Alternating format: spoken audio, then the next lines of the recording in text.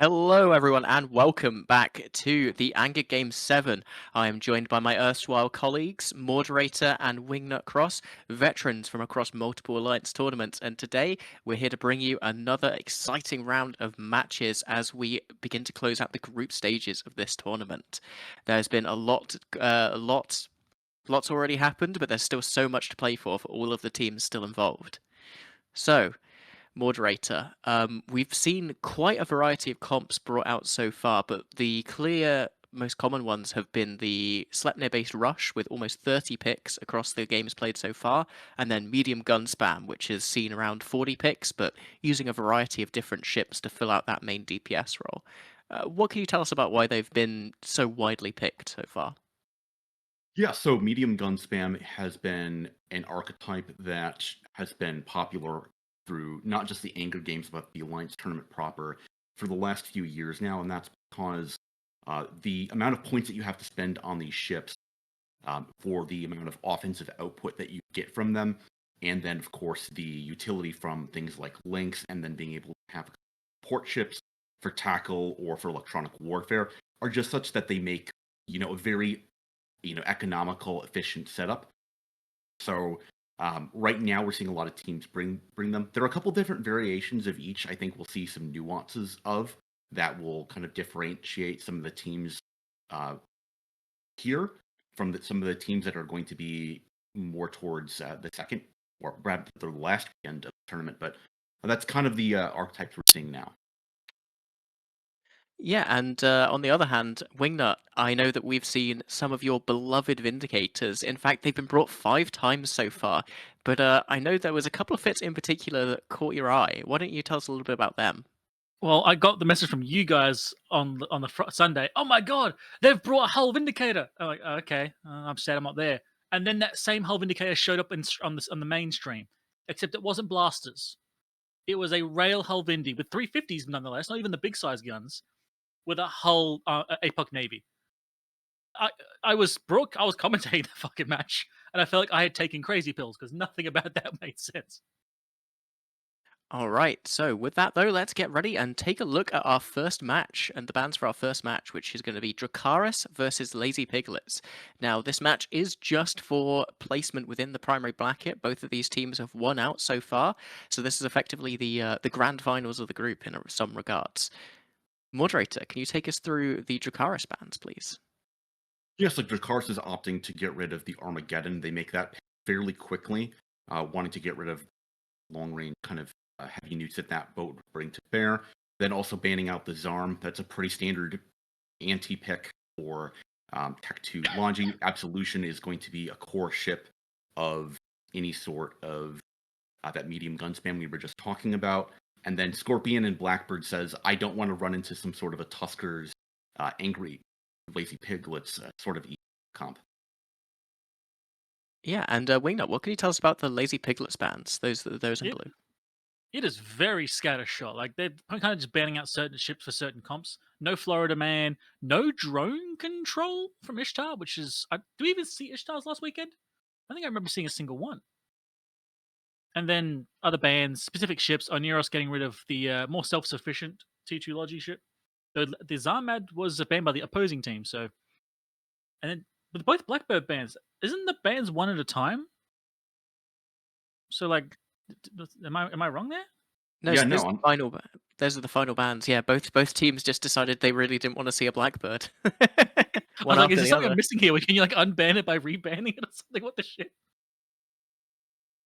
Yeah, well, both of these teams have done really well so far, and I think Dracarys has been a real surprise for me, coming into this tournament with a relatively low seed, but winning out against some really, really experienced teams. Wingnut, who do you think's going to win this game? Look, I've been a Tuskers fanboy for too long. I can't back off of that one. I'm going to say lazy piglets, but I could be proven wrong. Does look like we have both teams in the arena now, though, so let's hand it over to our commentators for the first match of the game.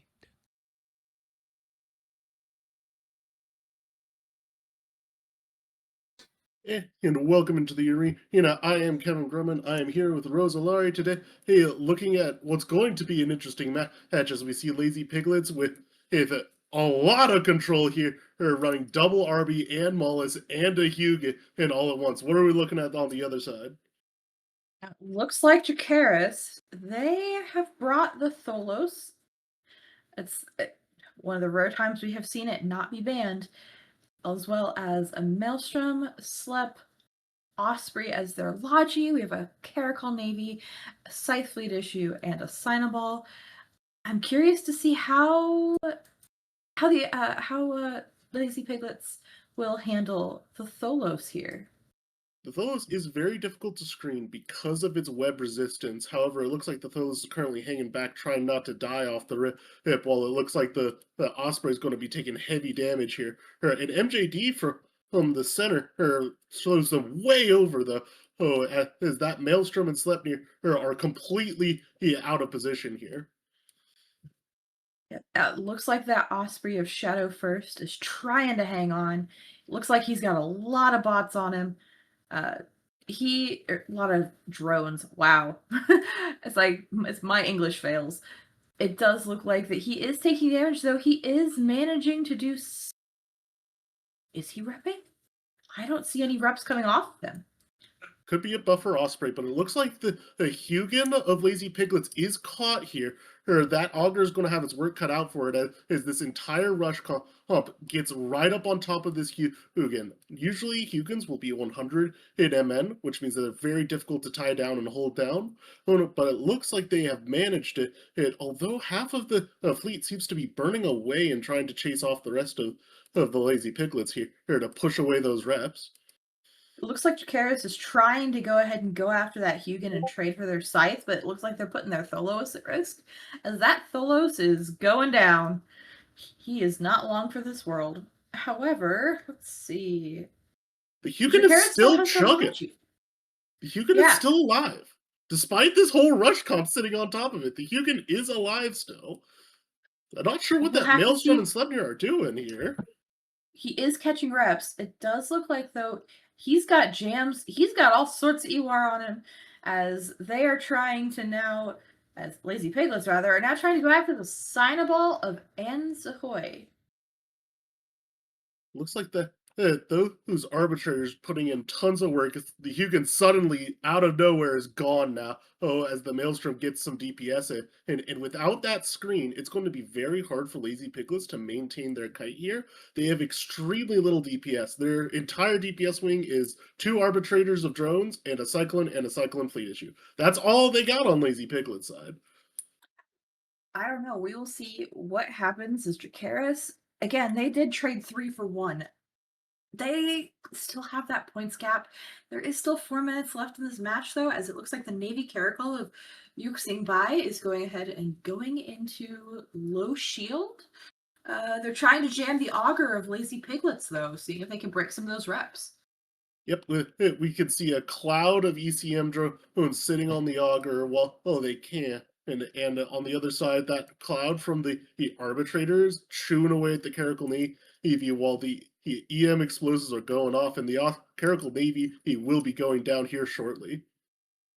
Yeah, that Osprey was trying to rep their Caracal Navy, but it was not long for this world. Now, he is still floating around, though. He's at half shield. He's taking a little bit of damage, but he's still around. Now, even without the Hugin still on grid, there's no tackle left for Dracarys. Having traded her Sinaball, Navy Caracal, and Fleet Scythe out already, there's nothing that can really chase down this composition. The Maelstrom is not fast enough to pull it off. The Sleipnir is faster, but it also nothing that can keep up with these fast battle cruisers, as it looks like they're going to try to group up on a beacon for another MJD play. And Dracarys has lost their Logi. At this point, we have Lazy Piglets showing why that they have been standouts in previous and past tournaments. I lack Logi on this one. I don't know how long that Sleipnir is going to hold. It looks like he might have some local reps, but he is getting all of the paint. He's got some drones around him. He's got ECM. We'll see what happens. So Sleipnirs are generally going to be fit with an extra large ancillary shield booster as their primary tank. It looks like the Maelstrom's decided it wants to go for the Edge of Glory and has suicided out. Let's see if the Sleipnir follows suit here. But the Sleipnir has a huge bonus to its local repairs. So it is able to tank for a remarkably long amount of time, especially given the low DPS output of this composition. And it looks like he's going to go for an MJD towards the middle of the arena instead of the outside of the arena, which is going to help his longevity a lot more than that Maelstrom. I don't think that we are going to see him attempt to boundary. As fun as it could potentially be, but it looks like he's trying to get away from all those drones that were previously holding on to him. He is cruising, so we'll see if. I mean, I would be interested to see if he could even take out anything that's left on field at this point. At this point, with the Augur of Bazik's Augur, one of the best Logi pilots in the game, is very hard to break. We saw how long it took for them to kill the Hugin, and Yep. that trade of trading all of your low end essentially for that Hugin, and it may not have been the best, but I don't see what other options they had available to them. As long as that Hugin is alive, they really can't get on top of the main elements of the Lazy Piglet. They have an incredibly strong screen ship that was able to push them back. It So looks like as that. with Lone Sleipnir, he is still taking damage. He is getting uh damped by the Mollusk. There's some tracking disruption on him. Uh from it looks like there's also potentially a target from the Cyclone Fleet issue. See a red line. Could also be something else. But at this point, the Sleipnir is either going to have to choose to hold on for, 25 more seconds, or look, I'm still hoping we see a boundary, but it's a little too early in the day for that. we did we did see the Maelstrom either decide or accidentally running out of the arena, but it looks like the Sleipnir will be aiming out, but he will not activate. Nope, there's MJD effects, but it's not in time as we'll pass it back on up to the desk.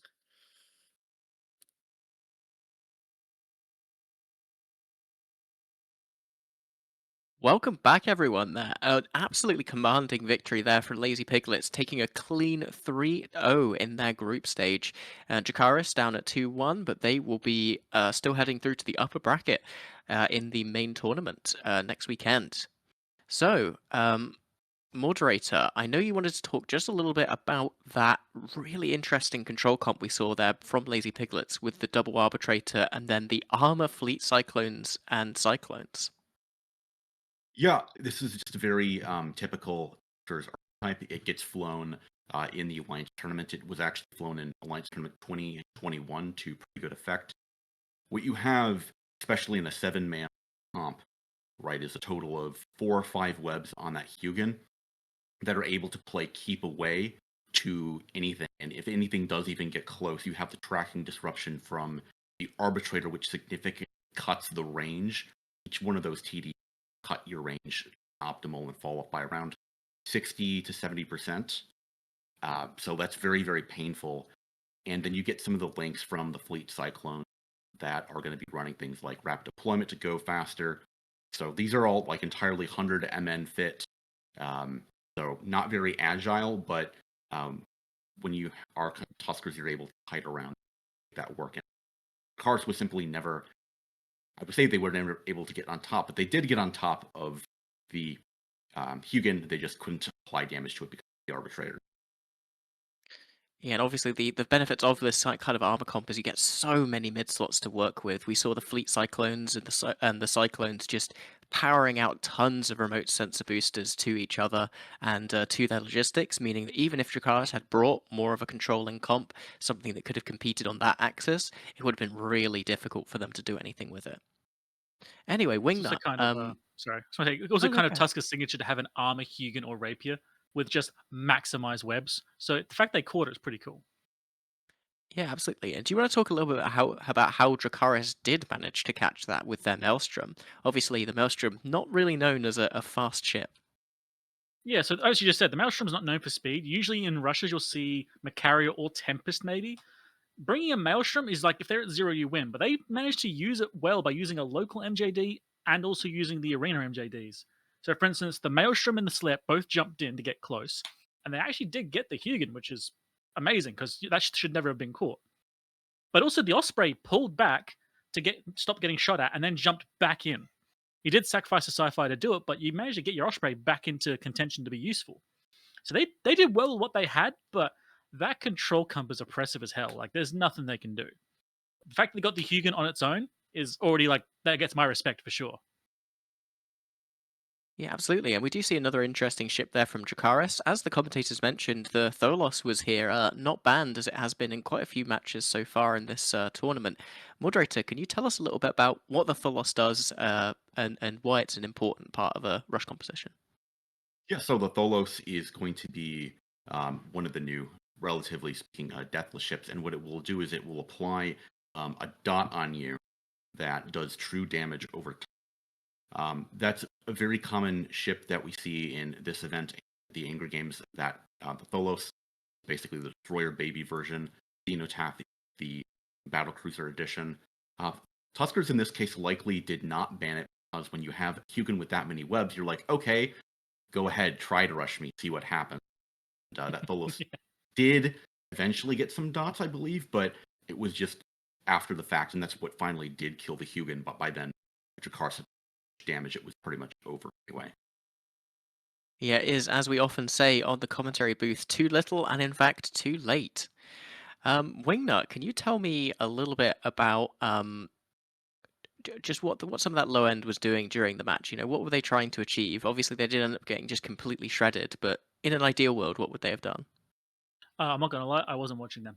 I was watching the Maelstrom and the Sleipnir. I was trying to see if they landed on a beacon like they're going to double MJD. They didn't, but I was watching them like a hawk. I wanted to see where they were going to land. I have no clue what the frigates were doing.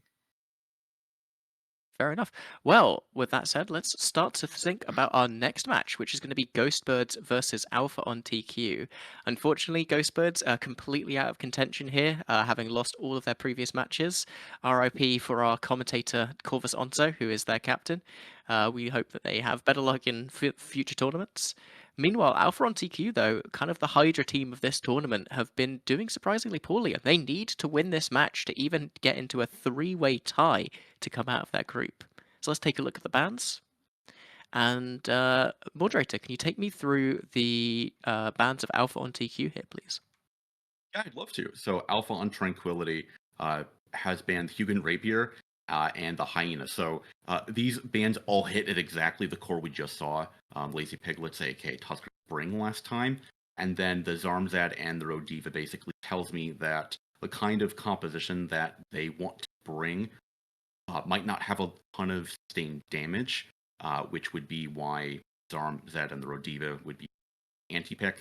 Zarm and a Rodiva, do initially very poor logistics damage, but will pool over time to do a lot more. So these kind of signal a bit of a control comp, which makes a lot of sense given that that's really what Warlords of the Deep, Alpha and Tranquility, Honor Light are successful with in Alliance.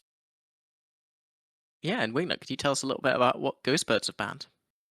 They kind of did the same thought, but just different ships. Like they've gone, okay, we're going to ban out long range control with the Curse. We're going to ban out the Pilgrim, who was a crappier Curse. We're going to ban out the Balgorn because it's kind of a bigger, more expensive Curse, except for no track disruptors. And then they banned out Scorpion to remove any pseudo like Scorpion Guardian sort of ideas we've seen a few times. And then no Scimitar, so they're trying to remove Shield Kite at the last second. There are other options to do that, but the Scimitar makes that kind of comp really strong.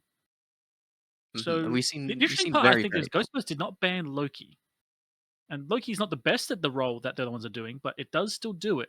So I wonder if maybe they're going to try and pull a feint here, maybe. It can be very expensive point wise compared to the Hugin and the Rapier. Part of the problem with bringing the Loki is that you typically run out of points and you can't really bring the two Cyclone fleets. And the reason you're bringing Cyclone fleets and not something like a Claymore is because you're just totally out of points in. Yeah, I agree with you there for sure. All right, well, both teams are on the grid, so let's hand it over to the arena.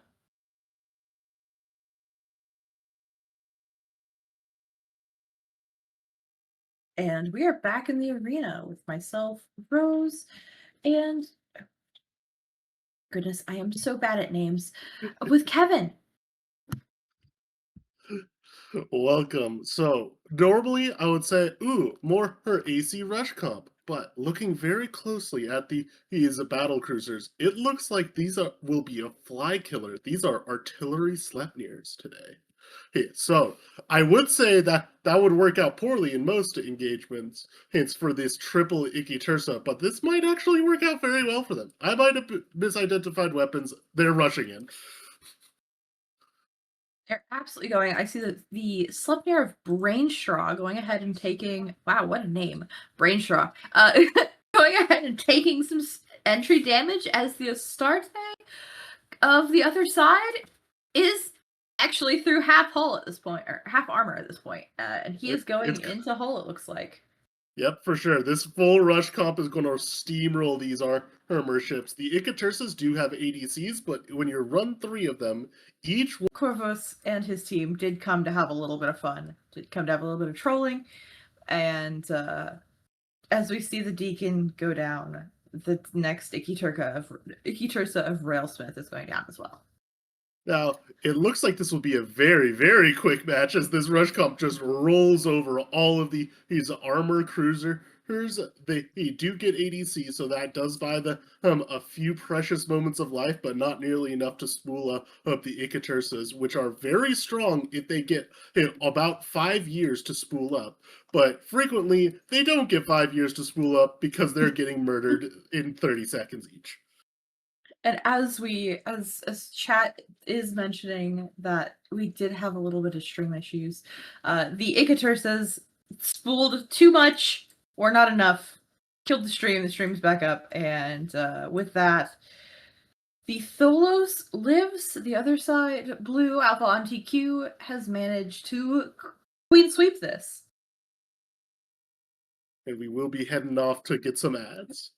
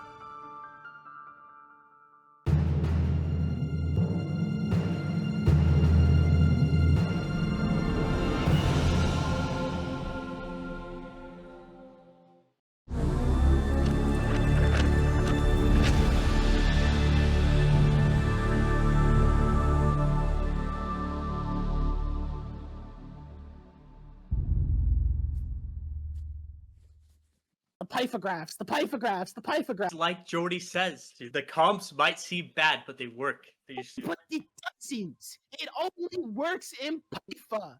Yeah, what about it? Stop shooting our Logi.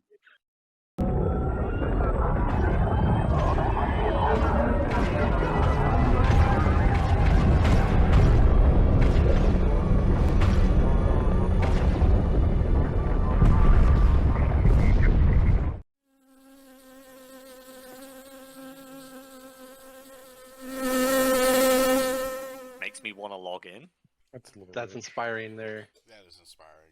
Thanks, Rand. What's You guys feel loved and appreciated right now?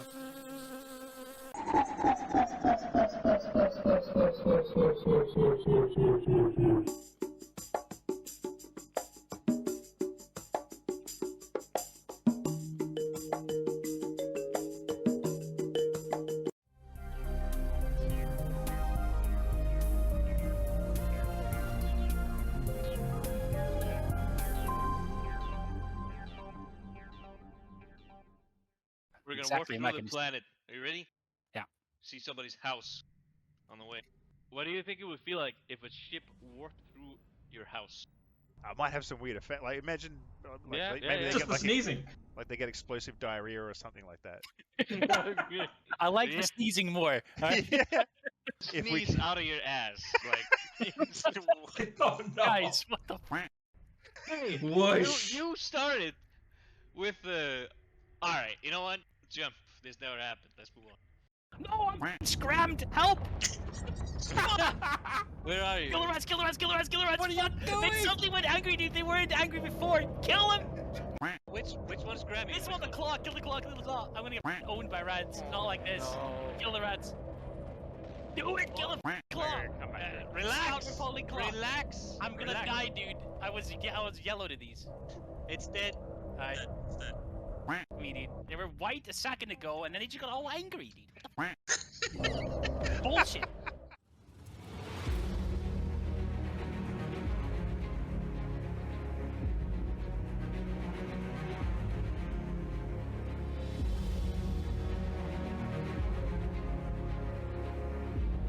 Rainbow Fairplay includes 4, mate.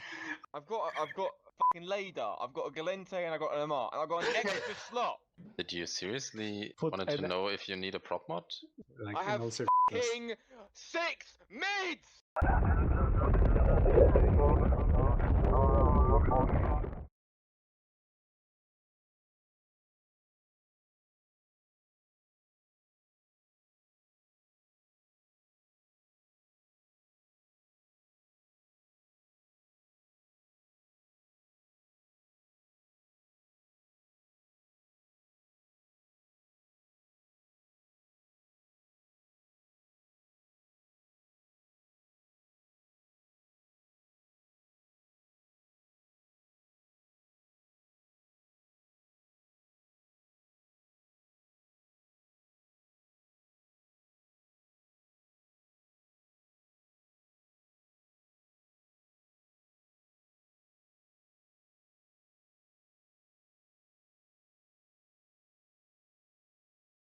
We're playing for skins essentially. At some point, we'll have the skin. We'll have the skins that we can throw to show exactly what some of our competitors can be playing for. But I mean, well played by Alpha on TQ with kind of that rush comp. Yeah, and we see Mutarator there striking again. You know, he follows Moderator around. He's actually his arch nemesis, a constant feature of every Alliance tournament and Anger Games stream. Anyway, Wingnut Cross. I know you wanted to talk just a little bit about that Ghostbirds comp. Obviously, you weren't best pleased with it, but it is a fun thing to look at the very least. I am a person who hates triangles, truly evil shapes, and a triple Ikit design. I'm glad it died. Old school Rush absolutely obliterated it. Look, damage now is better than damage in 60 seconds, okay? It's just the way life be sometimes. But I'm not going to lie, that triple Icky, there are precious few comps that could actually take down and win. I was thinking maybe they're expecting a triple battleship comp, but this is Alpha on TQ. They don't really do stuff like that. So I don't know what they're doing. I would love to hear from them at some point, but I'm not a fan of that comp. Yeah, no, absolutely. And you know, something I do like to see though is that rush comp. You know, we've seen it being only about 50% successful there, but we did see Alpha on TQ really use it to great effect. Moderator, can you talk a little bit about what a rush comp has to do to really succeed in a battle like this? Sure. So usually the rush comp has to do one of two things depending on the type of composition it goes against. For example, if you're going up against a Tuskers control comp, you have to identify the linchpin ship in that setup that could be doing E-War to you and just immediately try to take that out while you have the maximum amount of damage you can bring to bear against it and tackle as well. In other comps, you have to rush down, say a singular battleship, right? Or sometimes a logistics frigate if you're playing against a control comp or logistics core. In this case, they were running up against 3 Ikatersas that are all heavy assault cruisers, and really they could just pick whatever they wanted and they were all equally good targets. So they just chewed through with their superior damage. Ikatersas have to spool, Rush doesn't. The DPS trade is just very in favor of that Alpha on TQ comp, which is why we do not see triple, EQs really run ever. Yeah, no, that we don't even really see them anywhere outside of Abyss or Dead Space these days, and perhaps for good reason. Anyway, moderator, whilst Ghostbirds have been eliminated, they did get the chance to fly in a lot of tournament matches and a lot of scrims, and I know that you have also competed yourself for both Anger Games and the Alliance tournament. Can you talk us through a little bit about what's the appeal of it? Why is it fun, and why should someone in the audience look to join a team, even if they do end up going 0-3? So the appeal of the Alliance tournament and Angry Games to me is that I've always been a pretty competitive person. I've always wanted to, get better at playing whatever games I did. And really, the opportunity to do this in, a kind of an instant 7v7 or 10v10 format, or even 12v12 way back in the day, was always that it's really about your understanding of the game in terms of like the theory crafting, the compositions, and your individual piloting skills, right? Understanding what you can do as a player in your ship, but also understanding what the other 13 ships in this event on grid do, and knowing what your win conditions are, and getting, of course, to become better friends with the people that you're scrimming with. You will either, get much closer or never want to talk to some of these people ever again after a tournament season. So it's a lot of fun, a lot of excitement, and if you end up winning, you can get Alliance tournament ships. So and some of the Anger Game skins. So that's always an appeal. Getting space rich or die trying. Absolutely, proud owners of two proud owners of Alliance tournament ships sitting live in this chat. Unfortunately, Wingnut, do you have an AT ship, Wingnut? I almost bought one. I decided probably best that I don't, because I would deliberately lose it. Such a shame, such a shame. It only helps to increase the price of the investments everyone else has made. Anyway, with that said, let's take a look at this next match, which is going to be Disaster Area versus Meta Reloaded. And Wingnut, can you take us through the bans from Disaster Area here, please? Yeah, well, they decided they don't want to see triangle reps. I'm all about that. They banned out as best they could any medium gun spam, octo, whatever you want to call it. And that's really about it on their side. They tried to ban out good, tanky armor comps, especially ones that can tank against deep comps with less DPS. And then they banned out like a high DPS medium gun spam comp. So I'm thinking they're going to bring something that's a little lower on DPS and doesn't want to get rushed down. Yeah, and moderator, can you take us through these Meta Reloaded bans, please? Yeah, so they banned out Hugin Rapier, Thalos, a double, and Zarm. Interesting, we have a double Zarm ban. So really what this tells me is maybe a bit of a callback. Meta Reloaded infamously got second place in Alliance Tournament 21 last year. And part of the reason they got second was because first place was Tuskers. And they're banning on the side of Meta Reloaded the Ashimu, right? The Hugin Rapier. Those are like the pinnacle of long-range webbing cruisers in this game. So really, they're trying to say, we hate this comp. We keep losing to it when, Tuskers flies it. We don't want anyone else to beat it, to bring that against us. So I can see that being really a strong staple ban here. Tholos, again, we're seeing that being banned a lot just because you get so much utility out of that effective dot that does true damage over time to anything. Getting rid of it for the points it brings is effective. Why that last arm was banned when we have a previous arm ban is a little bit confusing to me. Maybe they just didn't want to show any other bans, but usually you want to pick something at the end of the day. Maybe they could even have banned a hyena for another webbing ship. Not sure on that last one. Yeah, absolutely. Now, it is worth noting, though, that this is a very important match for Disaster Area. They need to win by 187 points or more, or else they will be eliminated from this game. That said, let's hand it over to the arena and our commentators.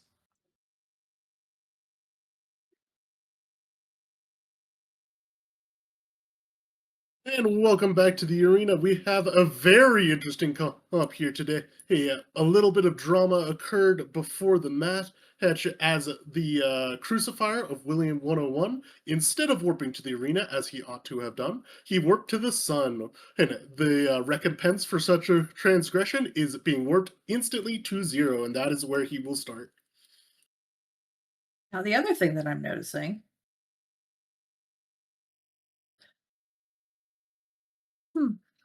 It looks. I don't know. Is that double rattlesnake that I see? It is indeed double rattlesnakes. The Raptors running straight to the back line. Those rattlesnakes have extremely powerful drones and substantial missiles, but they won't be going anywhere as the Vindicator webs them down. I'm curious to see that Vindicator fit when it's all said and done. Let's see if we can get a look on those guns real quick. Now, It's it a should be blaster noted Vindy. that the drones are not attached to attached to the ship. They can kind of fly away. So if the rattlesnakes get tackled at 0 on the beacon, their drones don't care. They just fly up and go kill the Guardian, as the Raptors are so fast, they're impossible to screen. So those drones will just follow whatever the Raptors tackle and turn it to dust as the Guardian discovers that in short order.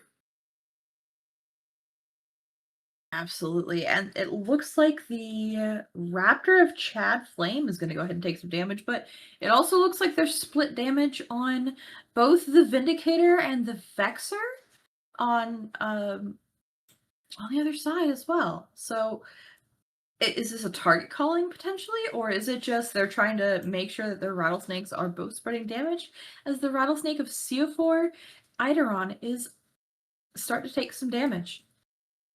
What I suspect is happening here is that they want the drones to be shooting something that's really squishy and easy to kill. And the other half is that the Vindicator has blasters, so it can apply a grand total of maybe 15 kilometers out. They want it voiding into the nearest thing, which is CO in this case. But with the Guardian down, any damage that disaster area takes here is going to be permanent. Nothing is ever coming back. That Guardian got dropped so quickly. They really wanted to make sure that they had no Logi, or that Meta Reloaded wanted to make sure that Disaster Area had no Logi, as Meta Reloaded still has their Osprey. I will say, their Osprey, he is throwing out reps, it looks like. Looks like the Lachesis just did a drive-by, as he is trying to keep him damped. He is not trying to let the Osprey of Alexander get any reps off, as the Stork is coming up to try and help him. Potentially. Now, I mentioned something earlier that the Raptors are impossible to screen. The reason I say that is Raptors overheated go around 8 kilometers per second, which means that they move so fast, since you can't get an initial lock on them before T0, before the match begins, they can heat into whatever they want. The farthest you can warp is 50 kilometers, and they can cover that before any ship can get a lock and get a scram on them. So they had impunity to run past this Vindicator with extremely strong webs, which is dead now, and grab whatever they wanted, which it was, in that case, that Guardian. Not giving it a chance to run away, not giving it a chance to get any reps out here. Yeah, hats off to those Raptor pilots. They're still alive at the end of a match. Usually, the ones that I've seen sometimes don't make it to the end of the match. So hats off to these guys. They are really putting in the work to make sure that they are holding down anything that their rattlesnakes say that needs to die. Absolutely, and with the final ship going down, we'll toss it back to ads.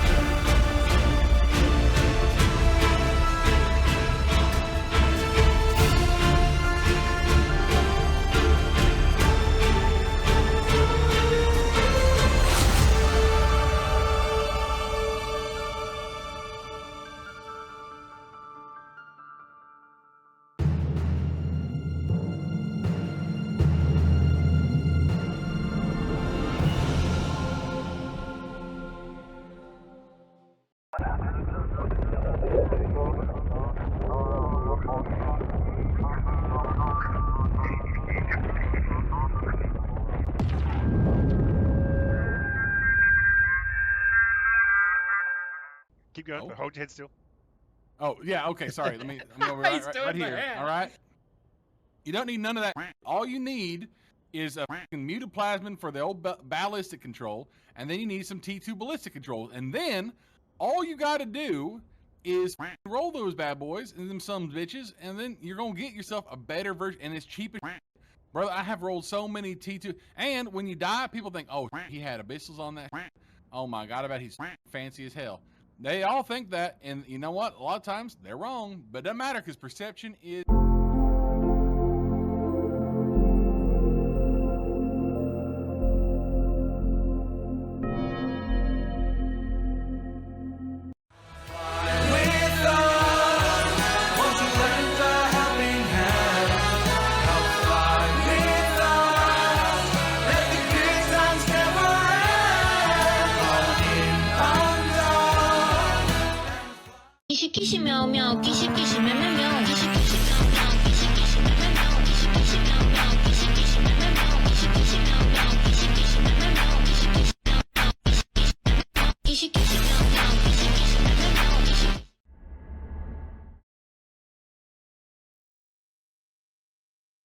Shooty shooty peow peow indeed there with Meta Reloaded completely destroying Disaster Area with a 200-0 victory. And what an interesting comp to take it with, Moderator there. Do you think that the choice to go Rattlesnakes there is just them stunting, or maybe a decision to try and ensure that they at least trade off? Or do you think that that's a comp that they really think is a genuine threat?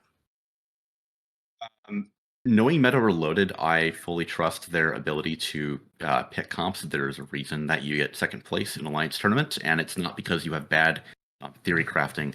The utility you get in 3 Raptors, right, is that you can be pretty sure that at least 1 or 2 of them are going to get through to the back line onto something. 3 tackle ships means that it's very difficult for the incoming team to screen them off, and we saw all 3 of those Raptors get on top of the Guardian. And once we have those heavy bonus reps really apply to a Guardian, even 100 MN afterburning fit one with 3 webs on it, it's going to go absolutely nowhere. And we saw that once the drones finally did catch up from the Rattlesnakes, it just get absolutely chewed through. And like we were talking about win cons, that's exactly what they needed to do once the Guardian was gone. There's no way that you're going to trade with a single Vindicator, 1 faction battleship against 2 faction battleships in the Rattlesnakes. Yeah, and speaking of that Vindicator, it seems like you're the bad luck charm for your beloved Vindy this tournament, Wingnut. I don't think you've seen one win live yet. What were your Don't need thoughts to on rub that it Vindy in. comp? I have to rub it in. Like, unfortunately, I think that Vindy kind of ran into the worst situation possible. Like, a Vindicator can stop a ship from moving and attacking other things. But the problem is the Rattlers don't give a shit. Like, they can just shoot out to range, and they had no tracking disruption nor any real way to get rid of the drones. So once the Raptors got on him, it was game over. Like, it was just like, no, what can he do? He's already shooting the one target he's got in front of him. The only chance would be him trying to get the Osprey in return, but it's not going to matter. Like, that was really hard to watch in a way, because, man, they brought the wrong ship for the wrong situation and came up against something no one was expecting. Also, I like the full R comp. Rattlers and Raptors. R, mate. Yeah. Are indeed. It's definitely a unique thing. We've not seen anything quite like that just yet. Whereas Project Potatoes comp was actually fairly standard. We've seen something like that quite a lot, and in fact, the Nurgle is one of the most picked ships so far in this tournament. Moderator, can you tell me a little bit about why teams might be picking the Nurgle, other than the fact that it's had its points reduced again this tournament?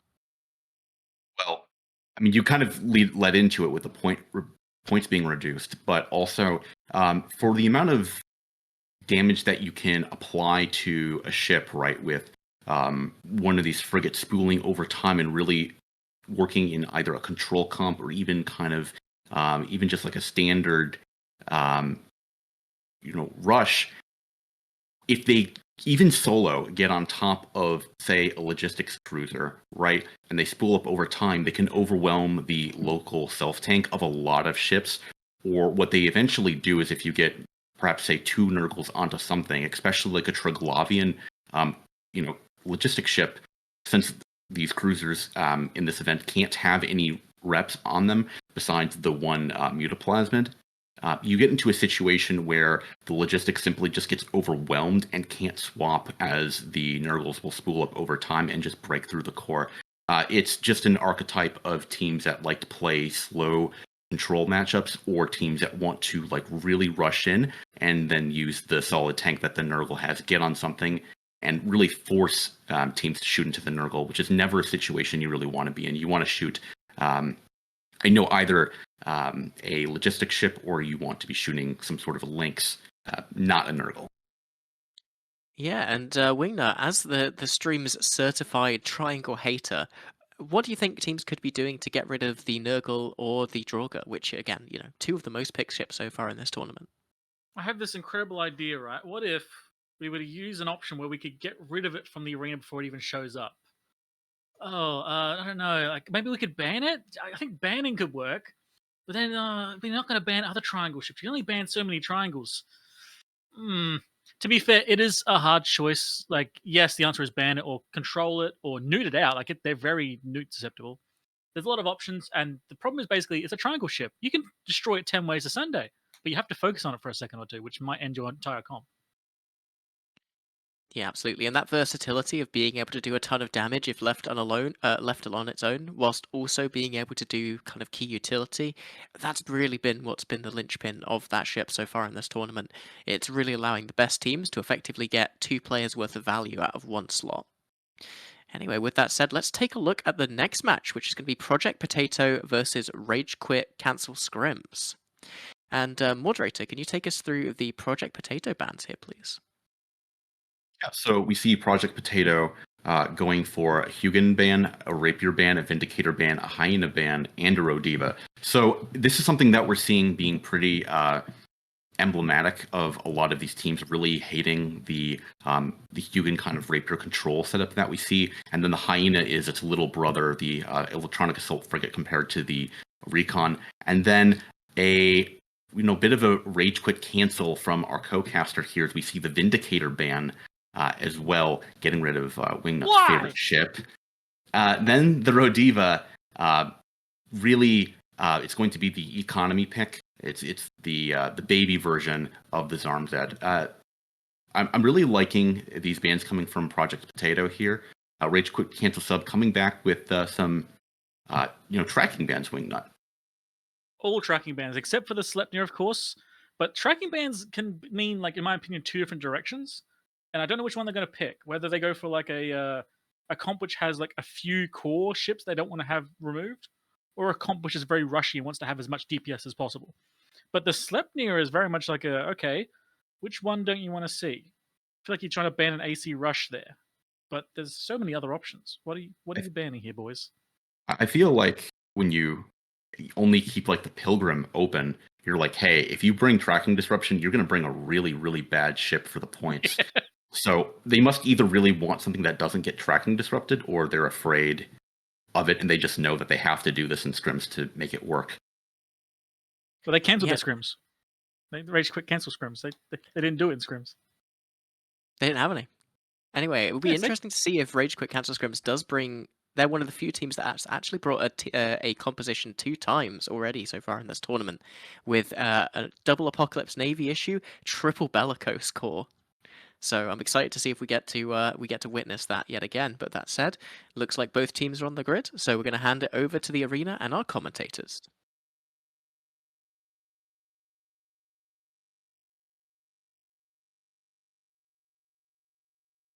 And welcome back to the arena with Rose and Kevin.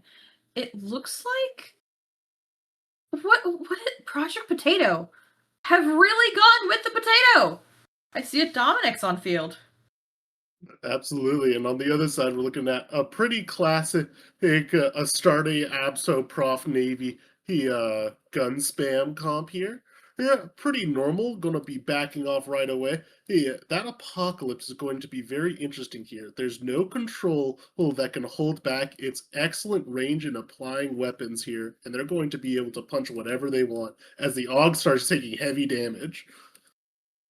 Now keep in mind, the AUG being T1 of the Guardian means that it's a little squishier than the T2 of I mean, we see 2 versus 1 Logi here at this point, with the Thalia and the Deacon versus the Augur. I'm curious to see how long that Augur will be able to stay on grid.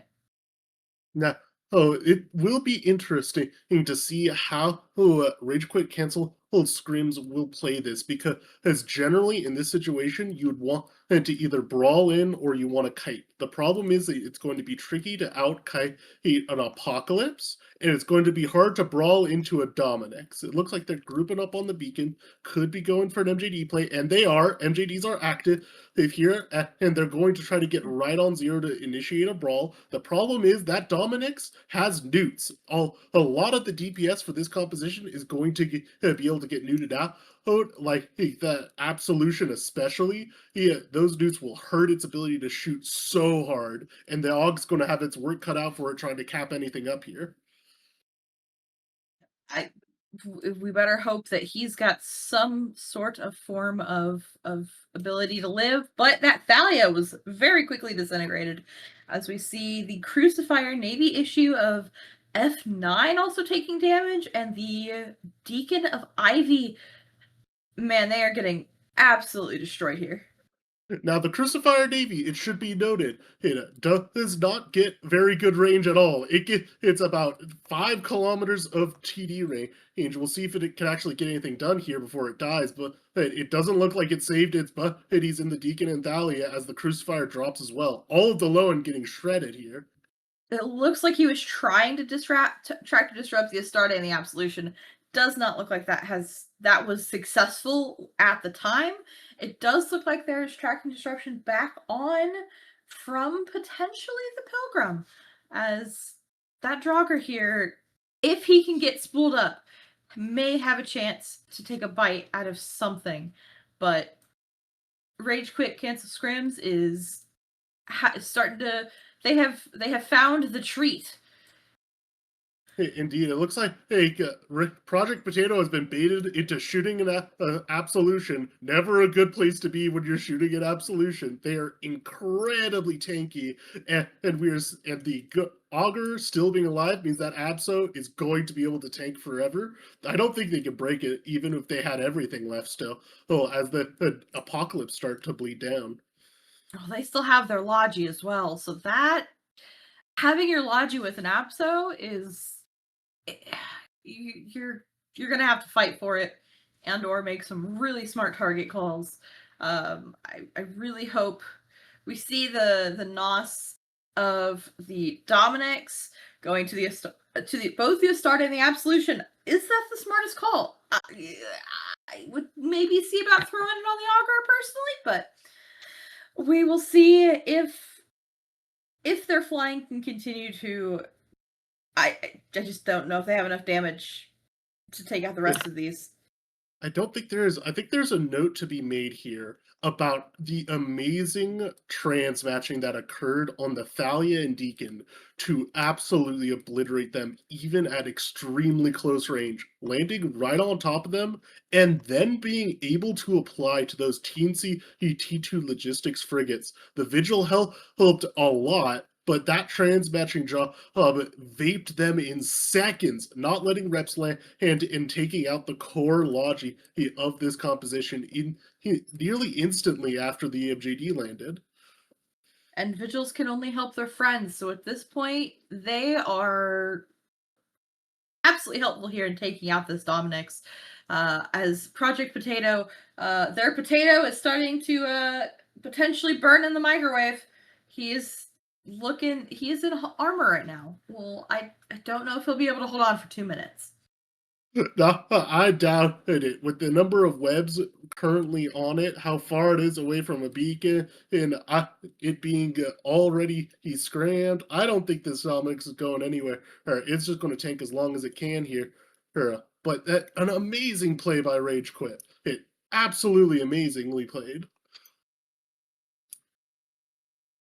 Absolutely. Rage Quit had some really, really good target calling here. Made that really good choice of having that MJD play, getting right on top of it. And I don't think Project Potato knew what to do with that. I wonder if there was some panic in the comms as they went, oh crap, they're on top of us. And That Dominix is now into half armor with 1:30 left. He will be getting eaten. He does seem to have some, what is that, light? There's light armor bots on the Absolution. They did, so Rage Quit did bring some Logibots. Some Logibots out and about. I think part of the problem on Project Potato's side is that they didn't have any links to provide. They didn't have any armor bonus links to give them the tank they needed to actually survive that fight. And after that amazing job by Rage Quit, we will send it back up to the desk. Scrammed! Help! Where are you? Killer rats! Killer rats! Killer rats! Killer rats! What are you doing? They suddenly went angry, dude. They weren't angry before. Kill him! Which one's Grammy? This one, the claw. Kill the claw. Kill the claw. I'm gonna get owned by rats. Not like this. Kill the rats. Do it! Kill the claw. Relax. Claw. Relax. I'm gonna die, dude. I was yellow to these. It's dead. Alright. Me, dude. They were white a second ago, and then they just got all angry, dude. What the f? Bullshit.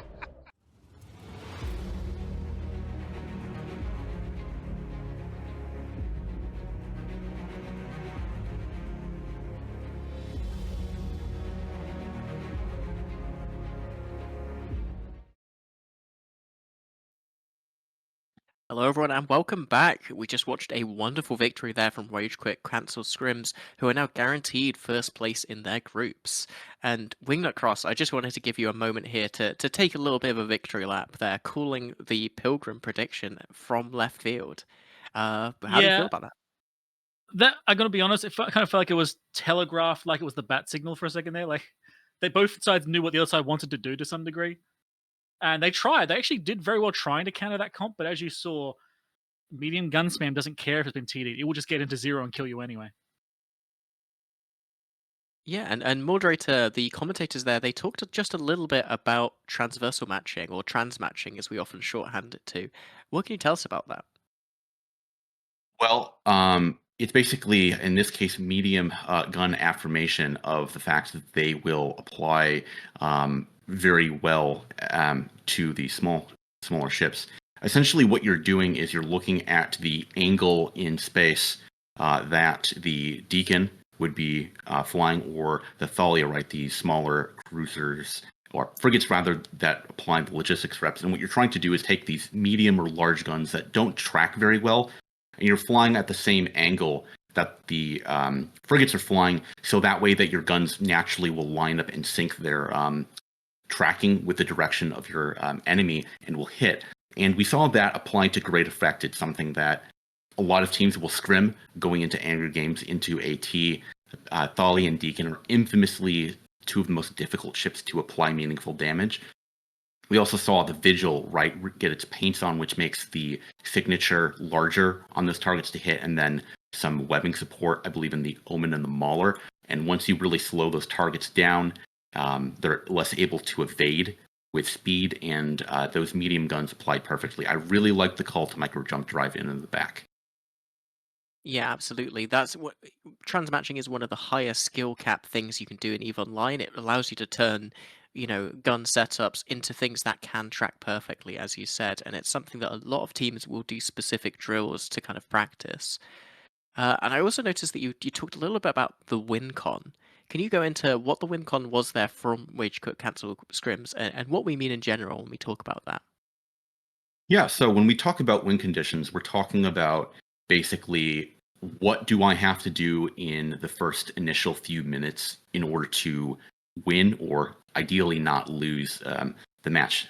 Both can be a little bit different in the sense that your win condition here in medium gun spam is, if you lose a couple of ships, you can lose a lot of the damage and lose essentially the DPS race. And one of the keys to do that is you have to kill the logistics frigates. They don't have a lot of EHP, but they're very, very evasive. So the first thing you want to do at the very beginning, while you have your Vigil still alive, is to bloom up those signatures, apply full damage via transversal matching, and that would be the win con. The win con here for the team that unfortunately lost would been for the match to go to distance, right? You use your APOC to apply long range guns, you break through the auger, you get newts on the Dominixes, which will eventually shut down the medium gun turrets.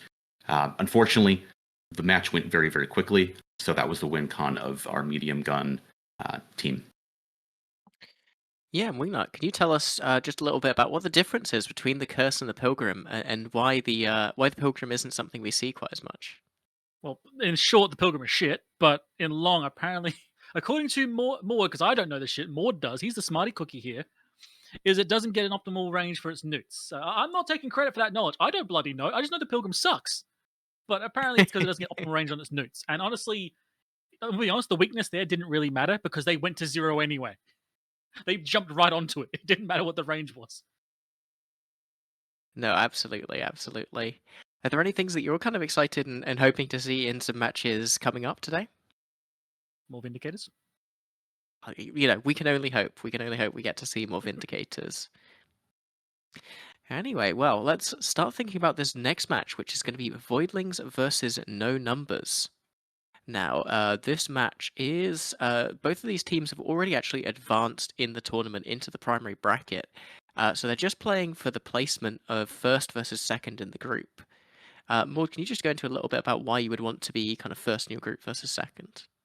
Yeah, so besides the obvious of you get the prize skins, first place in each of these groups has to play one less match because we're going to have, I believe, a total of 24 teams, right? We have, first and second in each of the pools come in, and then we have the relegation slot. So first in your pool means that you're just automatically in. Second place means that you're going to have to play a lot of the, third place relegation teams that get in. And one less match that you have to play through is one less opportunity to get knocked down into the lower bracket. It is one less match opportunity you have to win skins, so you can try to skin max and tactically get second place to keep winning. But in all seriousness, you usually just want to have to show less of your setups, especially against some of these teams that are going to be potentially knocking you down. But with that, we've got some bans going here, don't we? Yeah. Absolutely, Wingnut, can you take us through the Voidlings bans here? So their Voidling ban went for basically all the webs in the world you were not allowed to have, and then ban the Redeemer on the end. They've left a couple on the table, but they're not the good ones. But this is no numbers. They're paper numbers, right? These guys don't tend to really kite. They tend to jump into your face with battleships, specifically Rifleson. No numbers bans that were very specific, I would call them, I guess. Yeah, the no numbers bans basically in the Armageddon Navy issue and the Bargus tell me that they're really afraid of the rapid heavy missiles. Armageddon Navy tends to bring those along with the the long range newt bonus that you can get, or the newt effectiveness bonus, and then the Bargus is like the prototypical both armor or shield type setup. You'll bring one or two of those with rapid heavies. We saw Baz's team, actually one of our staff members here, do pretty well with it. And then the Thalos ban, we're just seeing that be a very, very common ban. Scimitar is like the very common kitey ban, which also pairs well with the Barghest, makes a lot of sense there. And at the very end, the Mollusk is kind of a deep pick that says if you want to bring damps, we're going to force you to bring either a slow Celestis, or we're going to force you to spend a lot more points on the carries. So I think both of these band comps make a lot of sense. You do have the Ashimu, and that is an option if you want to get those webs, but it's much less effective, like you said, Wingnut. All right, well, with that, we see both teams on the grid, so let's hand it over to the arena and our commentators.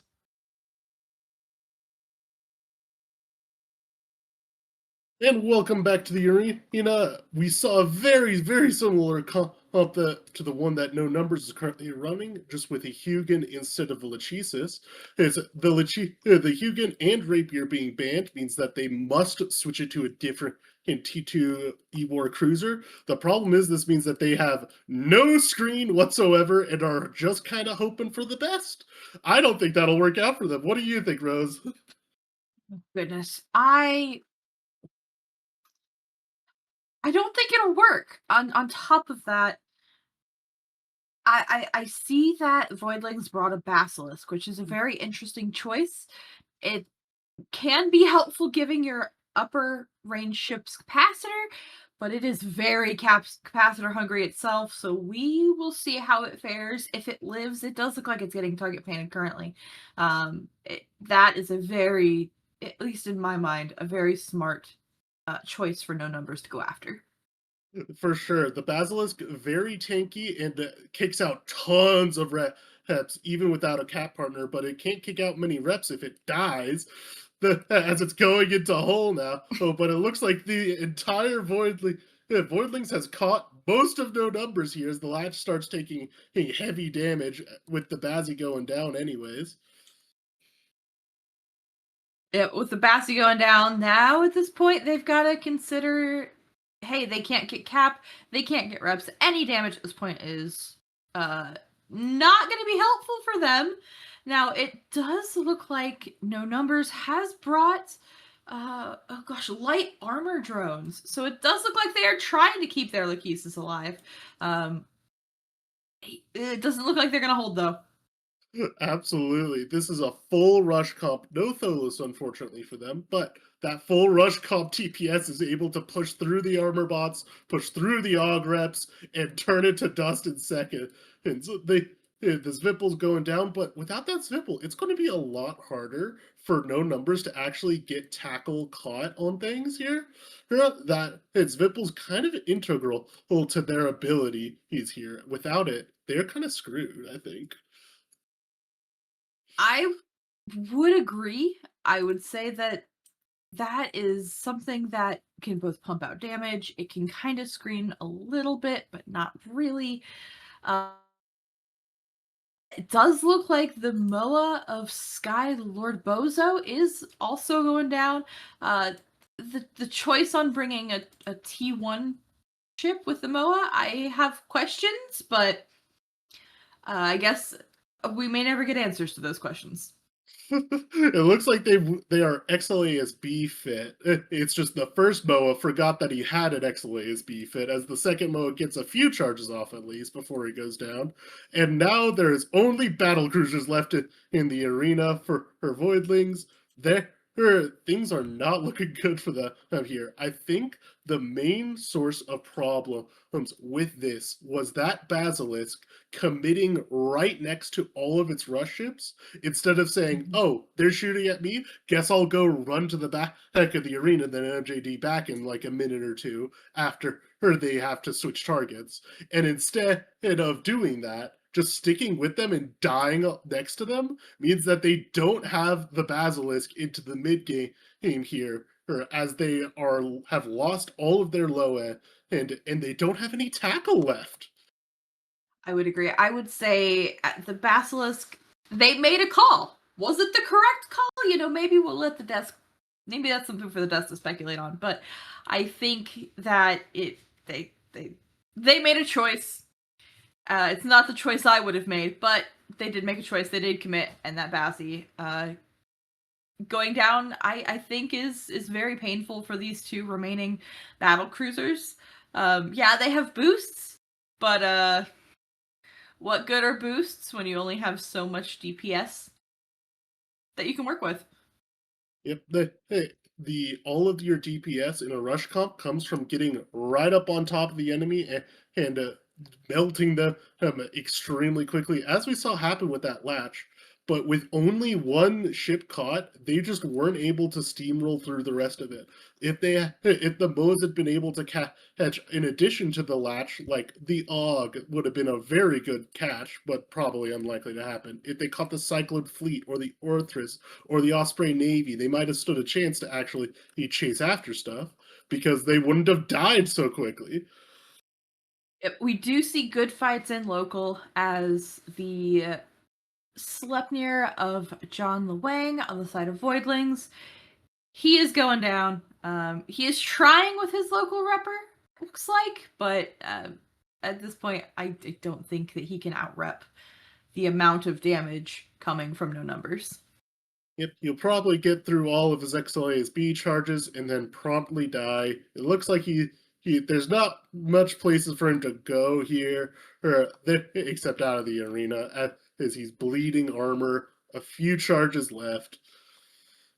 Yep, it looks like he is getting really close to that Orthrus. He does have a ball of drones on him though. I don't think he'll be able to take out the Orthrus before he dies. And even if he does, that's the cold recompense to the, It's not the enough. absolute slaughter. And there he goes.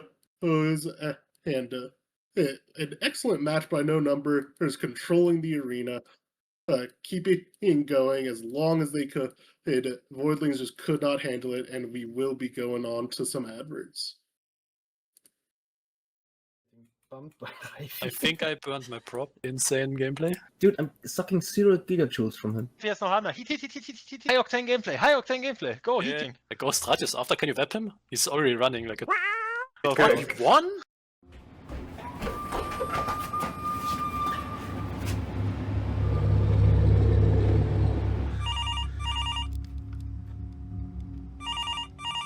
Odin's calling. Will you answer the call?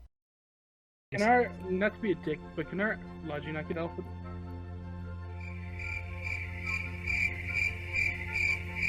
They... I know it's asking a lot, but please don't get alpha. Don't rush again. They get it. They will expect it.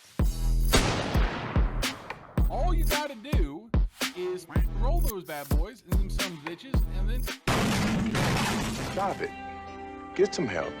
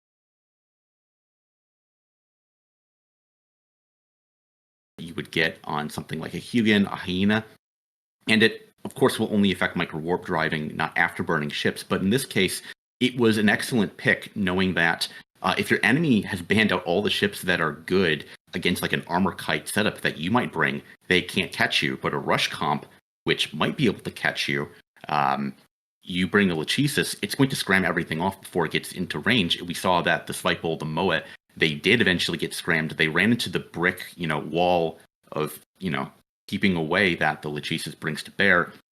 Lachesis did eventually get caught, but by that time, Rifison, Aethel, and Jalthi had been able to burn away very effectively and just break down the Basilisk. And the Augur of Young Renegade really was pretty on point that match, keeping his buddies up.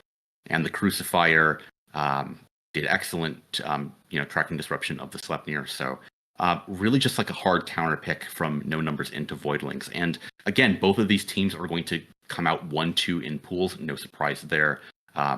Well played by both teams. They're perennial, top 8 teams in the Alliance tournament for a reason. Just want to quickly say as well before we continue on, right?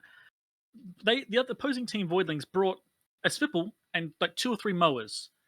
The mower is not the fastest thing, and relying on one Swipple as your like initial tackle is a tall ask because it means you've got one weak spot. You basically got a you've basically got a destroyer, which is your linchpin.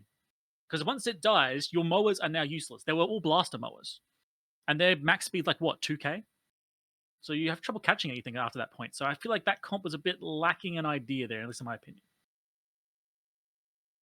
Yeah, You it's use worth the noting fleet. though that both teams are going through on in the top section of their group. They're both first and second, so really exciting to see what they do in the rest of this tournament. Sorry, you were going to say something there, Maud?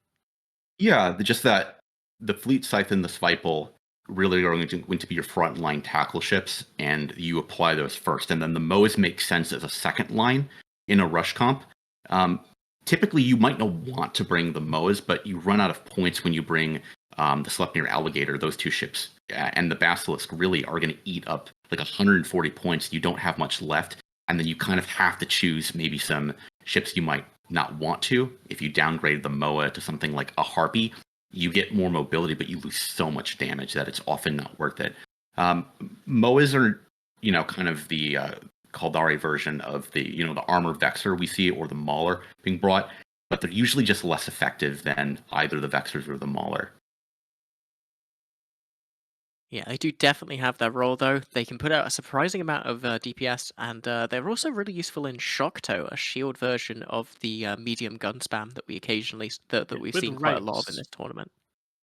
Yeah, That's yeah, the key. With absolutely. rails, your speed doesn't matter when you're using rails. The problem is these were blasters, so you had to get it 0, which means they're kind of gimped.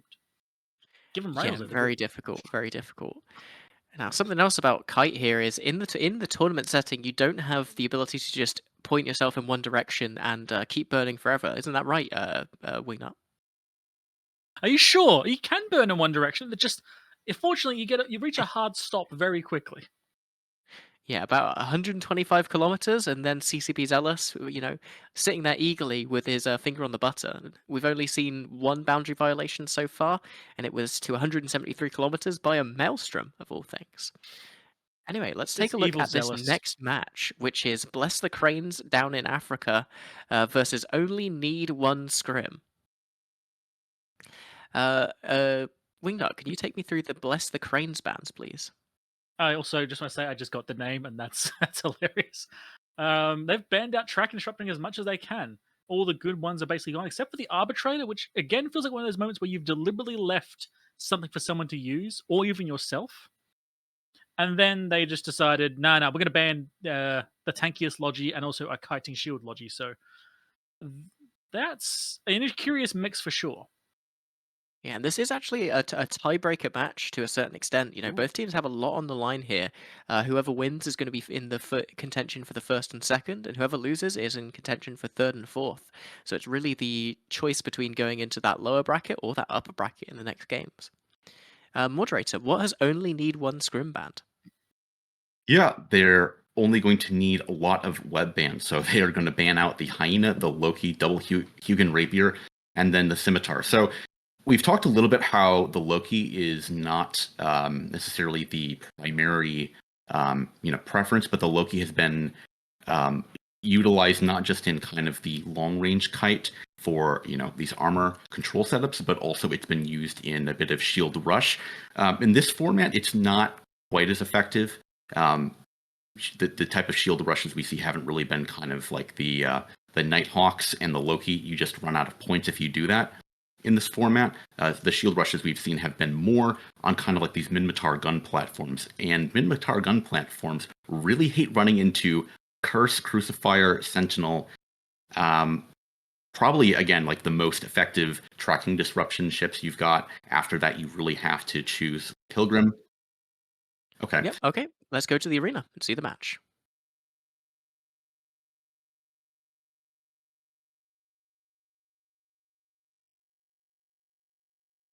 And welcome back to the arena as we have Bless the Cranes down in Africa versus Only Need One Scrim with Rose and Kevin.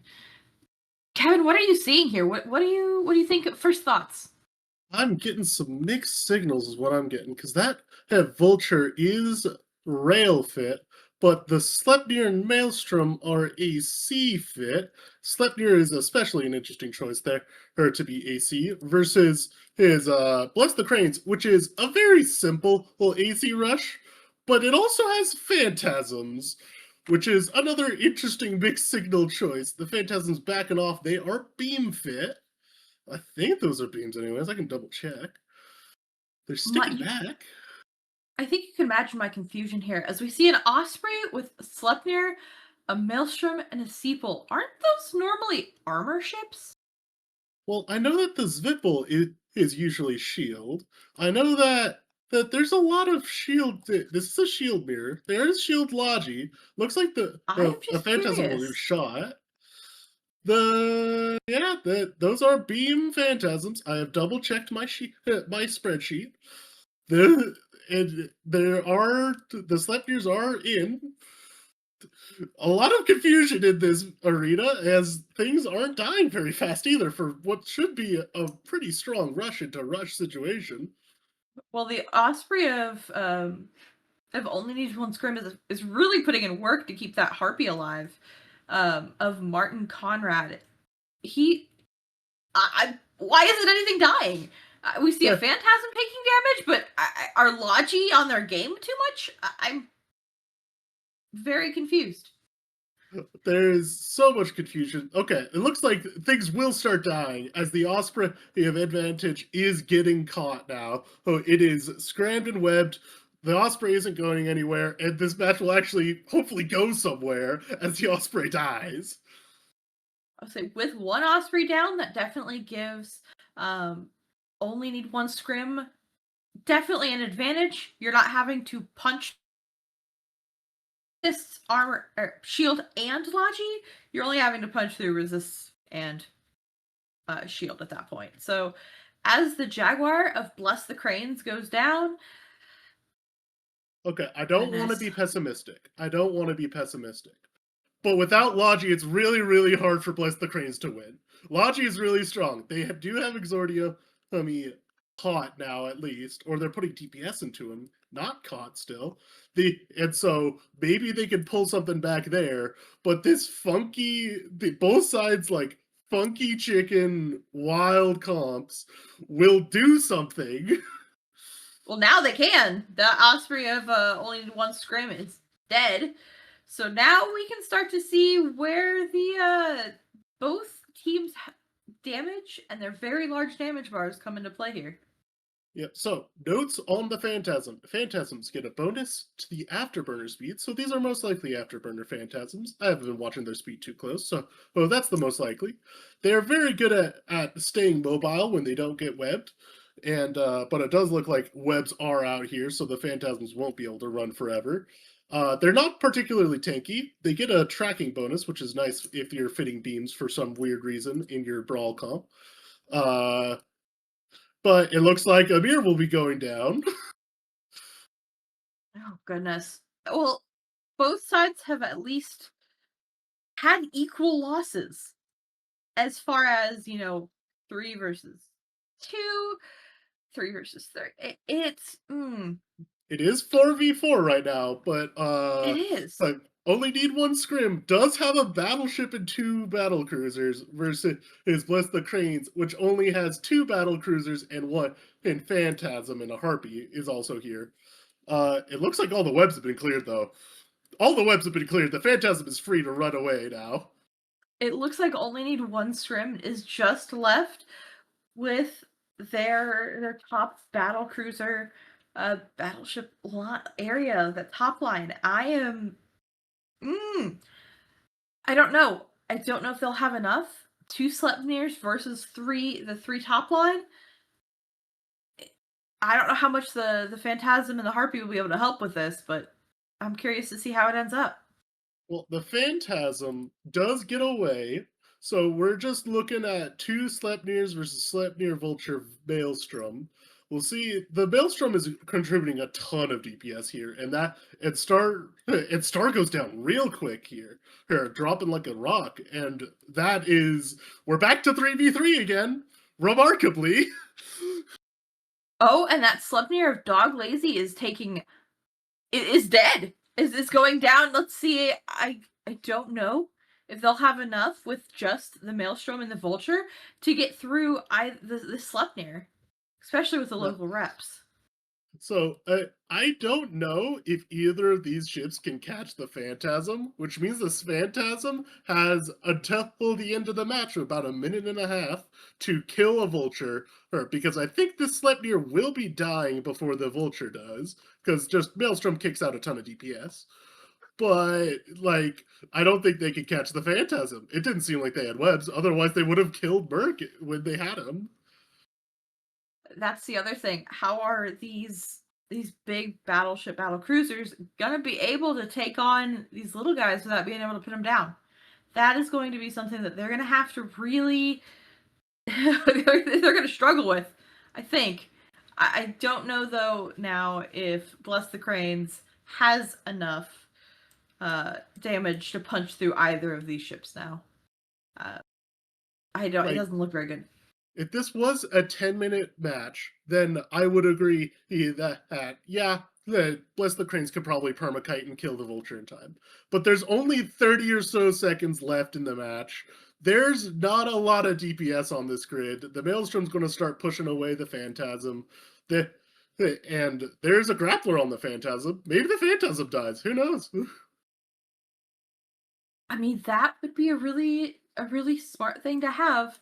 That way they're not being slowed down as much and they can move, but you got 13 seconds left, if that. I don't know how Nora, long where was that grappler like a minute ago when the Phantasm was like at 10% shield and almost dead? And when you still had Harpies. Anyways, the match is over now, so we can go. So we can kick it back to the desk, and they can figure out what the heck just happened in front of us.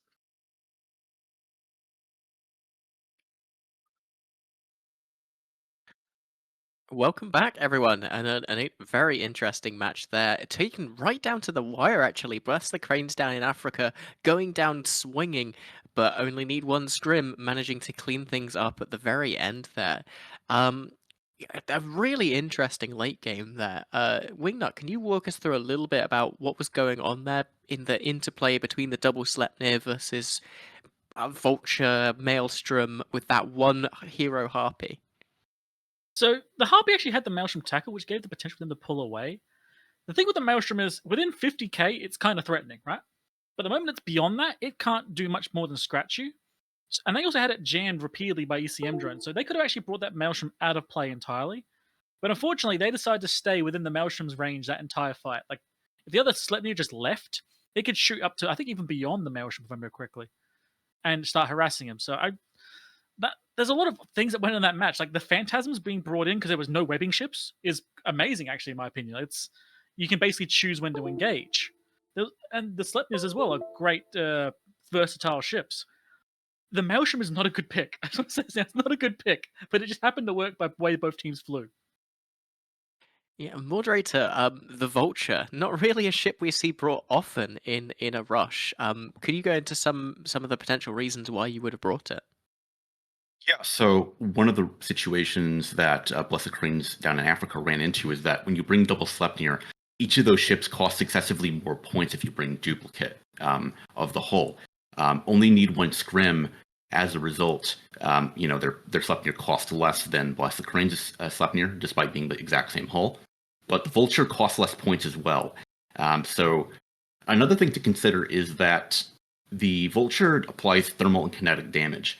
And Sleipnirs are infamously very, very bad at taking kinetic damage. So if you're able to apply, multiple types of damage and not be locked into one type, as the Phantasms on Blessed Cranes would be, you get into a situation where that can be pretty favorable as a result. The Maelstrom pick, we're starting to see some of that in these matches.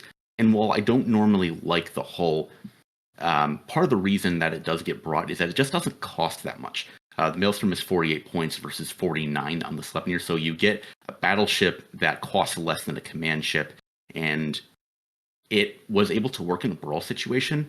But to Wingnut's point, I don't like them unless you're in a situation where you know the other team is going to brawl, and you can really make use of its active tank, you can make use of its selectable damage type, and some of the utility. Harpies being brought by both teams, Wingnut. Yeah, they're pretty good little tackle ships. Like There's differences between them and Raptor. The Harpy's a bit more tanky. Raptor's a lot more fast. There's places for both of them, right? But the good news is, once the Harpy's on target, it's really hard to get rid of, especially for a Maelstrom.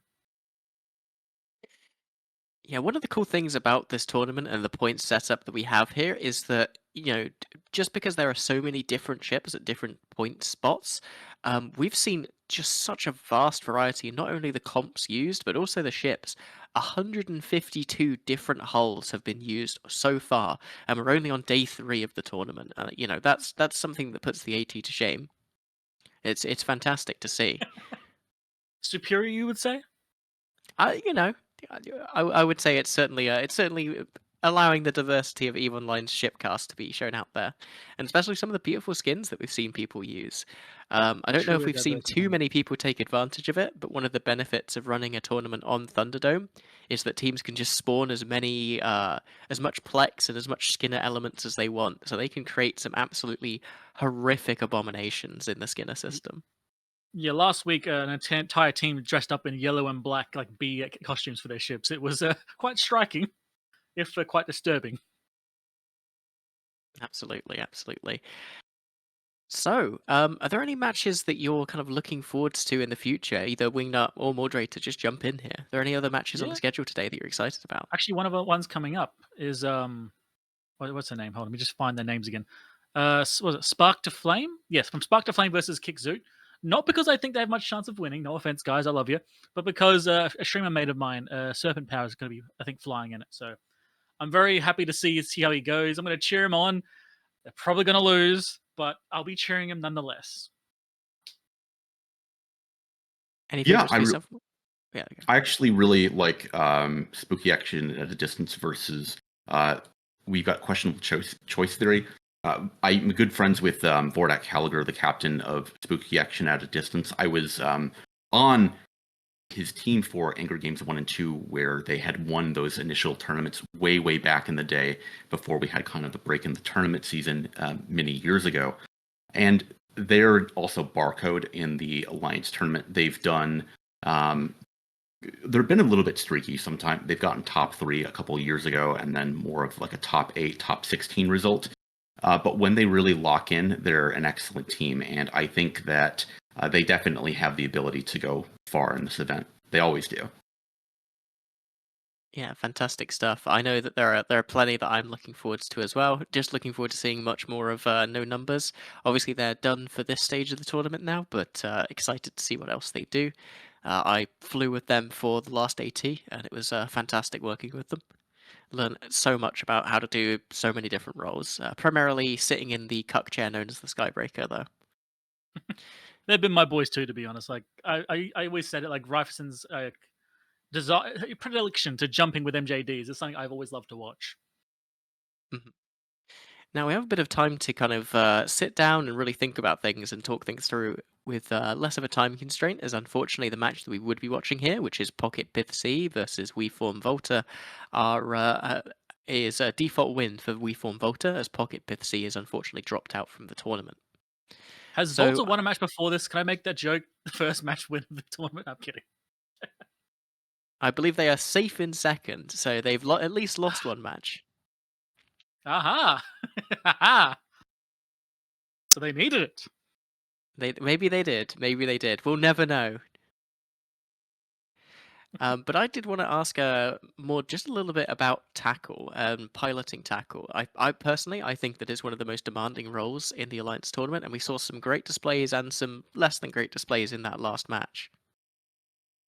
Yeah, so basically, Wingnut even talked about this a little bit, where you were talking about the difference between a Raptor and a Harpy, where the Raptor is going to be an interceptor versus the Harpies, it's assault frigate, and what you trade off is, speed versus tank. The interceptors, as their name would sound, are the fastest ships, bar none, in the game that you're going to see in the tournament arena. But they trade off having very paper-thin tanks. So what you rely on is either very, very quick, rapid damage application while they're still alive, and then losing them, and then having it be a sacrifice where you trade an interceptor or two for a much more important linchpin setup that allows you to execute a win condition, or at the very least put yourself in an advantageous position. Whereas with something like a Harpy, a Jaguar, it's a little bit slower, but you're going to get a lot more tank, right? You're going to get the assault damage control, which is effectively a tank buff locally for around 15 to 20 seconds, depending on what exactly you've got going on your fitting. And those kind of ships are really more sustainable. They have a lot more internal resistance, and what they're able to do is once they get on top of something, you have a lot of difficulty shaking it. You either are going to have to jam them off and force them to lose a lock on you, or you're going to have to really commit to it. And the reason that we see something like a double Harpy is if you get a Harpy onto one thing and your other Harpy onto another ship, you get in a situation where you are likely going to lose one of them, or it's going to fall behind, especially in a kite comp. Shaking a Harpy is very difficult when it's on top of you. Same with the Jaguar. Harpy sometimes used because it's got a lot more tank, Jag because it's a little bit faster. On Tranquility, you'll hear something called like the Ram Jaguar, where you're just going to fit a bunch of speed. You're not going to fit it for any sort of damage. You're just going to run it down, and you're going to hold on to something. And then, of course, you've got on the Amar side of things, if you're going armor, you've got things like the Retribution, which are going to have that internal tank resist bonus per level. Of course, everyone on the server is playing with max skills. One of the benefits of playing on Thunderdome is you don't have to have any skills. You can be, just like we saw earlier, unsubbed alpha on TQ, like the namesake, but you're Omega on the Thunderdome with max skills, and you're able to fly whatever you like without any risk of significant ISK loss. I also want to say as well, like there's also a difference in piloting from being a hard tackle pilot to being an initial tackle pilot. And you see from the really good ones who their initial tackle will go in, grab a target, the moment it's hard tackled, they leave. They'll get back off target and go back to being safe and wait for their moment to pounce. Whereas the hard tackle guys, it's similar, but you tend to stay on your target for a while longer, or even permanently, because you can survive, your friends will back you up, and you're there to hold it for the rest of the match if needed. And seeing the guys who do initial tackle well, I think Casper back in the day was great at it. He would beeline in, grab the target, and then the moment the target's held, he'd be off to the next target. He'd be off doing the next thing. He wouldn't be sitting there orbiting it needlessly. He'd be off doing his job. And that's hard to know when to do it. Like, when do you know, okay, target's here, got him, move on to the next one, get out. You need to know when to get your ship in and out of a situation. And that takes judgment. A lot of pilots need to take time to learn. It takes a lot of synergy from playing with teammates for a long time. One of the benefits of being on a team like Truth, Honor, Light or Spooky Action at a Distance here is that a lot of these people have played together for years and years on end, and they're very familiar with kind of how each other play and those voice callouts and comms. So a typical callout you'll get from one of these experienced teams, like you're talking about, Wingnut, is you'll get something like an interceptor that says, we'll say like moderator tackled Guardian, and that means, okay, when I hear my teammate that's in Harpy or in maybe like a Vexer or a Moa says, Casper tackle Guardian, that means I'll say something like moderator breaking, pushing, for the next ship, and that will let the rest of my team know, hey, I'm no longer getting tackle onto this ship. It's now entirely on Casper in this situation to hold on to that. And if Casper calls out that he's in trouble, then you know that I might have to come back and get a secondary tackle. But that way, it just gives the information and the mental bandwidth to everyone to know what exactly is going on in grid. And that's incredibly important in a 10v10 situation where people sometimes think, hey, I have to be aware of what my opponents are doing and how it can affect me. Well, no, you have to play sometimes 1 versus 19. And you have to be aware of what your teammates are capable of, and when they can support, right? When you're able to break off and play, tackle into something else. When you are no longer effectively neuting, your target because cap dry and you need to break off to something else. When you've already applied, a ton of damps or neuts to one target and you need to, apply to something else. And that's just a lot of, voice calling, and that only comes with experience and practice on Tranquility. Both of these teams, are very practiced. Spooky Action at a Distance. They're right now, just looking at their group standings, are in a situation where they have lost a match and they've won 2 of them, and questionable choice theory, they've lost 2 and won 1. spooky action at a distance. They're playing, hopefully, trying to win out and win out very significantly, and that could maybe get them first place. Questionable choice theory here.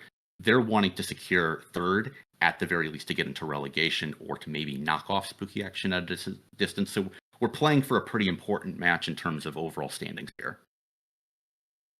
Yeah, it's worth noting the kind of unique bracket system that's been put in place for this tournament, where everyone's in groups of fives, and then effectively only the bottom team of the entire group is eliminated during this first couple of weekends of play. And then we go into I believe it's a double elimination bracket from here on out, but don't quote me on that. Yeah, we go into double elimination. So in these pools of 5, the 4th and 5th team are eliminated. 1 and 2 go in with ideal placements. They play less matches. The teams that come in third have to play against each other in kind of a second chance bracket where the teams that come out of that pool are going to be slotted into those remaining 24, the remaining slots out of the 24 that we've got. And they get the worst seeding where they're going to have to play up against some of these teams that came out in first and second off the rip. And again, it's an opportunity for you to win more skins every match when you get, you're going to earn these unique skins that we have coming from our lovely art designers. Huge, big ups to them for making these tournament edition skins. It's why these events are special. Even kind of compared to the Alliance tournament, it's got those victory skins. We're having, Anger Games victory edition skins. I'm looking forward to what those will be. I don't know if we've confirmed exactly. Well, actually, we have. There's a special secret one people don't know about yet. I won't leak what it is, but something to look forward to. Yeah, and we also get some unique Skinner elements that are going to be given out as prizes, and that's not all teams are fighting for. Obviously, there is a grand prize here, which is based on not only the Plex entry, which is getting redistributed to the teams that are taking part, and I think about 300 billion ISK in the prize pool. The very grand winner of this entire tournament is going to become the proud owner of a Laylaps ship. Gosh, what are they? It's the people who make the Orthrus. What's that pirate Mortis. faction? Mortis Mortis Legion. Angels. Thank you. The Mortis Legion Hick. A fantastic ship. It's really, really powerful. Probably one of the best ones to use on Tranquility with those rapid light missiles that can hit up to nearly 2,000 DPS. It can completely clear the inevitable stream of tackle that will approach you the second you undock with a ship like that. I can't wait to see the potential of a gigantic brawl between a team, whoever gets to fly the Laylaps. There's only one. You got 7 pilots. It's going to be a potential Thunderdome to get it. Yeah, the Laylaps it was an Alliance tournament 17 prize ship. It's like 5 years old, and it's been probably the most flown ship on Tranquility, like you were saying, Jin, just because it has the 40-kilometer scram of those heavy interdictor scrams, and then it's also got just so much applied damage, which means that you don't have to worry about your tracking. You can just fly. You can vomit out damage with rapid light. So you basically shred through any tackle ships that might be able to hold on to you. They very frequently are abyssaled out with these god tier modules. It's the most expensive Alliance tournament cruiser I can think of, maybe bar some very, very old unique ones. Including the Atana in that list? The Atana might be the exception to that list, just because there's so few Atanas remaining. Exactly, they're all bloody gone. But essentially these are hundreds and hundreds of billions of ISK, maybe just shy of 1 trillion for some of these. Very, very effective ship. I've never actually gotten the chance to fly one. I've won some other AT ships that I've been able to fly, but I wasn't playing for that one. I've retired. We've joined the casting desk where all the washed up players like myself, Genton, and Wingnut bring you action live from the studio. Yeah, of course. The real most used ship on AT ship on Tranquility is of course the Anhinga. The problem is the missiles just still haven't landed yet, and that's why we see no kills with it on Z-Kill just yet. Anyway, we are just about. Are we ready for bans? Yeah, I think we should just about be ready to take a look at the bans for the next match. So we're going to spend a bit more time dissecting these as we have in the previous ones. As noted, it's going to be questionable choice theory versus spooky action at a distance here. And moderator, can you take me through the questionable choice? Actually, no. Take me through the spooky action at distance bans. You know them. You might be able to get into their brains like a little worm. Sure. I'm gonna have to anamorph into that. We've got the Hugin and the Rapier that have been banned out again. We're gonna see these bans all of today, just really hitting at that missile armor kite setup. And then you've got Crucifier Arbitrator. These are probably the two most effective for their point cost ships that apply tracking or missile guidance disruption. And then the Deacon. So the Deacon is typically the tankier ship. It has an extra low slot over the Thalia, the two Armor Tech 2 logistics frigates. So it's basically saying, hey, if you want to bring T2 armor, frigology for the armor side, you're going to have to bring double Thalia, and no one really likes doing that. So what this tells me is that they're probably pretty happy to play against cruiser logistics, and that gets us to the questionable choice theory bans, where we do actually see some cruiser logi bans. Yeah, Wingnut, can you just walk us through those? Well, they banned Zarmad and Radiva. Zarmad being the very first ban. I don't we see it particularly as the first ban really often. We usually see something else, but going straight for Zarmad and then banning the Celestis, which is a very, very specific like value ban almost. And then they decide, you know what, we're going to continue the web hate and we're going to ban the Loki ourselves. And then they banned out Armageddon Navy to remove the most common rapid heavy comp. And then the Radiva just to make damn sure there is no triangle logi. There's some curious options going here. Some feel like very targeted. Some feel like we're going for Pacific comps. The Spookies one kind of makes you want to think: are they going to try and force the opponent into a heavy tank cruiser comp with a cruiser logi comp, or are they going to try and force them into like a high DPS T1 frigate comp? Because there's two different roads you can kind of go there. So if I'm spooky action at a distance based off of these bans, I feel like I can get away with running medium armor gun spam, and they've ran that comp against evasive maneuvering the dark side team, and they've won. They're one of the best teams. I would say probably top 4, top 5, probably even maybe better with that comp. And with these bans, I feel like I can run that and beat literally anything questionable choice theory brings. So I'm doing that if I'm spooky action at a distance, but I'm not the team captain, so we'll see what they end up going with.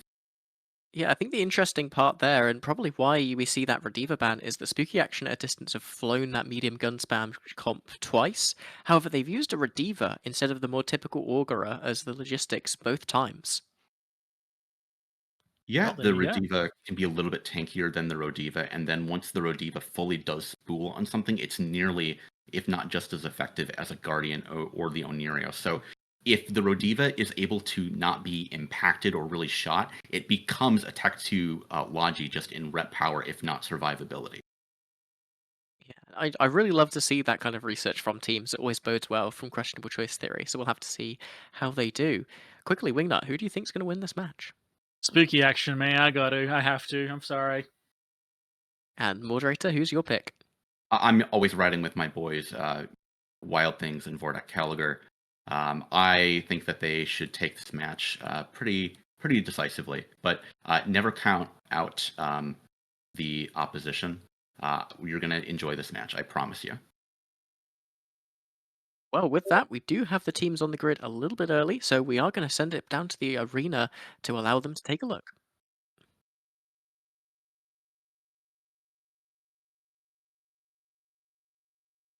And welcome back after the long little Seems like Well- my Hester buddy might be having some mic issues there. Here we are looking at a very near mirror here. Here with the Apso Astarte main core on one side, Prophecy Navy Astarte on the other. Here, Rose, you get that mic worked out? I should have. Can you hear me? Yep, doing good. What do you think about this? Wunderbar. I have questions. I have a lot of questions, but I guess they will be answered when they start moving. It does now. So Wow. looking at this, right? Bless the Cranes has the much more expensive low end of Zealot and Devoter, where her only need one scrim has the much stronger top end of both Astarte and Absolution.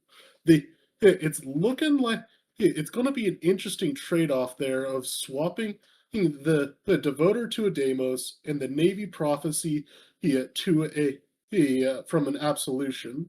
Oh, looks like I got the names wrong because they were wrong on the overview. All right, looking better.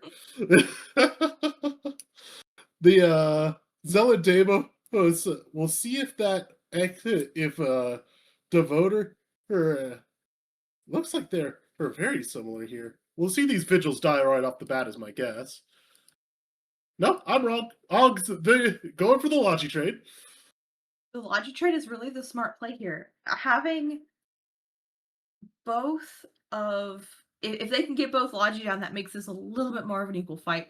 Whereas if one, depending if they stay stuck on that executor, at that point, if he manages to stay alive, there might be a little bit of a difference here, as we see the Zealot taking quite a bit of damage. Yep, without any Logi to back up this Zealot, it's going to be incredibly hard for it to live. Usually, Zealots in this kind of setup are very high resistance fit, so they tend to need those reps, but gain a lot from them. And without those reps, that Zealot drops like a rock. Oh, absolutely. As we see the Astarte going into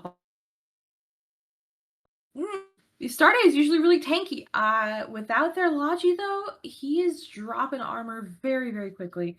They are, it seems like, unable to that Executor.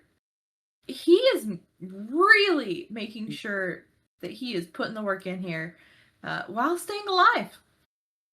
And so, I am looking at a wreck right now of the Augurer. That poor Augurer made it a grand total of 2 kilometers from where he started before he died. If you were watching the exec very closely, it made it almost 100 kilometers away from the center of the arena before the enemy team decided to switch off to something else.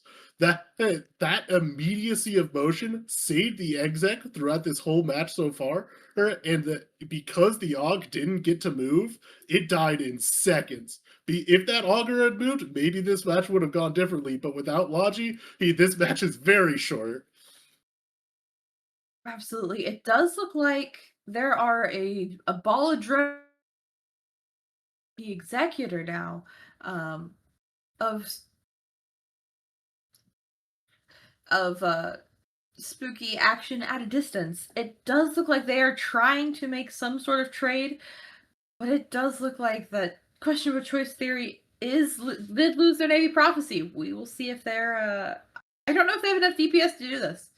Yep, Dream Bandits, the voter of Bruce is trying to get a scram on that exec. Like, the voters do get the Hick scram that has a ton of extra range, but it doesn't seem like he will quite manage it. Exec turns in at maybe a poor time, and he will get the scram off, but I think it's too little too late, as there is no way that they pulled back the DPS race here, or with both battle cruisers still alive for spooky action at a distance. Yeah, having that top end and their entire team still alive, I mean, that's a questionable choice. But hey, questionable choice theory, I think the name is if it's fitting. I question their choices on this comp and or their target calling. So I think the target calling was all right. Honestly, I don't think that the target calling was the issue. I think the issue was the single augurer made a mistake that lasted maybe 4 seconds, and that killed the entire team. I think that a 4-second mistake doomed questionable choice theory. Otherwise, they were good. As his Dream Bandit goes down here, we will be throwing it off to some ads.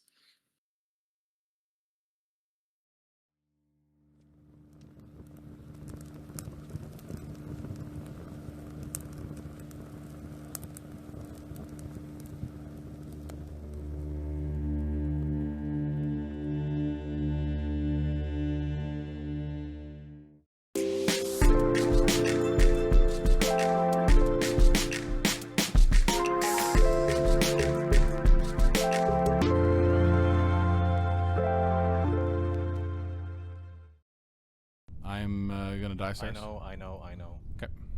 I'm watching you. I'm making it exciting. Cyrus, this is not funny anymore. I think It's pretty funny. I am in Hull, Cyrus. Oh, you really are? Theology again. Rain, are you in an armor vagabond or something? No, I've got XLSP.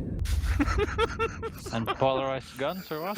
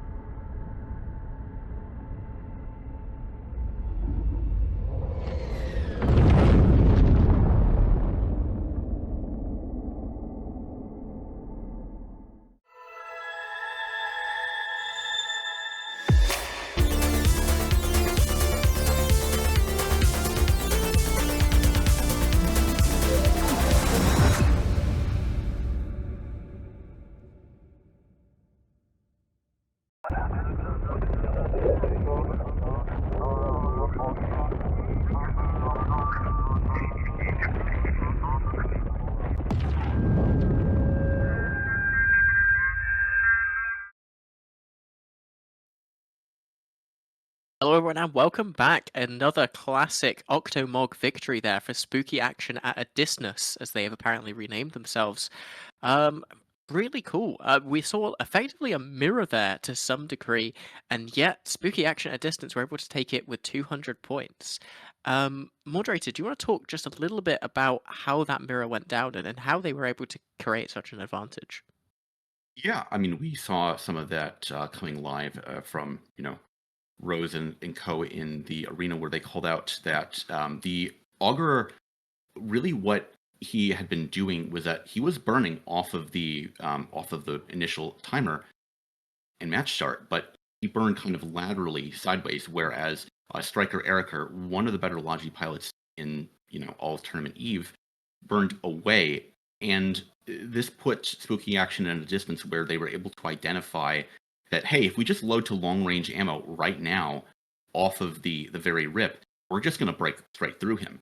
Whereas Striker Eriker is going to be in executives faster, definitely, than the Augur.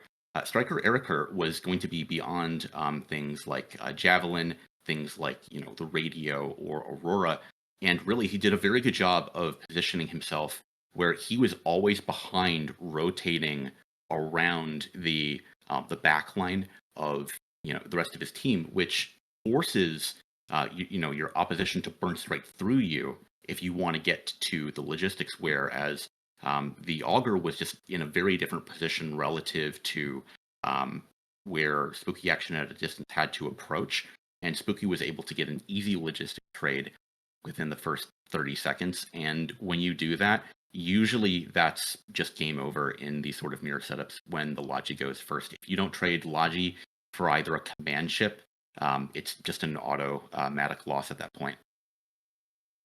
Yeah, unfortunately, it does seem like questionable choice theory had a disconnect, which is obviously sad. You never want to see that. But, those are the breaks, unfortunately. You need to make sure you've got a good internet if you want to win at a game of EVE Online. There are no breaks. There are no pauses. Once the match goes live or the timer goes live, you're locked in. You've got to play. Anyway, Wiener, I know you wanted to talk just a little bit about the choices regarding drones in that match, specifically the choice that both teams dropped damage drones rather than rep drones. Yeah, a lot of other comps, you kind of see them trying to commit to a lot of Logi drones, especially in armor medium gun spam. You can commit a lot of Logi drones, but both sides went, no, we have to murder the Augur. You have to kill it. So they immediately all dropped DPS drones. I saw no Logi drones at all in either comp. Both realized the target, both went after the target. But Striker Erica just too damn good, man. Man, it's just too much of a good pilot. He kept away. He actually spent a good minute, I think, or so, maybe 2 minutes, playing keep away with the Devoter, trying to hold him down.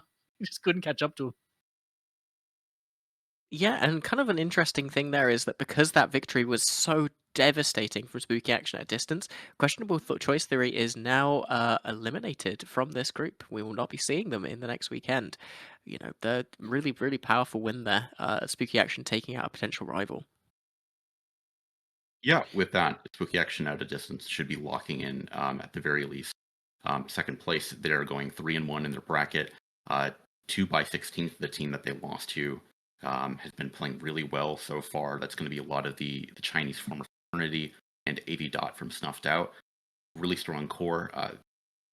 I'm liking both of those teams coming from this pool. Yeah, it's honestly, we've seen some really great execution from teams throughout this tournament. Like, I've been shocked at the level. We see people very, very routinely hitting stuff like handbrakes.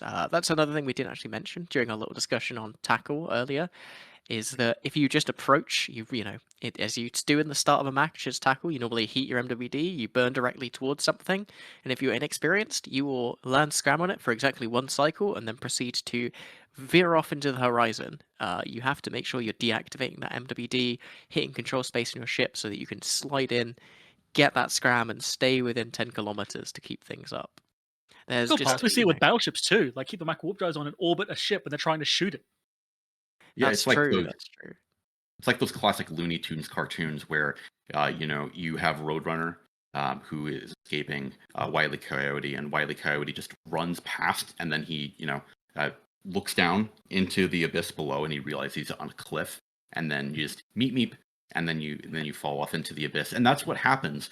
Often teams, really you see in kind of like weekend like 1 or like week 2 of the tournament. That's where usually a lot of the skill differentiation is. You understand like a little bit of the micro that some players can execute on and really be able to be the most effective. Losing tackle, we were talking about that a little bit earlier, is like the worst possible situation. And then when you do, either because you make a misplay or you simply get jammed, you have to calm that, right? You have to say, "Hey, I've lost tackle. I've missed this," and own up to the fact that you maybe made a mistake, so that everyone knows how to correct off of that.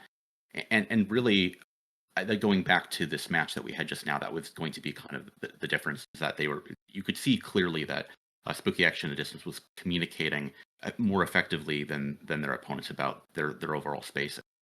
But that's enough about that last match. We've got a really exciting one coming up next year, don't we? My Yeah, we got boys! from Spark to Flame, Wingnuts boys going up against Kick Zoot. Let's take a look at the bands right now. And Wingnut, if you could, please go through from Spark to Flame your boys' bands. Yeah, okay, so they banned Zam, no worries. Then they banned Scorpion Barg, which is a very specific set of bans. Okay, yep. And then Cyclone Fleet Sepnir banning out potential Shield Kite or auto Rush. That's a bit scattershot. I'm not gonna lie, but there's probably some idea behind it. And Moderator, was Kick Zoot banner? Yeah, we're seeing Armageddon Curse ban. So this strikes out more to me as not so much like a tracking disruption ban from the curse, but you're basically banning out the 2 best ships in the entire game for long range neuting potential, right? Armageddon, of course, is going to be, a bonus to heavy newts, whereas the curse is going to be more medium newts. But we're also seeing a Hugin Rapier ban. Again, like I've said, we were seeing those all day, and then the Sleipnir ban. So one thing we did get confirmation from the match referees is that the very final ban by each team is done very close or essentially simultaneously, which is why we'll see some, dual bans. The first, 4 set of bans of, 2 and 2 each, both teams can see what their opponents are. They're not blind pick bans, but the last one, they do have to essentially ban it at the same time. So really very standard bans coming in from Kick Zoot, like you had been mentioning here, Wingnut. The Curse, I like for the long range newts. I like the Hugin Rapier ban, the Sleipnir. It's effective in kite comps and rush comps as well. The Scorpion, though, is a bit of a standout. I don't know if we have stats on how much that's been banned so far. I think I've seen But it like twice at most. I don't think any more than that. I had to enhance to see that the B for the ban rate is 0.05%. So it's being banned basically never. Mm-hmm. Well, with that, we've got the teams on the grid, so let's hand it over to our commentators once again.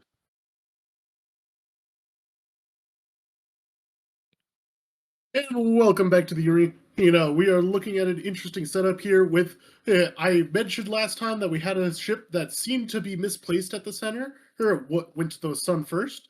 This is not what has happened. Tian has chosen to go to 0 with the Lashak. They warped themselves there. Now, I would normally say this is not a good thing for them, because that means that it's an incredibly strong gun rush will be able to get right on top of them and apply high DPS, low range ammunition. But I think that comp wants to shoot the purifiers first, so that Lashak being up front might work out pretty well for him. Though we do see their auger taking damage on the side from spark to flame. That is going to be very, very key, I would say, for Tian and Serpent Power, both in Lashak's and the Vindicator, as both Logi are currently the target of damage. Yep, that Lashak loaded long-range ammunition and is spooling up on Melinda. Now Melinda's going to need to break that spool by pulling out her range here. Or we'll see if it doesn't look like anything's actually screening the Lashak off of Melinda here. But it was far enough though. Melinda does get out of range of the spool. Oh nope, it's back. Visual effects being funky. Yep, I do see the PNI of Toast Bro taking some damage. It does look like that he is 75 roughly percent armor. Taking out that Prophecy Navy could help them, but we'll see. It looks like they have a Vigilant Fleet issue and a Hound. If they make that trade, that is not a trade I would want to make. Now it looks like the Lashak has joined the Vindicator in popping the Prophecy Navy. Look, and that Prophecy Navy is dropping really quick. Actually, they're usually much tankier than I perceive right now. Yeah, I have questions. So it does look like the Vigil of Leafless is taking some damage too. A little bit of split damage there. That we see Luca in the Purifier and Damien in the Vigil Fleet. And we see the Vindicator also. Wow, he dropped very quickly on that shield. Armor ships, not much shield. But I think a note to be made here. The Augur had to burn really far away to get out of spool of the Lashak. That made sense. It wanted to get out of there. But the Magus of Neota has gone after the Augur, has tackled the Augur where it sits, about 1,000,000 miles further than it needs to be to get out any reps. That's why this Kick Zoot team is not able to catch much of any reps here, because their Augur has been pinned by the Magus off of in Narnia, but because it needed to burn there in the first place. It looks like the Vigil Fleet's back there as well, but there's not much that the AUG can do back there. It looks like it's going to go ahead and take some damage. It does have a whole bunch of drones, though I do see some very slow-moving armor maintenance drones coming to try and help it. We'll see how that lasts, though, as it looks like... Oh, goodness. We've got the Vindicator in a hull at this point. We'll manage to see if he can stay alive, but I think we're going to lose it. I think we're going to lose it. It'll go down eventually for sure, but the Augur has pulled back and it's catching. Actually, it's starting to regain a little bit of armor here and there, or as the Absolution it starts dipping hard. Oh yeah, at this point, that Lashak is right on top of that Absolution. He was waiting for it. He was absolutely spooled up and ready to go on that. It does look like the Vindicator is looking for its next... forgive me, the Lashak is looking for its next target. Oh gosh. Looks like he's going for that Omen. Yep, the Vindicator is regaining armor. It's increasing in health. There is not enough DPS to break the Augur anymore. We saw both Augs running away at the very start of the match trying to survive, and they both succeeded. But with the Neota on the Magus pinning back Melinda, Death was able to get back in, regain the Vindicator, and it'll die to get the Vindy back up to about a quarter armor. But that's enough still. That's still a lot on a Vindy. Yeah, for a Vindy, and with how much damage Cake Zoot has left, I don't know if they'll be able to break it. I don't know, especially with two of those not being DPS ships. as we see the Mauler going ahead, and wow, his armor is getting chunked. Looks like they're going to trade for that Vigil Fleet issue of Spark to Flame. That is not a trade I would want to make. Oh! And it looks like the Absolution went down. They have lost all DPS. All DPS is gone. The grand total of the remnant of Kikzoot is a single Vigil and a single Augurer, and the Vigil and the Augurer aren't even close together. So it's going to be a crit. There's nothing to be done here. That I swear that play of the Magus to pin back that Augurer was huge here. It let that Vindicator and Leshak chew through so much. The Purifier are adding so much DPS by staying alive that long. And with no DPS to protect it, this Augurer will be going down shortly.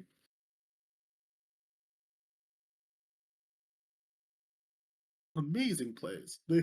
Especially that Hound staying up for so long. They're able to kick out tons of DPS.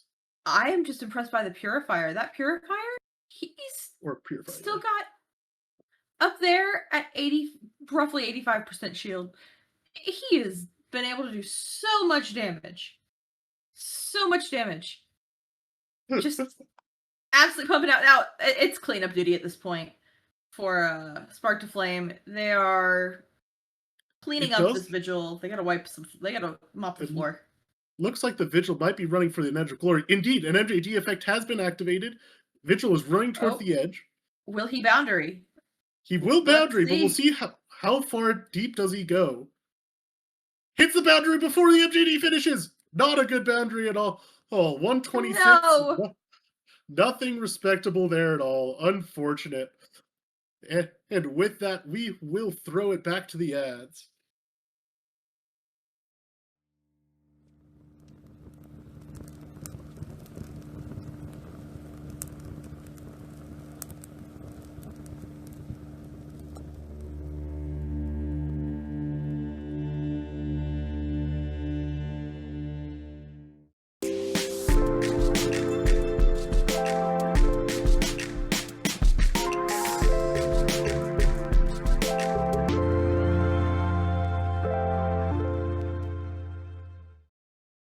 I'm gonna die, Cyrus. I know. Okay. I'm watching you. I'm making it exciting. Cyrus, this is not funny anymore. I think it's pretty funny. I am in Hull, Cyrus. Oh, you really are? Yes. again. Rain, are you in an armor vagabond or something? No, I've got Axel ASP. And polarized guns or what?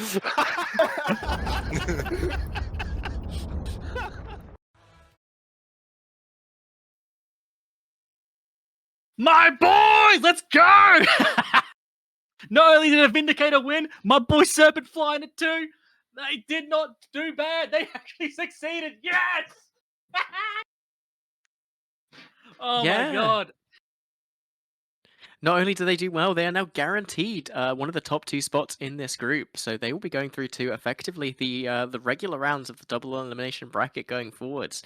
Going to be fantastic to see what they bring and how they do going forwards, especially given that display. Moderator, I saw that you were absolutely heaping praise onto the From Spark to Flame Augurer pilot. What kind of caught your eye there? Okay, so Death Almirado evaded death. Unlike the last match where we saw the Tech 1 cruiser get deleted instantly, Death Almirado saw, oh my god, there is essentially 5 ships worth of medium guns that are going to eviscerate my armor, and them burned away as fast as they possibly could, away from everything, booked it away. But not only did he book it, he also matched against the tracking of those ships. So not only was he pulling mitigation by pulling range, he was also making the incoming damage apply far, far worse. Where with that, the side of Zale, Stoish, and the Navy Prophecy of Toast had to adjust their positioning in order to apply damage. And when he did, Tian Zarin and Serpent Power were able to get newts and those Vindicator webs. And once those Astart and Absolution were held down, it really pins them. You're not going anywhere once a Vindicator holds you down with those 90% webs and Battleship Tank. And Death Almorado was able to play their life. Then, when the Vindicator started really getting pressured, Death came in out of the fall off when applied full optimal range. And Kick Zoot, to their credit, they did the correct swap. They swapped to the Augurer, but it's worth trading your Augur for the Vindicator's life. That Vindicator survived in 13% hull. And this right here is the absolute, difference between a team that gets eliminated, has to play in relegation, and a team that earns their way into the top side of the bracket. Excellently played by Spark to Flame, a clinical showing in how you play a logistics cruiser. Like the whole team played really, really well. I'm so happy with that one. Like, again, they're my boys. I'm so freaking happy. The loot shack going at 0, while it seems like a bit of a mistake, it's like, here, please shoot me. Don't shoot my Augur. Shoot me. Shoot me.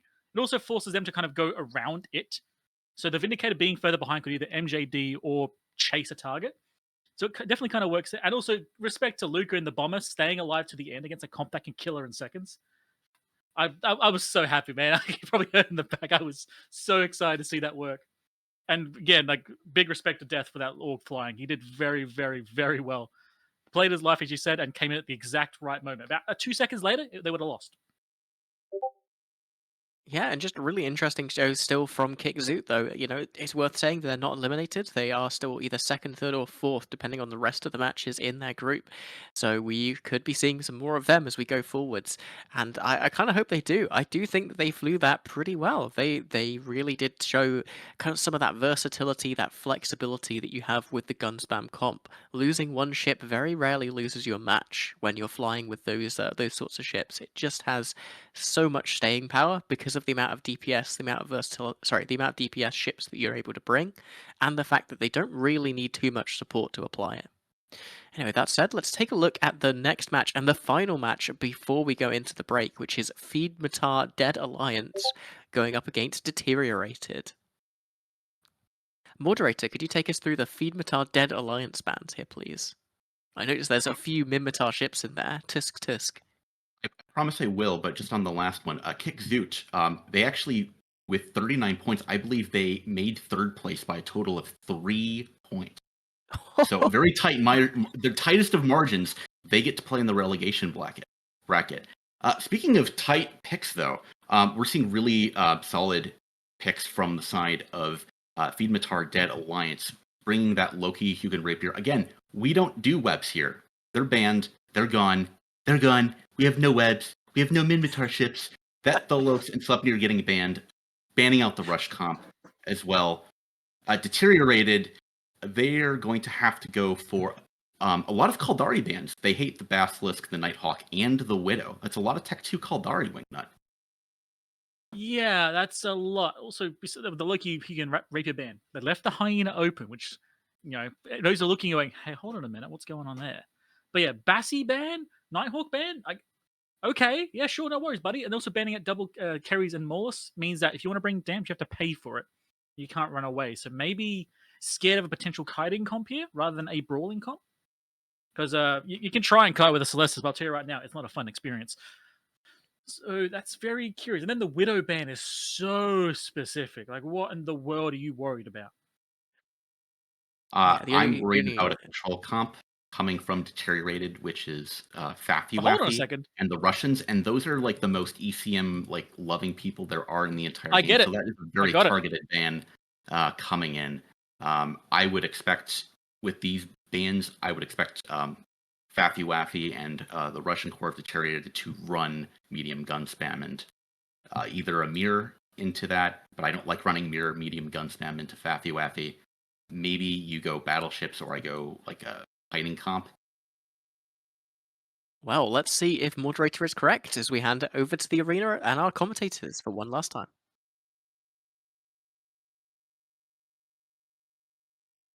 And we are back with Rose and Kevin for the last match before the break. And oh my gosh, I see it, Outrider. Indeed. We're also looking at another medium gun spam. However, this time, instead of looking at an augur to back it, we're looking at a Rodiva, which I think is going to be really a rough time for this Feedmatar ally. It's kinda semi Florida man with a gator and a Gila and two Mambas. Those drones take forever to burn around, and gives that Rodiva time to spool up and switch between targets. And I think that's going to be critical for them here, is not being able to break anything. I am really enjoying. Are we calling this Florida Man comp at this point? Because I'm very enjoying it, whatever it may be we're calling it. I think I'm interested to see how long those Mambas can stay alive and what they manage to do. As we go ahead, we see the Mauler taking damage and the first Mamba of Ender taking damage. Now, these Mamba do drop quick. I would be willing to say this is perhaps the most Florida Man comp we have seen, with both Alligator and Gila, the normals, but Mambas as well. They lots of reptilian anger going on here. As it looks like the drones have gotten onto the Rodiva. That's a lot of DPS coming into the Rodiva if they can get the drones onto them. Doesn't look like they got it. The curse coming next. Without those curse newts on that Rodiva, there's nothing they could do. That they're not going to be able to stop that Rodiva of Faffy, as it does look like the ENI of Lyderia is taking damage. It is self-repping though, so it is managing. They're not making any trades in response for losing their stuff. Feedmatar needs to have a response to this. They need to figure out what they're going to try and remove off grid. I don't know if they can pull this back. The drones are still locked onto the Rodiva. That's their long-range DPS contingent. The Alligator and Gila and Mamba all have missiles, which do a little bit of DPS. That's keeping the Rodiva repping something. Meaning that spool rep is still on the Exec Navy. But it looks like some of the drones have dropped off of the Rodiva. If the Rodiva lives, they lose 100%. Oh, I agree. It looks like the Scimitar is taking damage on the side of Feedmatar. If they lose their Logi, I almost want to say they lose their Logi, the Rodiva stays, I would say that would be game over. Yeah, a Logi trade at this point isn't enough, I think, for Feedmatar. They need to be up Logi. Yeah, they can't be just trading them. They need to have their Logi and deny the other team theirs. But it looks like they might get neither, as the Scimitar is bleeding into armor now. Oh, I'm not sure. I wasn't counting rep cycles, but it looks like Toad doesn't have any left, as Toad drops too. It looks like the spool from Faffy as the Rodiva drops. It looks like the spool broke. It looks like he had to move out of the range of the ENI. As the ENI is back into chunked armor at about 60%. Now we've got that Mamba going. If that Mamba dies, they're going to be so down on the DPS race that it's going to be curious. They might get the ENI, but I don't know if they'd be able to get through anything else here. Gila and Alligator are fairly tanky, but they're a normal amount of tanky. They're not will win the fight all on their own, no help needed tanky. As let's have to remember though, they have the Vigil on field, so blowing up their signature radius, even if they are super tanky, blowing it up by 20 to 30%, the Gila's down. That Vigil is putting in work. Yep, there is 2 battle cruisers, a Zealot, and a Mauler shooting 1 battle cruiser here. For this Alligator does get a resistance bonus. It is inherently quite tanky, but there's just not enough left. They needed to kill that Rodiva about 30 seconds earlier. They need to get a Mamba on it to slow it down so the drones could apply consistently. They needed to keep their Mambas alive. A lot of stuff went wrong for Feedmatar, or that if it just went a little bit better, this match could have gone the other way. Absolutely, and we see good fights in local as the Alligator looks to be in about half hull and dying very quickly. He goes down. Very excellent performance from Deteriorated, keeping that Rodiva alive as long as it did. And with it, that last ship blowing up, we'll head on back to the desk before our break.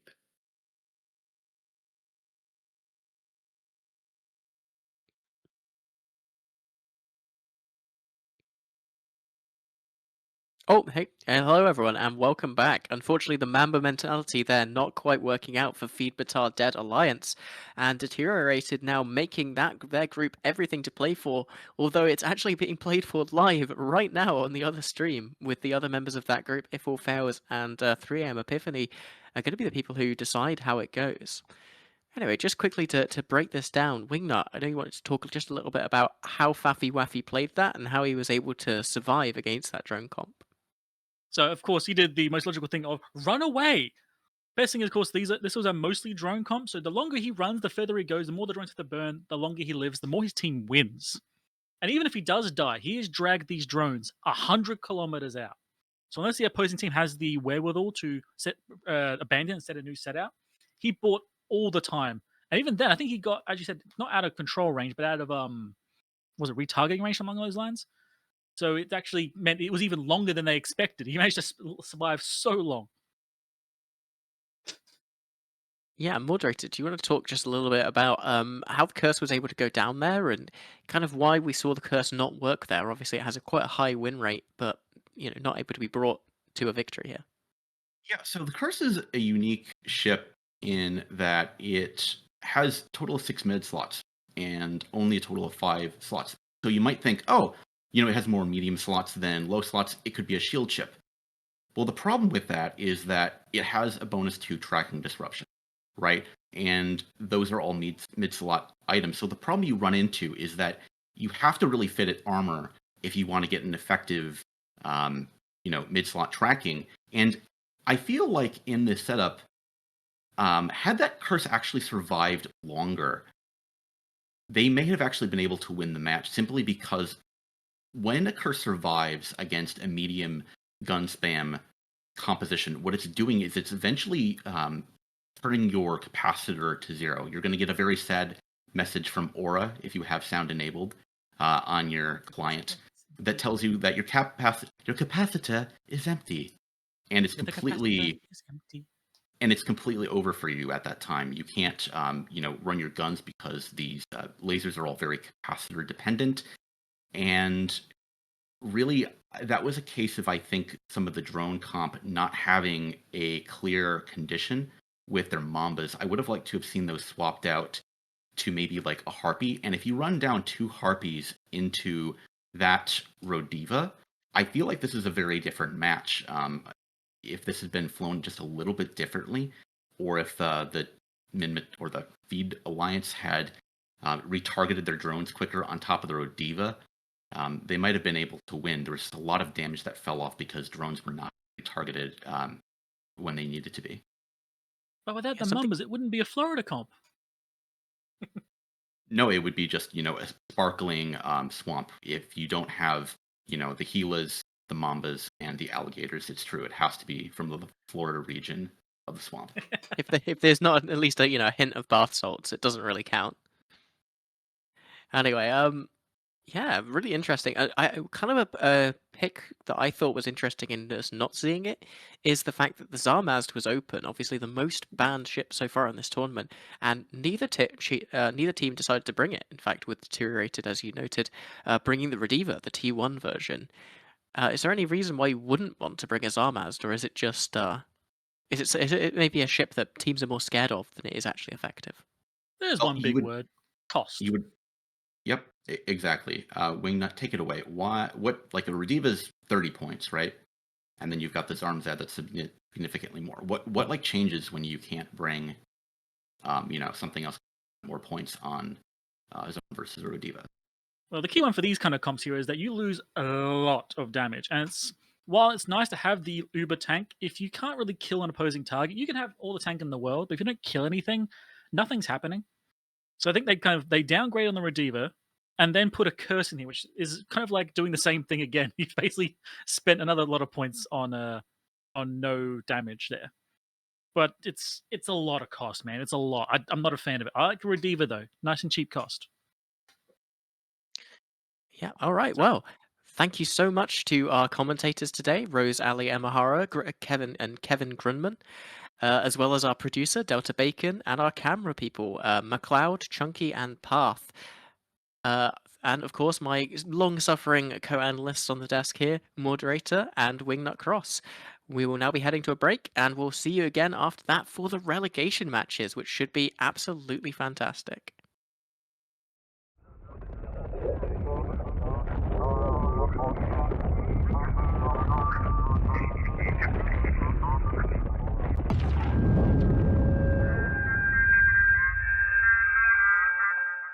Keep going. Oh. Hold your head still.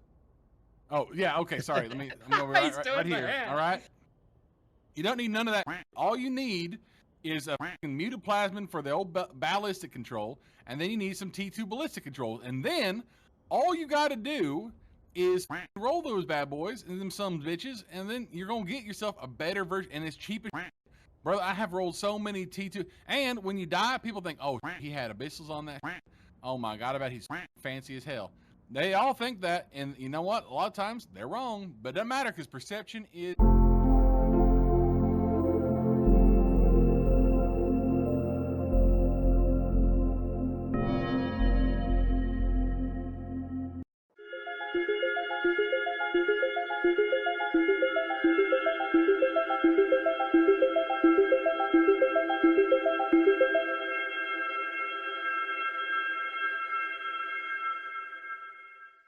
Yeah, and look at the MJD from Vargas of Tokyo Hunter. Where is he going? Yeah, good beat. Good bump. Good bump. Let's see. Hold on.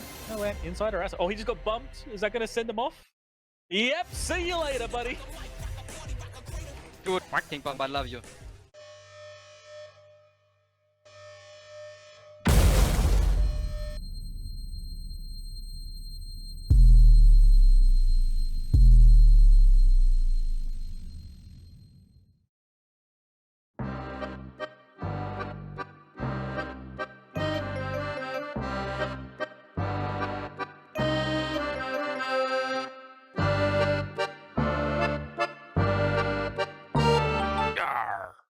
I'm getting bumped by I think I burned my prop. Insane gameplay. Dude, I'm sucking 0 gigajoules from him. Jetzt noch einmal. Hit. High octane gameplay. High octane gameplay. Go, Yeah. heating. The Ghost Radius after, can you web him? He's already running like a...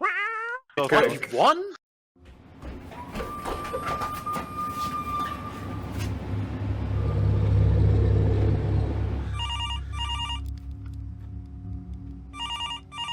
Odin's calling. Will you answer the call? Can our, not to be a dick, but can our Logi not get alpha?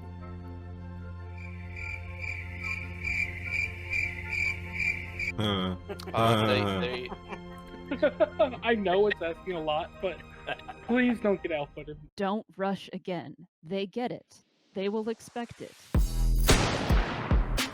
All you got to do is roll those bad boys and them some bitches, and then Stop it. Get some help. No, I'm scrammed. Help! Where are you? Kill the rats! Kill the rats! Kill the rats! Kill the rats! What are you doing? They suddenly went angry, dude. They weren't angry before. Kill them! Which one's Grammy? This one, the claw. Kill the claw. Kill the claw. I'm gonna get owned by rats. Not like this. Kill the rats. Do it! Kill the claw. Relax. Repelling claw. Relax. I'm gonna die, dude. I was yellow to these. It's dead. Alright. It's dead. Me, dude. They were white a second ago, and then they just got all angry, dude. What the bullshit.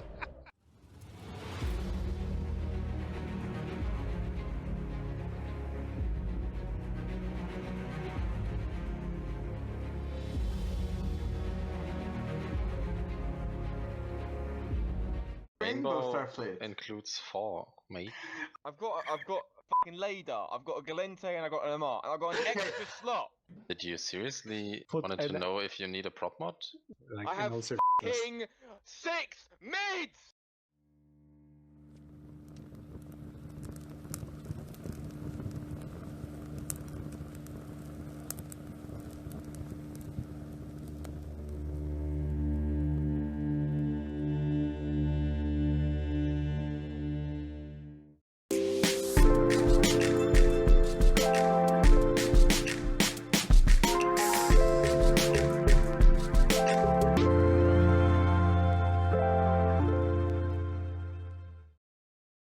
am gonna die, Cyrus. I know. Okay. I'm watching you. I'm making it exciting. Cyrus, this is not funny anymore. I think it's pretty funny. I am in Hull, Cyrus. Oh, you really are? Yes. again. Rain, are you in an armor vagabond or something? No, I've got XLSP. And polarized guns or what?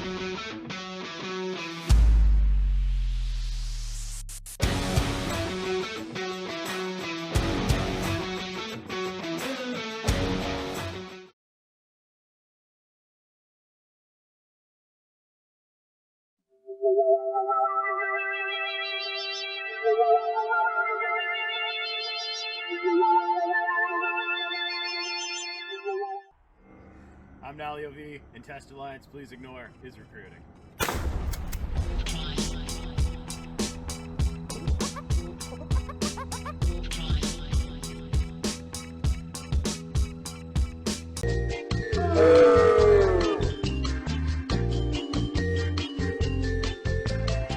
Oh, crap. Crap. Mega crap.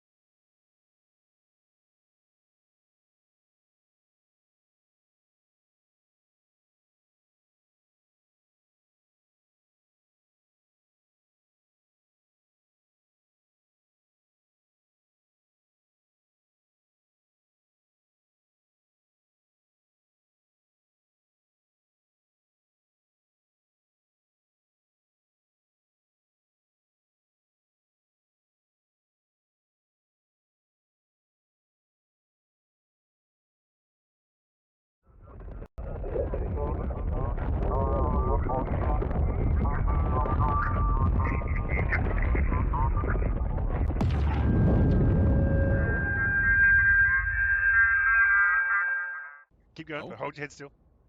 Oh yeah, okay. Sorry. Let me over right here. All right. You don't need none of that. All you need is a mutaplasmin for the old ballistic control, and then you need some T2 ballistic controls, and then all you got to do is roll those bad boys and them some bitches, and then you're gonna get yourself a better version, and it's cheap as brother. I have rolled so many T2, and when you die, people think, oh, he had abyssals on that. Oh my god, I bet he's fancy as hell. They all think that, and you know what? A lot of times they're wrong, but it doesn't matter because perception is.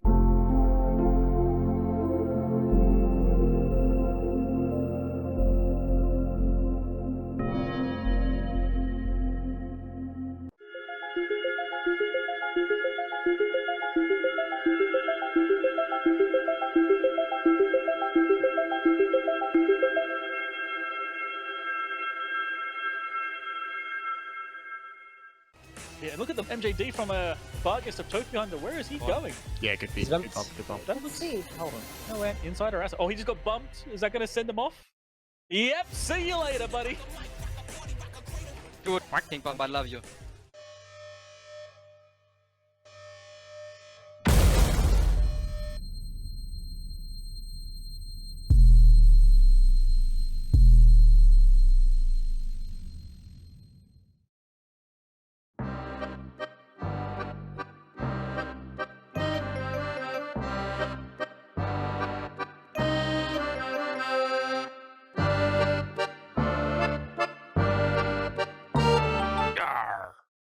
I'm getting bumped by life. I think I burned my prop. Insane gameplay. Dude, I'm sucking 0 gigajoules from him. Jetzt noch einmal. Hit. High octane gameplay. High octane gameplay. Go, Yeah. heating. A Ghost Radius after, can you web him? He's already running like a... Okay. One?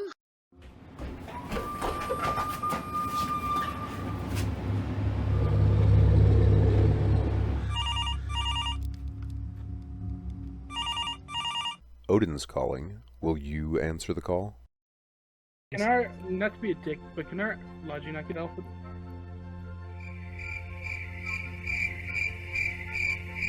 They I know it's asking a lot, but please don't get alpha. Don't rush again. They get it. They will expect it. All you got to do is roll those bad boys and them some bitches, and then Stop it. Get some help. No, I'm scrammed. Help! Where are you? Killer rats! Killer rats! Killer rats! Killer rats! What are you doing? They suddenly went angry, dude. They weren't angry before. Kill him! Which one's grabbing? This one, the claw. Kill the claw. Kill the claw. I'm gonna get owned by rats. Not like this. Kill the rats.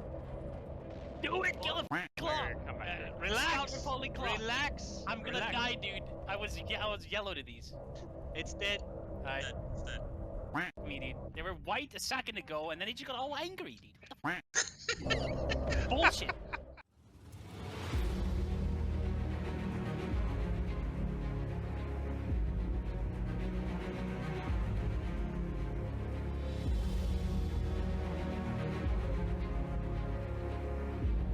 Rainbow Fairplay includes 4, mate. I've got a fucking Lader, I've got a Galente, and I've got an MR, and I've got an extra slot. Did you seriously Put wanted to know if you need a prop mod? I have fucking 6 mates!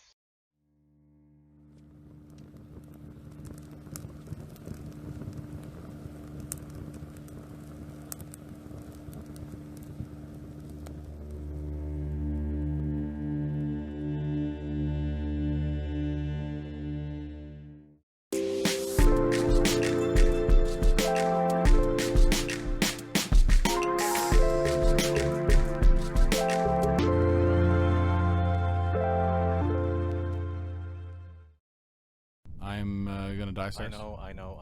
Okay. I'm watching you. I'm making it exciting. Cyrus, this is not funny anymore. I think it's pretty funny. I am in Hull, Cyrus. Oh, you really are? Yes. Logi again. Rain, are you in an armor vagabond or something? No, I've got Axel ASP. And polarized guns or what?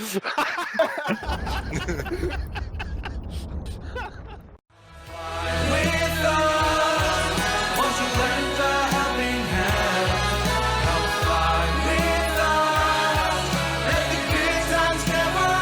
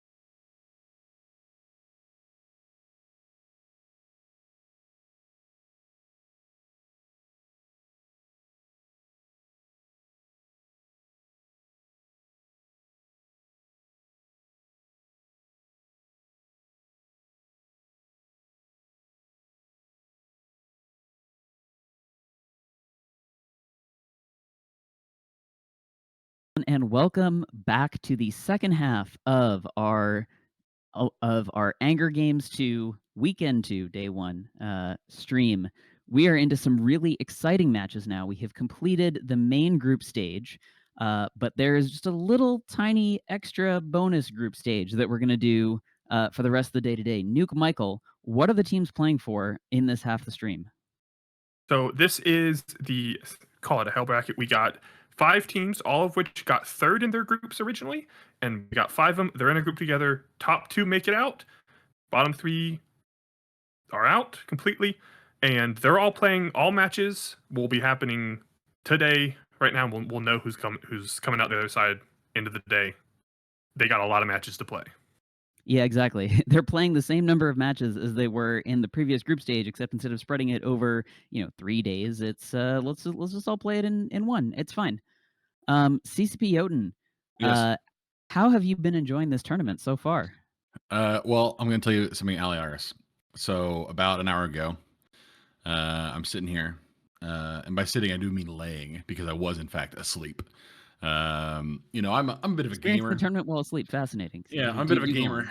I know, I keep strange hours in order to. I'm married to the game, really. And as a result, I did absolutely wake up about an hour ago. And so, as for last weekend, great, big fan. As for this weekend so far, hard to say.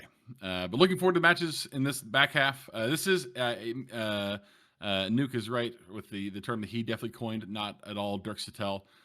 This is for sure a hell bracket. It's tough. It's tough. You really got to lock in this back half, and if you don't lock in, it's gonna be rough. So hopefully these teams bring their A games, or at least they're like A.5 games, because if not, it's gonna be a short. Well, it won't be short. They still have to play all the matches, but Right. Yeah. metaphorically short. It'll be an exciting time. Yes. Nuke, what's it like to play a hell bracket like this, where you're just going match after match after match? It is rough. One thing that you take for granted when you're early on in a tournament is just how much time, even if you're playing 2 matches on the same day, you generally have a lot of time between them to decompress, discuss what happened in the last match, what could we have done better, what are we doing different. When you have matches like this back to back where you're going to have 30 minutes maybe to consider what happened, get your bands in for the next match, get in your ships, get ready to go. You've got to be quick on all of it, and you just don't have the time to adjust to new information on the fly as easily as you can in the main tournament. Yeah, I mean, it's the cadence of a scrim, except that instead of, you're just warping back to station and then warping back out, it's like, no, you have to do a whole new bands, whole new strategy, whole new team. Although fortunately here, we've only got the 5 teams in the group, so you kind of know who you're going to have to play already. As chat was saying, it is a little rough maybe to not know you're going to play any matches, and then suddenly you have to play 4 today. CCP Jotun, how did people wind up in this bracket, and what could they have done maybe to get out? Win. Yeah, just win. I mean, it's only kind of a joke. Like, the thing is, it is rough, and I know chat. Well, and I agree. It's tough. It's very tough. But get good. Don't fucking lose. If you don't want to end up in the worst part of the bracket, just win. I'll tell you, those teams that won, what they're doing right now is nothing. They're watching the tournament. They're chilling. They are relaxed in their zone, vibing. But these poor bastards. I mean, don't get me wrong. Heroes will come out of this part of the bracket. We will see some legends emerge. But also, you got here because you lost. So don't do that. In fact, just win, and you don't have to do this anymore. Easy peasy. Is that simple? By a certain thing, if you lose, then you don't have to play anymore in the tournament. You just go home today, and then you get to watch the rest of the tournament. Indeed. From your couch. Somebody in chat pointed out that Rote did win 3 of 4. Should have won 4 of 4. That's just the breaks, baby. I don't know what to tell you. It is tough if you're in like a good group, and then you're like, shit, I should have won every match. But that's like, yeah, just win every match. It is interesting. We did have a hard bracket, but when you have a bracket go up tied for 3 wins to 1 loss, that's rough. It is tough. It's very tough. I'm not going to pretend like it's not, but you know what would have gotten them out of that 3-way tiebreaker? Win the 4th match. Yeah. True. I mean, I sound like a dick, which is true. I am in fact that. But it is also just a fact. If you don't want to get in this part of the bracket, just win. Or we've get had a lot of 72 more conversations. points. That's also true. Fair point, Nuke. Yeah, we've had a lot of conversations in the Discord about different tiebreakers. It's always a very exciting time. You see this in the Alliance tournament qualifiers. You see this in this tournament. Everything. People are always like sweating the tiebreakers and complaining about the tiebreaker strategy. It's like, it sucks if you're gonna, maybe have to sweat the tiebreakers. But again, there is always the strategy that might take you out of this. Speaking of this match, though, we've got upcoming aggressively mid-tier versus Rusty Hyenas.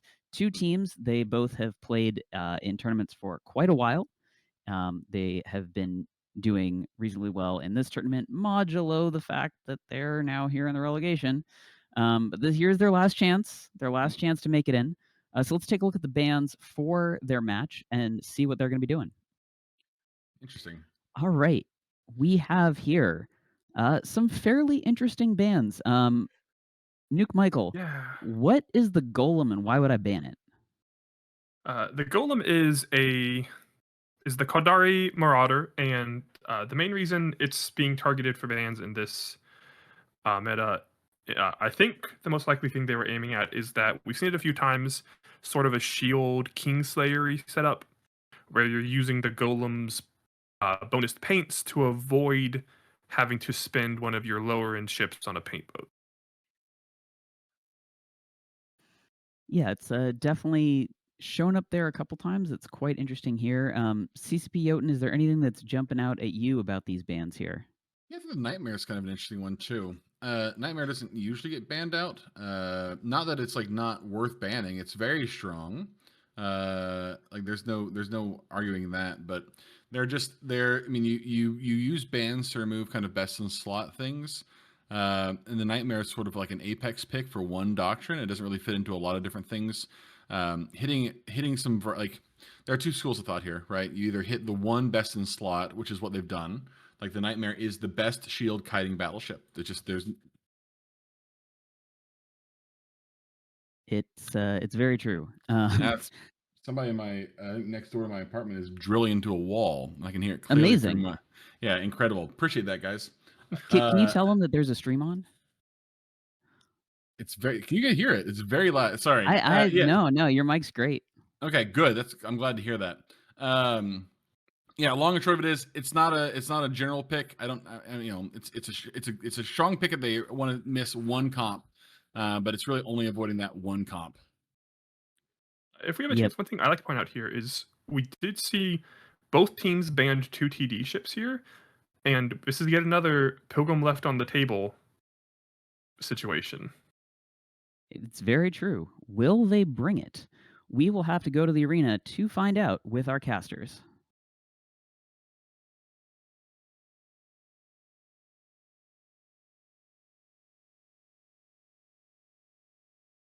Hello and welcome back to the arena. Here in our second arena, we are looking at aggressively mid-tier in red versus Rusty Hyenas in the blue.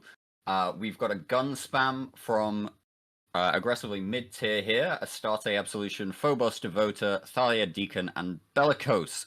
Teddy, I'm here with you. What have we got from Rusty Hyenas? Well, we have a double APOC, a Celestis, a Bellicose again, a Magus, and double Inquisitor. So interesting to see we've got the T2 Logi versus the T1 Logi. Those points on the higher end being used for those double APOC navies from Rusty Hyenas. And we don't quite have a countdown yet. Interesting that we've got this double APOC comp when we saw so many battleships banned this time around.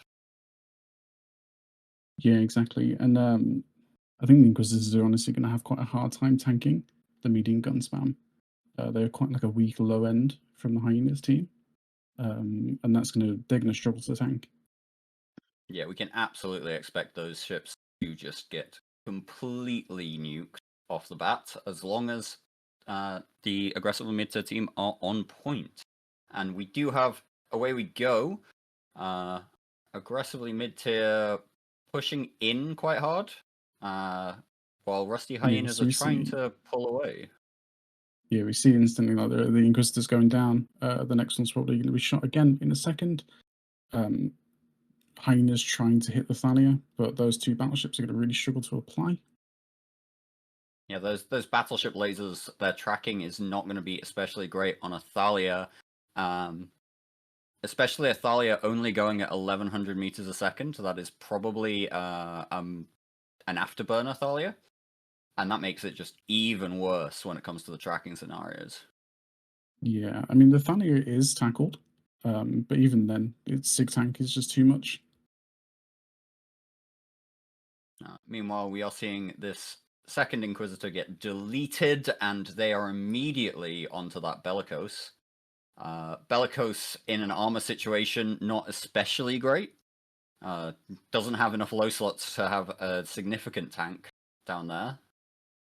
Yeah, and they're trying to pressure down the Astarte as well, but it's just tanking. It's tanking for free. Doing a good job. Yeah, worth noting that the aggressively mid-tier team, on your fancy UI, you will see a purple bar there on their defense bar. That means that there's a lot of local ancillary repairers.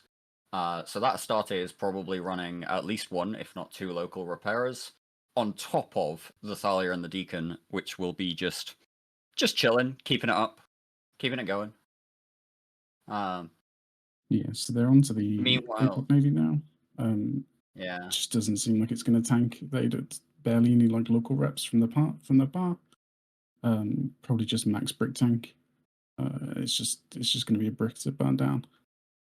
The Astarte is slowly chunking at this point. Maybe the APOC navies have really got in on their tracking scenarios. They've managed to close into optimal and have the right kind of transversal velocity on it. But that APOC navy is going down just about as fast. This is not ideal The trade that you'd want to take as well.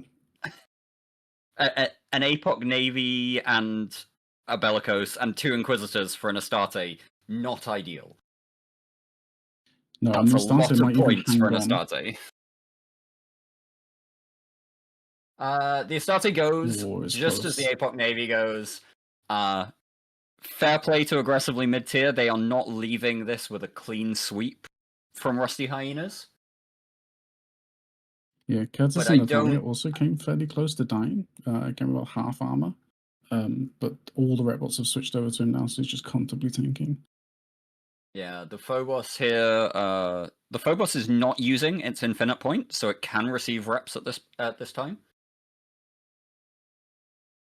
That is a mechanic that you can quite often use to address Hictors, is kind of bait them into infinite pointing and hope that they forget to turn it off, and therefore don't get reps. But in this kind of scenario with players like Akbad, they know what they're doing. They will be just fine. Yeah, and there's so little like webs or scrams available from the Rusty Hyenas team now that they're just not going to apply to any of the low end from Brokepel. Yeah, there's a web on this Navy Apocalypse. I'm trying to see where that's coming from. I think it's from the Devoter. The web looks like it's either the Devoter or the Absolution. The visual effects are not helping me especially too much here. But this APOC Navy is now entering Hull. Meanwhile, the Thalia is kind of comfortably around that kind of 70% armor scenario. They are shooting both the Thalia and the Bellicose, so they might be able to nuke the Bellicose down, but this APOC Navy is not long for the world. There it pops. At this point, we are strongly in the cleanup zone, as CCP confirmed would have us say. Yeah, the game's pretty much over at this point. I do wonder, though, if the two APOCs had maybe targeted the Bellicose from the start and tried to burn that down. It did seem like it was struggling to tank just the one of them. So that might have been like an interesting pickup from their point of view. Yeah, quick in on the Bellicose instead of trying to get in on Logiships or these very tanky T2 cruisers and battle cruisers. Yeah, definitely, I would say that Bellicose is one of the squishiest, if not the squishiest ship in that team comp. Yeah, and it's going to be a 50 men as well on it, most likely. So like even just a single TP or something like that, and those two Navy epochs are going to apply to it perfectly. Yeah, we do see a boundary there from Milton Seeley in the Celestis from Rusty Hyenas. He managed to get to 162 kilometers. That's a respectable boundary. It's not especially great. The boundary record is 231.5-ish, but It does yeah, seem like the Magus is going for it as well. Are they gonna let the Magus have it? Let him run. See what he can do. Come on. Oh no, it's bouncing. Take it. He's just Take it to bouncing immediately. glory, Dame Dim. Take it to glory.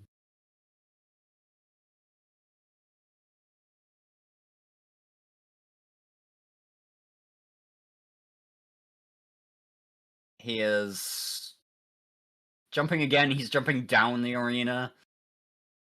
I swear to God, if you're going to make us live through 30 seconds of you just bouncing around, I'm not going to be appreciative. Glory or nothing, Daindeer. Glory or nothing. Yeah, take the honourable way out.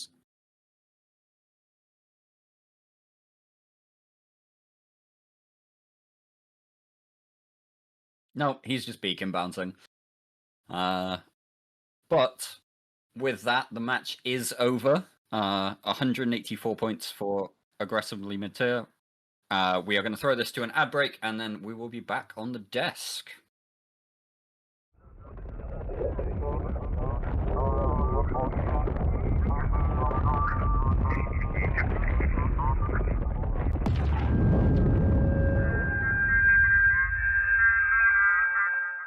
Keep going. Hold your head still. Oh yeah, okay. Sorry. I'm gonna be right here. All right. You don't need none of that. All you need is a mutaplasmin for the old ballistic control, and then you need some T2 ballistic controls, and then all you got to do is roll those bad boys and them some bitches, and then you're gonna get yourself a better version, and it's cheap as brother. I have rolled so many T2, and when you die, people think, oh, he had abyssals on that. Oh my God, I bet he's fancy as hell. They all think that, and you know what? A lot of times they're wrong, but it doesn't matter because perception is. Welcome back. Aggressively mid-tier have aggressively taken the first win in this relegation bracket, but our hell bracket will march on. One of the things that was interesting looking at that comp there from Rusty Hyenas actually was it looked a lot like the comp that we've been seeing Rage Quit run, but they brought a Celestis instead of their second Bellicose. CCP Jotun, they lost. Was it because of the missing Bellicose? What was the Celestis trying to do?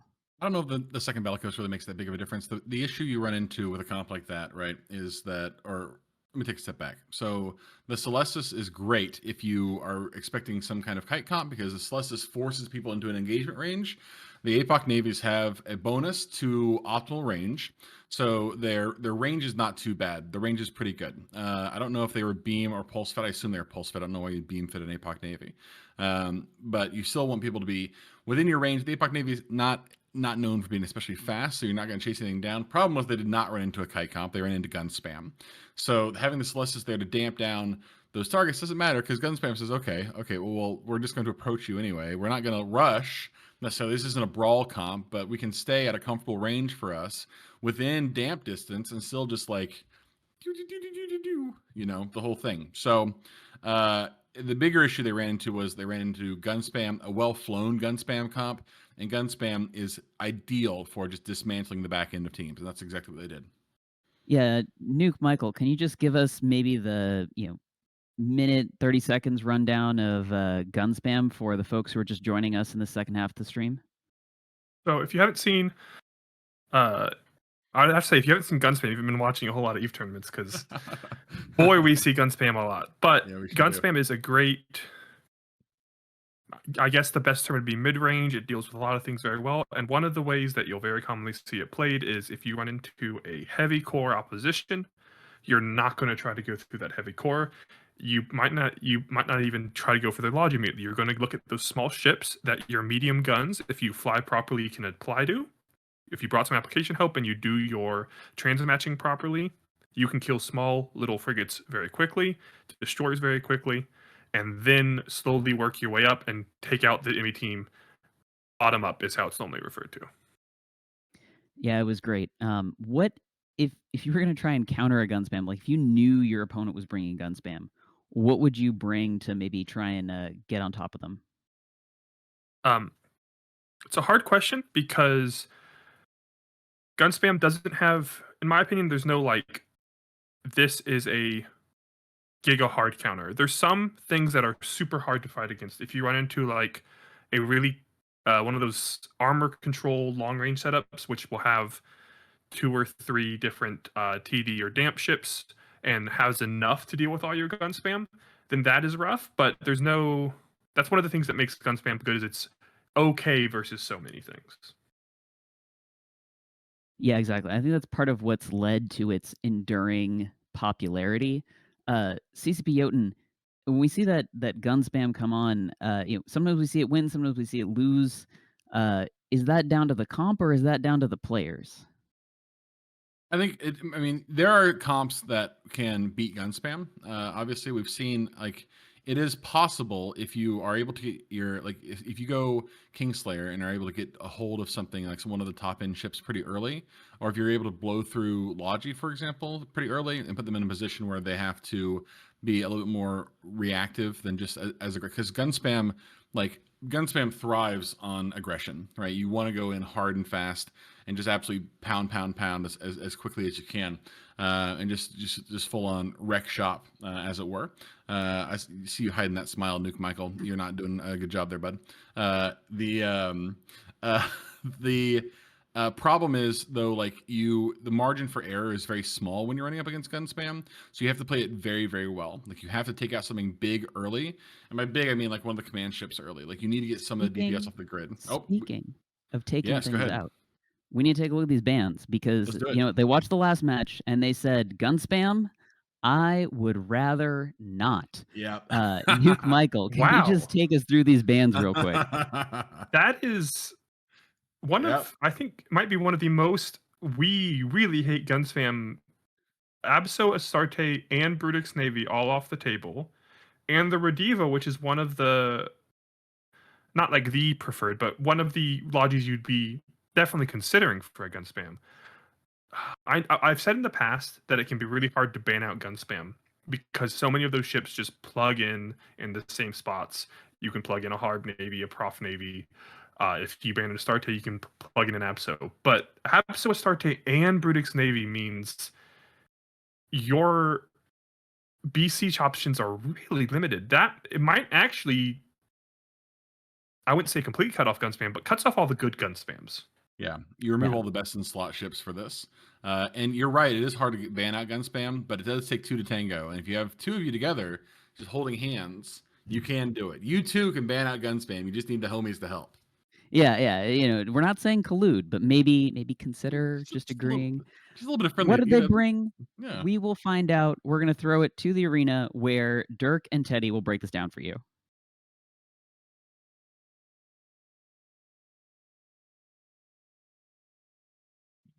Hello, everyone. Welcome back to the Hell Bracket. We are here with Bless the Cranes down in Africa versus Space Art. Bless the Cranes down in Africa have brought double APOC, double Bellicose, a Ponte, and 2 Navitases. Dirk, do you want to take me through the Space Art team? Yeah, we're seeing definitely a Florida Man style comp is what we would call this in the Alliance tournament, with that Alligator, triple Gila, Osprey, double Jackdaw. They are role-playing Guristas all the way. Interesting to see that they are going up against almost the same sort of comp as we were looking at in the last match. But they all walked in at 50 kilometers and they are now diving towards each other. It is, I really like the Jackdaw APOC teams. deleted.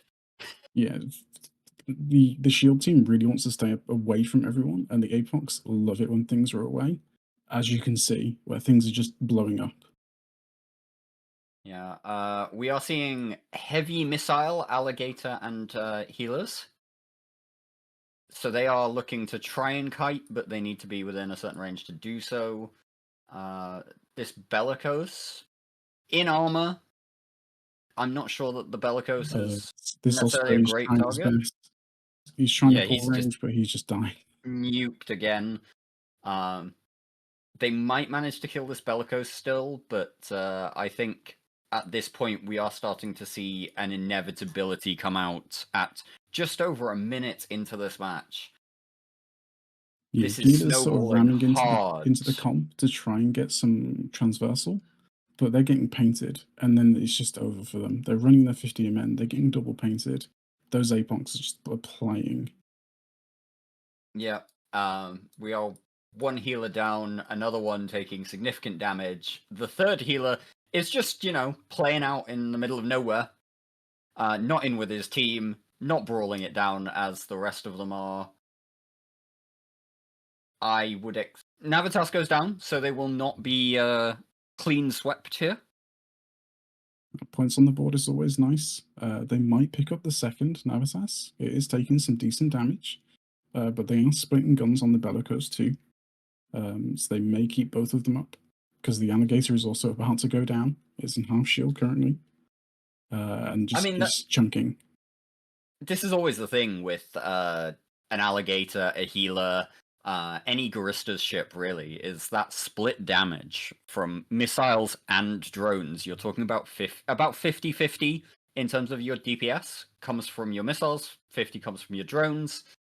So you can, if you're really effective with it, you can split targets and really push the enemy Logi into some real conundrums, as it were. You force them to make a decision on who gets the reps. But in this situation, they couldn't even kill a Bellicose effectively. They possibly needed to have their damage a little bit more focused. I'm not sure that this was the right comp to bring into this double Napoc, double target painter Bellicose long range damage.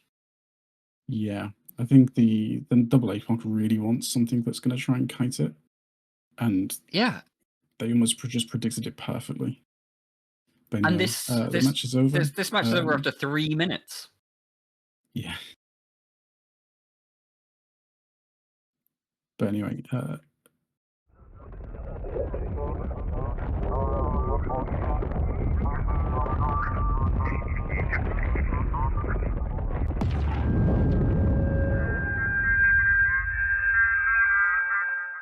Keep going. Hold your head still. Oh yeah, okay. Sorry. Let me go right here. All right.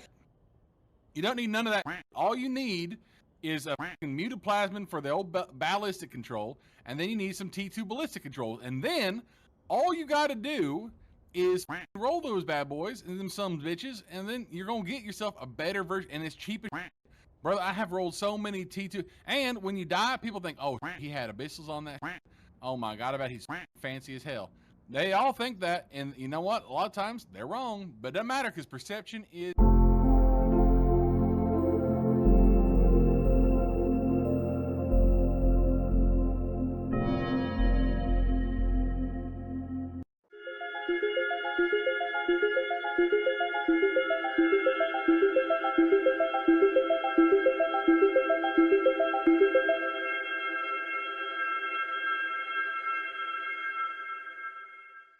Yeah, look at the MJD from Vargas of Tokyo Hunter. Where is he going? Yeah, good beat. Good bump. That was see. Hold on. Nowhere. Inside or outside? Oh, he just got bumped. Is that going to send him off? Yep. See you later, buddy. Good fucking bump. I love you.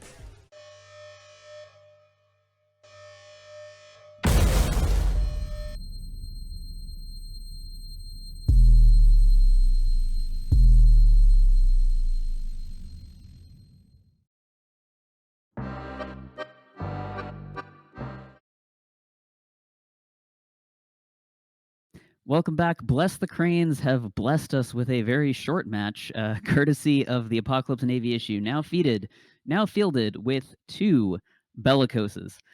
So, Nuke Michael, that match, was that just a comp diff? It's a really hard matchup. It's not like an insta-lose matchup, but it's as close to it as you can get without being an insta-lose matchup. Being in a bunch of high sig shield T1 resist ships versus 2 Napocs with double Bellicose support is rough. Yeah, it's really bad. Yeah, yeah. It's like you need the target painters, sure, those really help, but maybe you don't because they're just going to be flying around with shield extenders and micro warp drives on, right? It always helps. More SIG's always helpful. Yep, yep. So, CCP Yoten, I believe you are a Florida expert, and as our resident Florida expert on the desk, Gila and alligator balance. Talk to me about the numbers on that one. Yeah, I mean, it's funny. The alligator has kind of been criticized since it came onto the scene. It was very popular during like the first couple tournaments that it was in. It was a I mean, that's why people started talking about Florida Man comps. I mean, aside from just the meme, because people started flying these more esoteric drone comps and shield drone comps specifically. Shield drone comps used to be kind of limited to just Gila top end. Suddenly you add now or Gila or like something weird like a shield tank Dami in there. If you The rattle really existed. yeah, the rattle did exist, but the rattle's a lot of points. It's a And lot. it's back. And it is back. It is back. Like it is still very good to go with the. I mean, the drone comp as a whole is not bad. It has been very good in the past. I don't know if it's as good as it has been, especially since it's. We talked about vulnerabilities to gun spam before. This is another one of those comps that is very vulnerable to gun spam for all the reasons that a lot of comps are vulnerable to gun spam. But in this case, the Nuke is absolutely right. The issue that you run into with the alligator is that it is fine. It is not the best shield rush ship. Certainly, that's not what they were trying to do here, and it's not certainly the best shield rush battle cruiser. There are several others that are probably better. The question that gets asked a lot: why would you bring an alligator when you could bring like a Nighthawk or a Drake Navy issue instead? Obviously, they're trying to do something a little bit different. This is a drone-centric comp, so they're not looking for missile damage specifically. At the same time, the alligator, suffers from all the issues that Nuke just mentioned. It is, all these ships are shield tank ships. They have high SIGs. You're running into double target painter, double bellicose with bonus target painters and 2 Napocs. And that's a rough deal. That Jackdaw that got smoked straight out the gate probably had the SIG of a carrier, but in the moment that it died, like everybody on board. I think they also sort of you mentioned earlier that gun spam is bad for this comp. Their bans were the ones that were screaming, "Please don't bring gun spam." Yeah. Do you think there could have been a bit of a read of, wow, they really hate gun spam? Most of the comps that suck against gun spam probably also don't like this Napoc comp. Yeah, I do. I think. Can we call yeah, the go ahead. Sorry, Ali. like granddaddy or something? Like it's not the Octodad. it's bigger. It's older. Yeah, it's that old man strength, that old man energy. We need Exactly. to workshop a good name. Yeah, we do. It's funny because like you're absolutely right. It does run into the same issue where, if you get going fast enough, you can probably out-track the Napoc. The Napoc is not like it is designed to do one thing very well, and it is obliterate targets that are moving not super fast, but that have big, SIGs that it can apply to. And with the dual bellicose, unless you can knock out a bellicose early, which they weren't able to do, that's the other issue, is that the drone comps as a rule are not fast. They are not fast comps. Which is funny. Like you look at an alligator in real life, that thing can move. Yeah, they got some speed to them. I don't know if you've ever watched what's that guy, the fucking dude on Instagram who goes down there and starts booping stuff, always slapping alligators on the head. Garrett. Garrett, yes, that's the one. Thank you. Those motherfuckers move. They get that tail going. They get the and they just skirt. Like I've seen a gator in person before. I did live in West Georgia for a little while. I have seen a gator or two in my life. Okay, and I'll tell you, when they want to scoot, they scoot. They get them hips going and just out of there. So, but this the alligator alligators in the game, they very slow. And the thing too, the Jackdaw had the same problem. When you see dual Napocs as a Jackdaw pilot, you need to fucking get transversal fast. You need to go, and that's not exactly. I don't know if it would have necessarily made that much of a difference too, because again, they weren't dual bellicose painted. But they had to get a move on, and they did not get. I think even if the Jackdaw survived the initial wave, if you the Napoc would just go like, oh cool, okay, time to blast the Osprey anyway, and now you still die. Yeah. Like let the 2 bellicoses finish off the Jackdaws after the Osprey's dead, and you guys go ahead and move on to killing Gilas. Like Yeah, it's tough. It's just you mentioned comp diff a few minutes ago, and like kind of but it's just this comp has a lot of vulnerabilities, and they ran into one of them. So Yeah, Yeah. and I still really think this came down to a telegraphed ban set they sent and got punished for it. Yeah. It But does again- feel good when you actually read the bans like that, because sometimes you see a ban telegraph, or you think you see a ban telegraph, and you're like, all right, I got it. We're gonna bring, gun spam because they hate gun spam, and then you show up and you're like, I read that wrong. Yeah. They Yeah. knew that I was gonna do that. They brought something, or you're like, oh, I know that they know that I know, and then You can go pretty down soon for you're- infinite layers, and that's one of the hard things about the AT and the AG. Like trying to read bans is trying to read tea leaves. Yeah. It really is. All right, so that match, it was very fast. We're on to the next match, which is going to be All Else Fails versus Aggressively Mid-Tier. And now you in chat, if you've been watching since the start of this segment, you might be saying, Aggressively Mid-Tier, Allie, they just played. That is correct. They just played. And they submitted these bans that we are going to take a look at immediately after getting teleported out of the last match. So let's take a look at what we have here. We have some very interesting ships. CCP Very Jotun, what are you top-heavy. seeing here? Yeah, really top heavy. Nuke is right. Ged Nightmare Vindicator all banned out from Rote, which is interesting because they did ban Ged and Nightmare in the last match too. And they also banned the Armageddon Navy, so they swapped the Armageddon Navy ban for the Vindicator ban. They must not, and to that is interesting. I'm sure it's just a play. They're looking to remove something specific. The bans for All Else Fails, Nuke. What are you seeing here? This is even weirder, I think. The Apocalypse Navy ban I get. Like we just saw a good example of it. The Abaddon ban is interesting. I only got to see one Abaddon match so far in this Anger Games, and it didn't go well for the Abaddons. They feel like just not as good as doing the same comp with Apox. Yeah. The Nighthawk is also very strange because the Nighthawk is a strange ban for the same reason I thought the Nightmare was a strange ban, which is the Nighthawk is sort of Apex in one very specific comp, which is like heavy, like Ham Rush. So you're saying, okay, we don't want to see Ham Rush specifically. That's really the only thing it's good at. So you're saying we don't want to see that, but I think I've seen once or twice a Nighthawk with like 2 overdrives in a shield cut comp, but you don't see it much. Yeah. Interesting. It is Other indeed thing is very that interesting. lots of We Ewars have still open here. Yeah, we have both teams on grid actually. So we're Oh, gonna man. go down in just a moment, and you know Ooh. what? I think this might be a very fast one as well. Yeah, I Teddy, do too. take it away.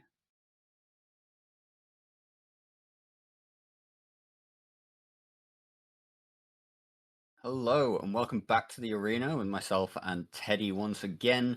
This next match in our Hell Bracket group stage, and we have what appears to be a pair of Minmatar Rush setups that are differentiated by a Loki and a Macarial for some reason. Teddy, what would inspire somebody to bring a Macarial into the arena? I love Macarial so much. They do good damage. They're pretty kitey. And they've got decent range. I love them so much. Yeah, I mean, I'm looking at this Macarial, and it does appear to be an autocannon Macarial. I can see those dual guns spinning, so this is like a dual 325mm autocannon or something. That's an interesting choice to then be warping at 30 kilometers. On the other side, we've got Sleipnir, Loki, Cerberus, Caracal Navy issue, so a very kind of traditional AC Ham Rush setup. Both teams bringing the Osprey, so 2 T1 Logi ships on the grid. What's the benefit of a T1 Logi ship here? I mean, it still gives out a decent amount of reps. T1 Logi ships are one of the only ships that give out as a bonus, like 2% reps.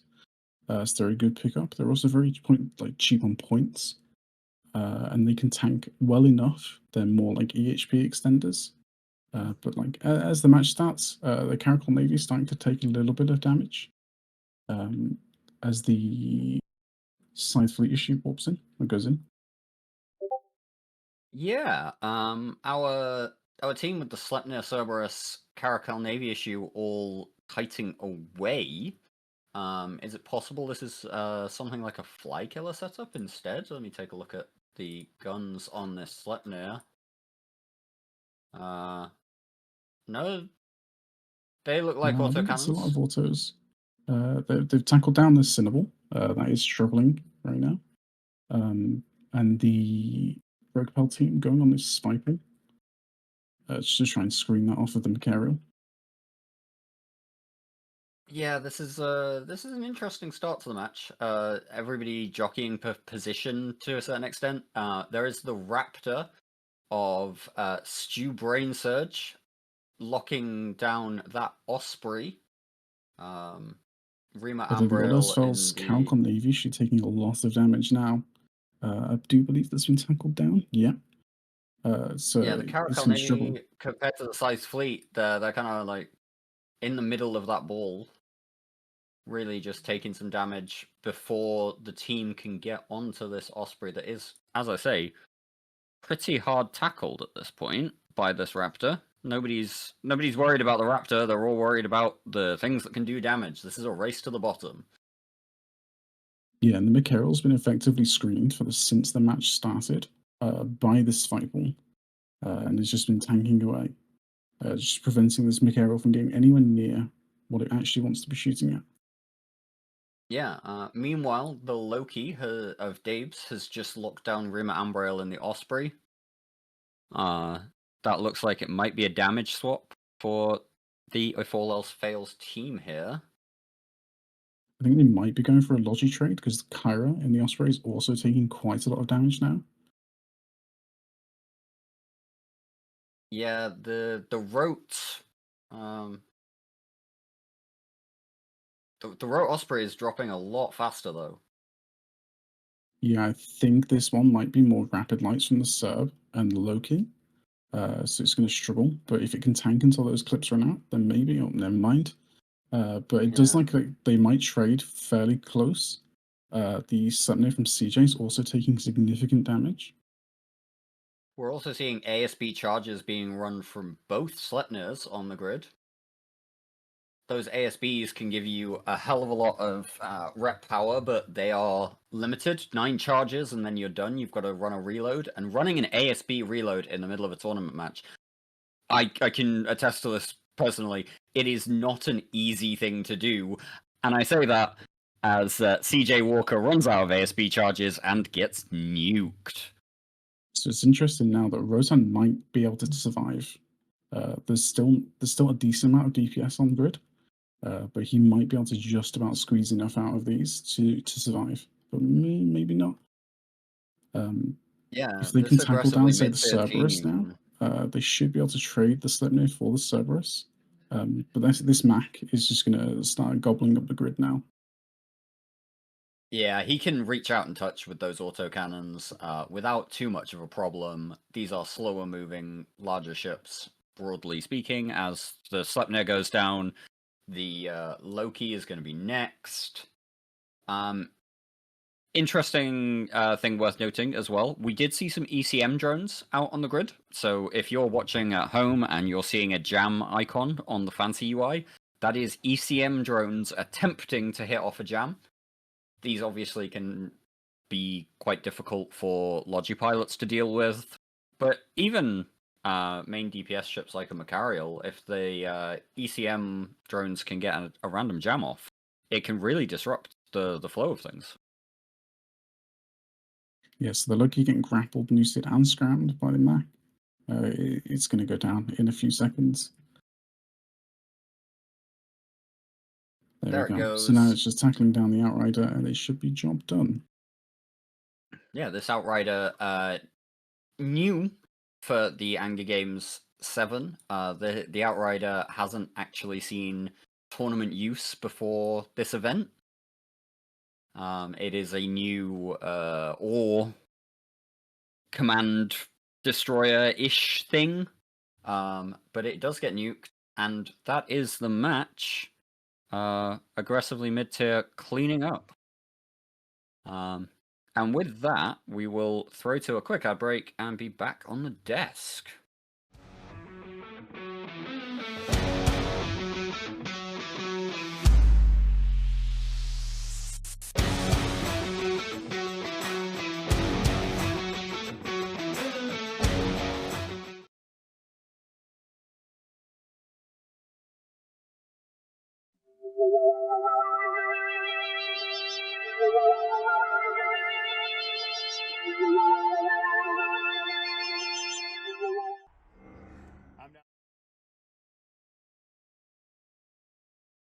Welcome back. Aggressively mid-tier continuing their aggressive run up this group stage. So they are up 2-0 so far, taking that rush mirror over all if all else fails.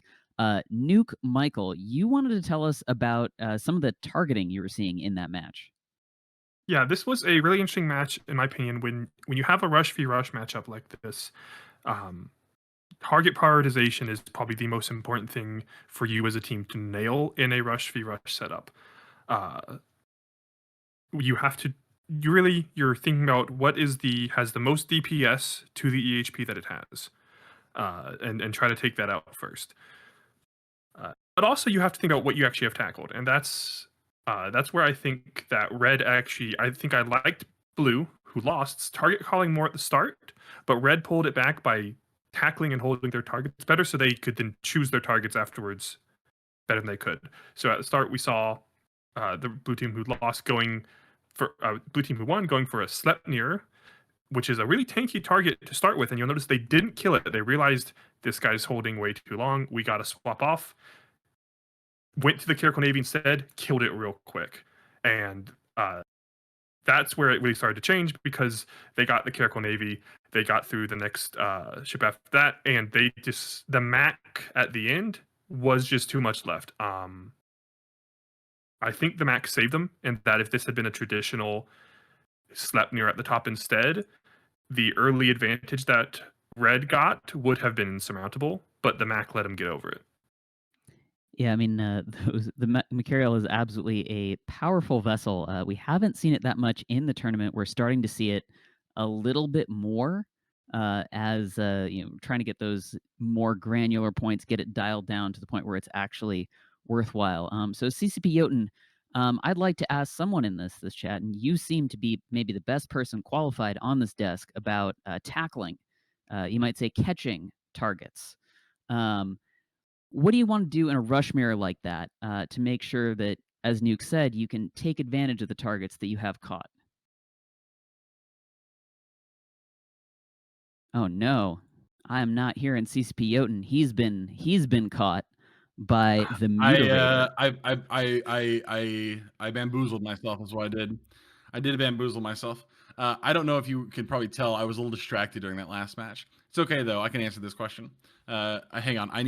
Before we do anything else, I legitimately need to change this as quickly as possible. I do not need anybody from Nintendo watching this stream. Okay, here we go. We're so back. So. The long and short of it is, I actually like the way that if all else fails handled the Macariel at the very beginning. They got the Sipple right on top of it and just held it down. The problem is the Macariel does have the Macariel benefits from being right up on top of somebody, but it doesn't need to be. So the Macariel was still able to apply damage pretty close, or even at the range they were at. So yeah, it was held down. It wasn't able to go anywhere, but it was still kind of up in the mix. The best, and it's tough in rush comps, right? Because in rush comps, the things that you tackle that have the most value for that tackle are Logi, right? Because Logi, if you get Logi tackle, you can scope it straight away, and Logi will try and keep distance, but everything else is going to be up in the mix. And the same was true with the Macariel as well, right? The Macariel wasn't going anywhere; it was going to try and be up there anyway. So yeah, you have it tackled, but it's going to stop. If it's playing well, it should stop its ship anyway and do the thing. So it's in rush comps like that. It's not. I don't think necessarily as big of a deal. It's still important. Obviously, you don't want things just being able to kite off of you the moment they start getting attacked. But it's not as critical as it is in when you're going up against kite comps, for example. Kite comps, you need to be able to grab something and keep the thing that is doing the grabbing alive long enough that it can do the grabbing for a little bit longer. Absolutely, and that's something that we've seen. That's why we've seen the long webs get banned so often in those kite comps. Nuke Michael, are you after? We've seen, like I said, we've seen the Macariel a couple times in this tournament. Are you a Macariel believer? I really like it in this format. I wasn't. If you had asked me before watching, before the AG started, Are you expecting a lot of max? I would have said no.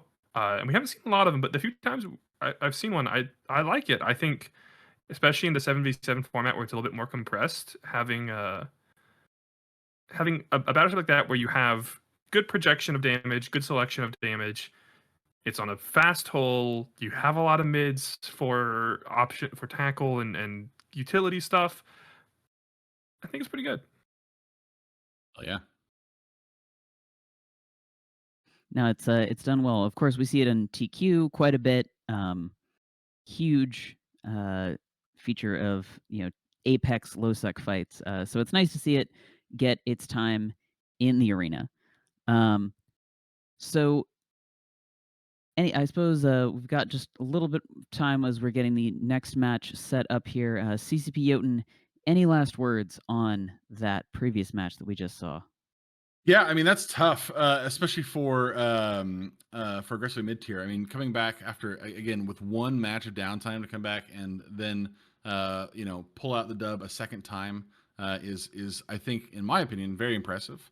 I assume they did win. Again was a little bit distracted during that last match for reasons unknown to God or man. But this is the kind of we talked earlier. You got to lock in. All right, this is a group of matches. They're gonna be coming at you fast. You gotta keep your head on the swivel. You gotta be ducking and weaving. You know what I mean? If you can dodge a wrench, you can dodge a ball. That's what's happening here. Absolutely. And speaking of locking in, we've got to the point we've now seen all the teams in this group. We're seeing them now for the second time. We've got Rusty Hyenas versus Bless the Cranes down in Africa. And we've got some bands. Let's take a look at the bands. Nuke Michael, very what's leaping out at you about this band line here? Lots of E-War hate. Yeah. Most of this ban is directed at E-War hate. You got one side who said, we don't want to see any long webs, and both sides said we don't want to see long webs, and both sides said we don't want to see weapon disruption, with each side being a little bit of both. That's a very interesting ban set. There's only 2 DPS ships on this ban set. Yeah, that's really wild. I'm looking at this and I'm feeling like the Kaldari and the Galente ought to sue. Like their ships, where are they represented? There's no representation from a fully half of the EVE Online factions in this ban set. Is there representation from those factions on grid? Frankly, not as much as you might hope. Yeah, but crazy. we will have to see. We will send it to the arena with Teddy and Dirk.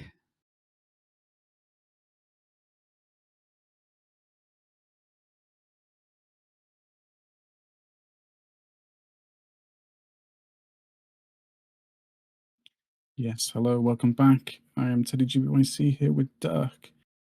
We are here with Rusty Hyenas and Bless the Cranes down in Africa. Rusty Hyenas here running with an Astarte, Navy Prophecy, a Harp, an Augurer, a Navy Exec, a Mauler, and an Omen. Dirk, do you want to run us through the Bless the Cranes comp? Yeah, so Bless the Cranes comp.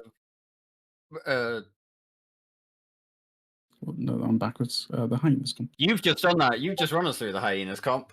Bless the Cranes. Wingnut is in the wrong arena for this match. He is over there on stream 1. But Bless the Cranes have brought a Vindicator, or as it's otherwise known, a Windicator. The teams are underway.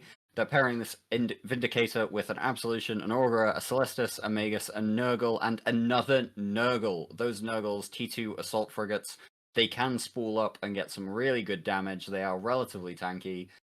This Vindicator, is it blasters? That becomes the question, doesn't it? And it does in fact look as if it might be a blaster Vindicator. So they are going to punch straight in, try and lock something down with those 90% webs, and just brawl it in the face. Hyena's doing a really good job of like pulling away though and trying to force these Nurgles to bounce straight at them, so they can just fully apply. Yeah, this is a really good example of piloting to try and make sure that transversal is as limited as possible. This medium gun spam comp from Hyenas wants to not be having to track too hard, doesn't want to be spinning those turrets around too much. But we are just kind of seeing jockeying for position here as we just kind of cross that minute 15 boundary. They do seem to have let There's not themselves a get lot of action tackled. happening. The Astarte is getting webbed down by the Vindu now. So we might see that start to break. The Vindy itself webbed and scrammed, so it may be that something is gonna die to try and let the rest of the team move away again. However, the Mauler and the Exec Navy from Hyenas have broken off, and they're on the Toto Augurer. That's really that struggling to Augurer tank taking now. a lot of damage now. They did a really nice little loop-the-loop and have got into their backline. Yeah, that was a really, really good play there from who's on this Augurer. As it pops, yeah, that Execra Navy issue really doing the work to put the Rusty Hyenas team ahead here. Yeah, the Nuggles are really trying their best to screen, but the medium gun spam was just too much. There's so many threats on grid that you can just push through and just ignore the two ships that are getting tackled down. And even now, like the Astarte is probably going to go down in a second. But for that, you're trading the Logi, the Nurgle's almost dying, and the Absolution is also going to start dying soon. So that's a really, really good trade. A lot of damage. It's worth noting, like, as much as we can kind of we can kind of shit on battle cruisers, especially T1 and Navy faction battle cruisers, the Harbinger can actually put out quite a lot of DPS for a T1 battle cruiser, and the Prophecy Navy. I love flying a Prophecy Navy in tournaments because it is a brick that can reach out and touch you no matter where it is. It does not matter if you are 150 kilometers away from a Prophecy Navy. If it can lock you, it can shoot you, and you will feel it. Yeah, the Hyenas team have come in and just broken off the Nurgle that was tackling down the Augurer. So now the Augurer is pulling range, and I think might just tank this. Never mind, the Nurgle has got back on him. But even then, he's about to die. And the Nurgle's the only thing that's really going to tackle that down. The Vindy is pretty close. That Augurer does pop, though. There we go. So we've seen a Logi trade. It's taken, what's that, 2 minutes for that Logi trade to happen, but it has happened. That's a really good trade for that Logi. Like, if you're a T1 Logi, just staying alive for 2 minutes is a massive benefit to your team. You're pushing out the EHP numbers so hard by just existing. Yeah, Rusty Hyenas are also only 2 points away from the negative tie-dye overtime mechanic, which this Magus will push them over. I'm just trying to do the maths on it quickly. The Maulus for the Magus still puts them within that overtime threshold. The threshold is 25 points between the two teams. The Mauler is worth 13, the Magus is worth 16, so that will take them into that negative tie-dye in about 2 minutes, as long as everything stays roughly stable. The question I have is whether or not a Prophecy Navy, a Harbinger, an Execra Navy, and an Omen can push through a Vindicator. Because that's really the thing that's gonna bring Rusty Hyenas the win if they get on this Vindicator and they actually do some work. But they seem to be focused on this Absolution instead. Yeah, they might be thinking that if they kill the Abso, then they can just kite this out. The Abso is one of the only things on that team that can actually project out. The Vindy's with blasters, and he's pretty slow. So the Prof Navy, the Harb, the Exec can all just kite out. You know, everybody always says that a Vindicator is slow. It always seems to be faster than everybody expects when it comes to a tournament scenario. Because that Vindicator is running at, it was running at 1700 meters a second just a few seconds ago. Vindicator's not quite as slow as everybody thinks. If you underestimate it, it will come for you. Yeah, the Lance and the Harbinger was taking pretty big damage there, but I think he's broken tackle and he's now starting to just get the hell out of there. He's still taking a little bit of damage, 8% armor. I wonder if they're going to trade this trade for the Absolution, it's a Harbinger. really good trade. damage seems to have switched over to the Executor Navy now of Daemdir. But nothing is locked down at this point. It's all target painters. It's not. Yeah. If they can push this This is- Celestis, do they get this into the win? I think so, actually. The Harbinger kill might balance it back out again. Because we are currently Yeah, they are within it's 132 to 124.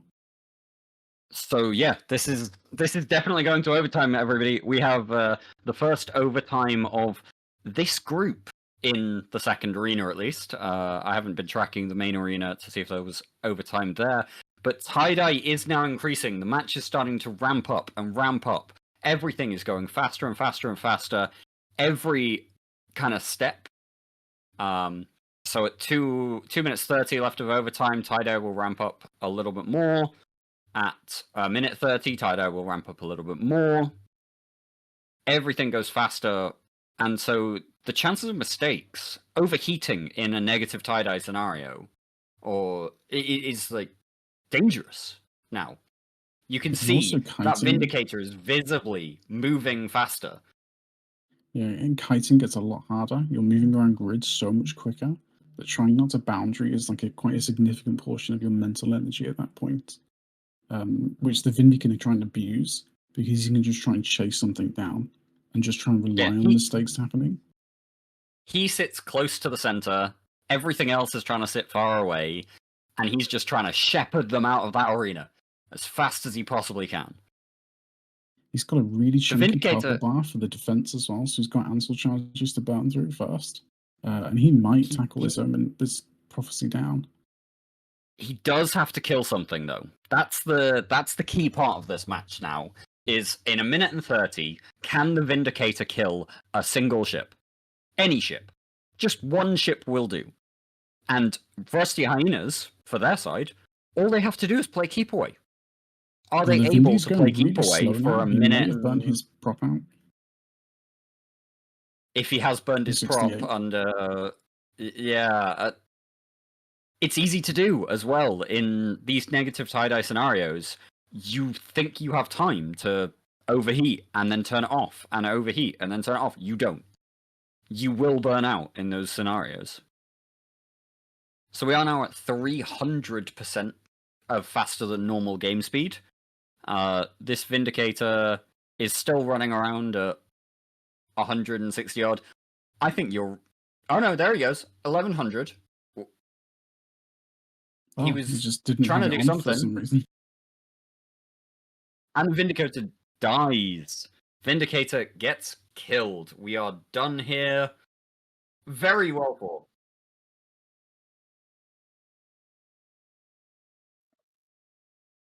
Welcome back from our first overtime of this half of the broadcast, where we just saw Rusty Hyenas take that, but not without some sweating. What a match. Nuke Michael, what do you think of that, the comps there? That was I gotta say it, that was a really strange comp from Bless the Cranes. It looked like I almost want to say like the start of a gun spam comp that then got a Vindy shoved into it and then adjusted. It was very... it was a strange one. Yeah, it was odd. And Rusty brought a much more standard gun spam to this. Yeah. CCB Jotun, we don't have Wingnut on this stream, so we can't get some Vindicator hype. But perhaps you could help out. That Vindicator, are we thumbs up or thumbs down on that Vindicator in that match? I think I'm like thoroughly nonplussed. It was very interesting because like the Vindy played well. They got a little bit of a bait situation going on in the beginning of it. So they fed I can't remember what it was. I think they fed the Astarte to the Vindy pretty early on. But by doing so, the rest of the team from Rusty Hyenas was able to kind of like scoop around the back, just kind of, or not Rusty Hyenas, sorry. It was Rusty Hyenas. I was wrong. had my screen pulled up the wrong way. They kind of did like a scoop around the back, just a little bit of a scoop sort of situation. And in doing the scoop, they were able to get around the back and kill the Augurer, which is really, really good and important because they kept their Logi on grid for a lot longer. And if you're fighting Logi, if you know Logi, you effectively have significantly fewer hit points than you would have otherwise, right? To very, very quickly kind of wrap this lineup, the play at the end is a little mesmerizing. The Vindy was able to last a long time, played well up until that point, but then you get on top of the Navy Prophecy, and then you just chill. Like, I don't know. We thought maybe it burned the prop, but then you started zooming again at the end. Maybe we're just trying to repair heat. We couldn't quite figure that one out. I think at that point, don't worry about your heat. Maybe it burned a web or something. Like, I just think I know what happened. He was probably capped out. Maybe, yeah, maybe. Whatever it was an untimely. It was a bad time for that to happen because you literally he forced the Prophecy Navy kind of up against the wall, and the Prophecy Navy had to turn. He was able to get webs on it, and then the Prophecy Navy just like zoot and got away, which is not ideal. You want to be able to hold him down. I don't know if it necessarily makes a huge difference at the very end. I think it kind of does. It would have put him in the lead and removed a third of the damage left, but coulda, shoulda. Yeah, before that, we saw a really early, not a Logi trade, a one-sided thing. Nuke, how'd that happen? How'd the Augurer die? That was just so the Vindy committed in hard because he's gotta grab something, and as soon as he did, the other team took the opportunity. They said one of our guys is going to die here, but the Vindy's got him, and no one is stopped. No one's got the rest of us, and we can just run through the screening and get on the enemy Logi, and that's more valuable than whatever DPS ship the Vindy has tackled behind that we've given up for it. And they're absolutely right. You take that trade every time. Yep. DPS for Augur, it's a good one. But the Hell Bracket marches on. Space Art versus Aggressively Mid-Tier coming up next. Aggressively Mid-Tier 2-0 so far. Let's take a look at the bans. Hey, look, it's that Nightmare ban again. Nuke, what's up with this? I don't know. We've seen Nightmare not that commonly. It hasn't been awful when it's been shown, but I don't think it's been amazingly standout.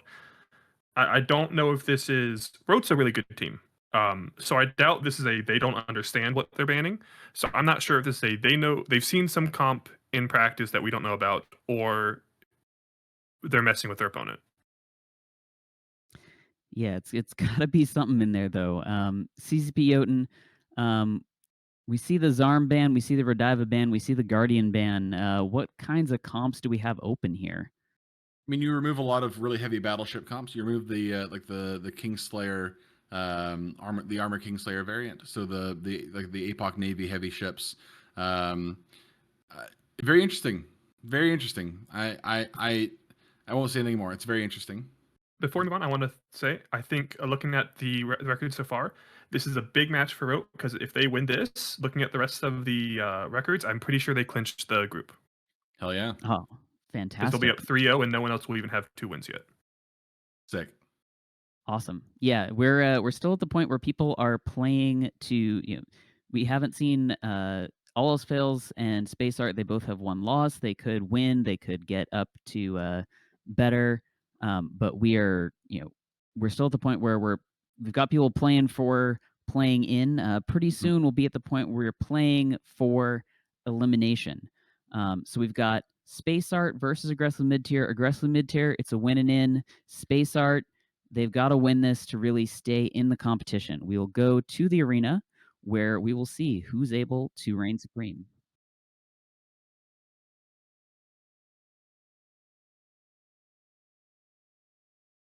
Yep, we are back in the arena once again. This bracket is marching quickly, isn't it? Jesus. Here we have Space Art versus Aggressively Mid-Tier. Space Art bringing a pretty standard rush with Sleipnir, a Loki, that is a Ham Tengu, an Osprey, a Stork, a Swipple, and a Moa, interestingly enough. That T1 cruiser with the railguns. Teddy, what have we got from the Aggressive Mid-Tier side? Oh boy, we have a Paladin. We have an Apocalypse Navy issue. We have an Ashimu, Pontimagus, Inquisitor Navitas. I gotta say, I love the Paladin pick. It's not very good, I don't think, personally, but I love that they brought it. It is bold. And we are immediately seeing a hell of a lot of damage going onto that Osprey. That Osprey of Shivala struggling does seem under like that it's paying Paladin off. APOC Navy damage. He is chunking armor, but it's a question of whether or not they can punch through before he gets up to speed.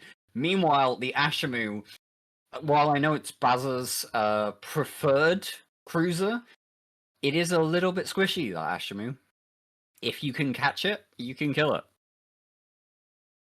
Yeah, they do seem to be staying on the Osprey, although they are splitting a little bit damage onto the Tengu. But I do think this Osprey is going to go down in a second. I am trying trying to its figure best. out. There is a jam attempt on the Navy APOC.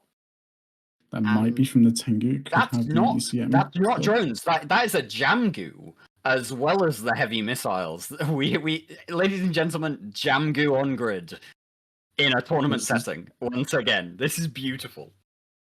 So they've switched over to the Moa now. The Moa is quite like a nice ship to get rid of here. It does quite a decent job of tackling. It can fit a Scram Web and XLASB. But if you've got the raw damage, you can punch through the XLASB, as they just showed. The Yeah, that Ashimu is Moa still, got nuked. still tanking really nicely. The 2 T1 Logi frigates are really keeping this alive. And they And might be able to Striple's burn gonna enough go. DPS there. Yeah, they might be able to burn enough DPS now to stay alive. I think the Ashimu probably will still die, but at what cost? Yeah, I mean, if you've just fed your entire low end to kill an Ashimu, that's a pretty poor trade. And this Tengu is going to die as well. Like it's dying so hard. I mean, it is a Jamgu after all, right? Like, you can't have everything, and Jamgus are notably squishy. But again, this Ashimu is still not It's just done. surviving. Oh, there we go. It Live goes down to in the win, end. my friend. Live to win. At Over the this Slipman is point, tackled down now as well. It's grappled and webbed. So those Yeah, are Navy APOC and Paladin's going to apply to it nearly perfectly. So what we've seen here is why this Navy APOC kind of archetype is so strong. It can reach out and touch you at range as long as it has control. If you try and charge into it, it swaps to close range ammo, and it can still track you and shoot you with significant amounts of damage. A Navy APOC and a Paladin is pretty solidly somewhere in the range of what, like 1500 to 2k DPS from the two ships? Yeah, Those it's- Ashimu long webs lock you down, and you're kind of feeling done before you even start. That Jamgu even gave if them a the, lot of help, but it wasn't even enough. for when the Ashimu goes down, you've got the Magus, you've got the Ponti to scram and screen things for you.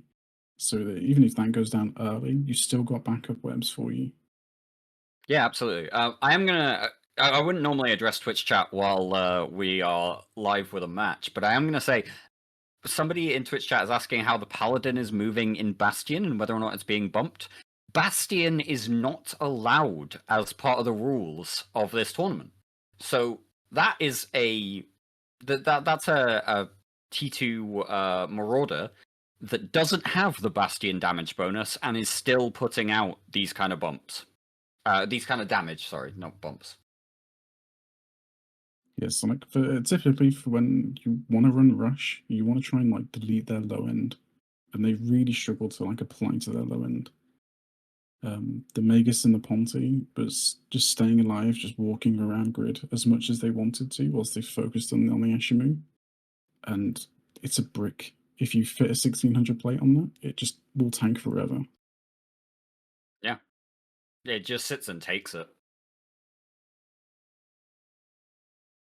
What isn't sitting and taking it is this Loki, which does not appear to have an ASB module, so it is just a pure EHP grind at this point. We are waiting for this Loki to die, which it does.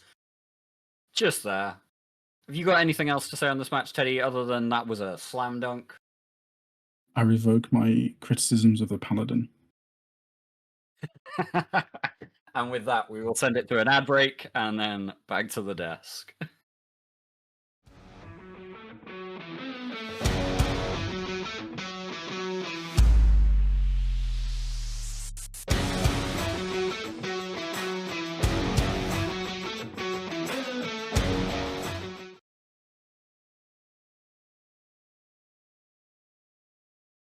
I'm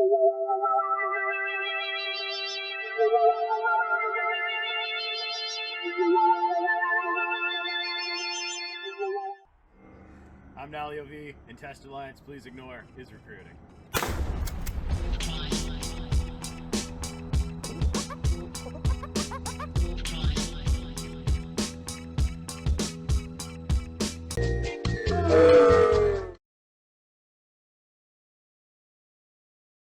Welcome back. Aggressively mid-tier, congratulations. They have secured their spot in the main tournament. The rest of this bracket is to decide who will be number 2.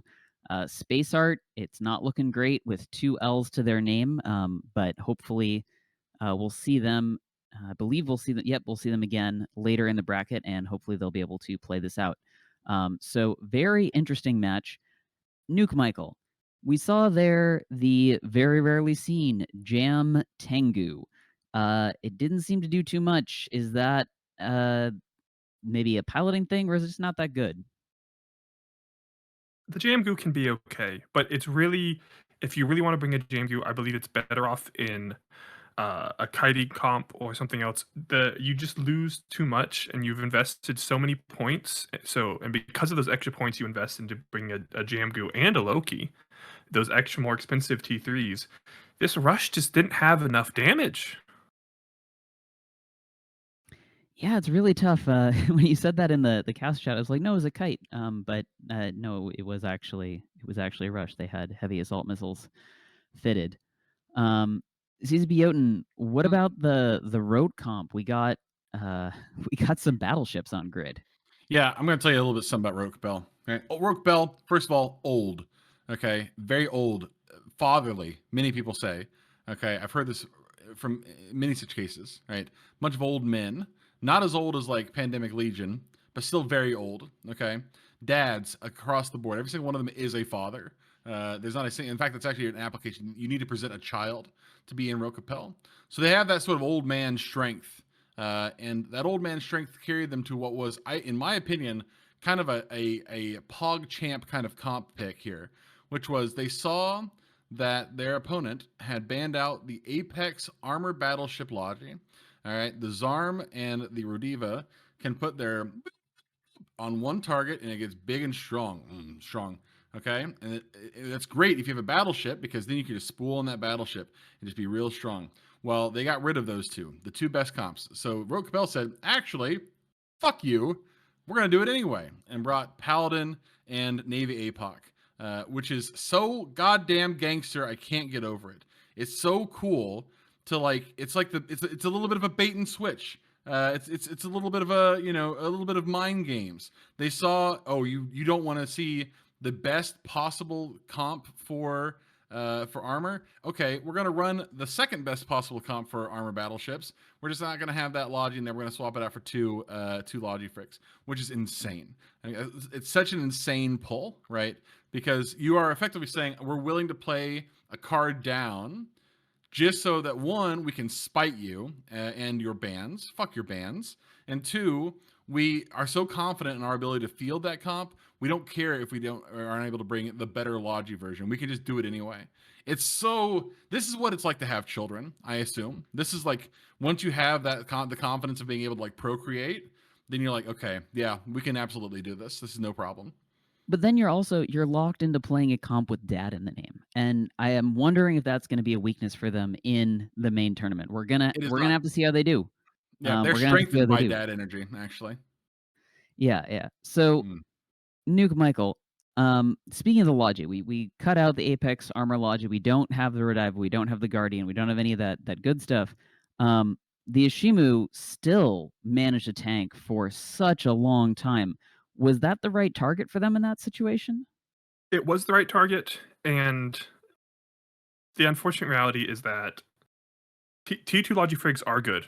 Like, I think this comp, like, they're very good for this comp as well. Double T2 armor Logifrigs is great, but they don't have that. They don't have the raw rep output that Guardian or Diva or any of the cruisers could put out. And if your rush cannot get through an Ashimu under frigate reps, your rush does not have enough damage. Yeah. End of story.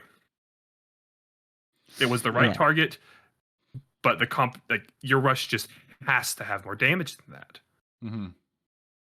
Can you like turn and snap one of the Logi frigates? Like, what's stopping you from doing that? Hams are not good for that. If you're like a Mimitar rush with guns and a few webs, then snapping onto a Logi frigate is an option. But trying to get onto a T2 Logi frigate with a ham comp is not what you want to be doing.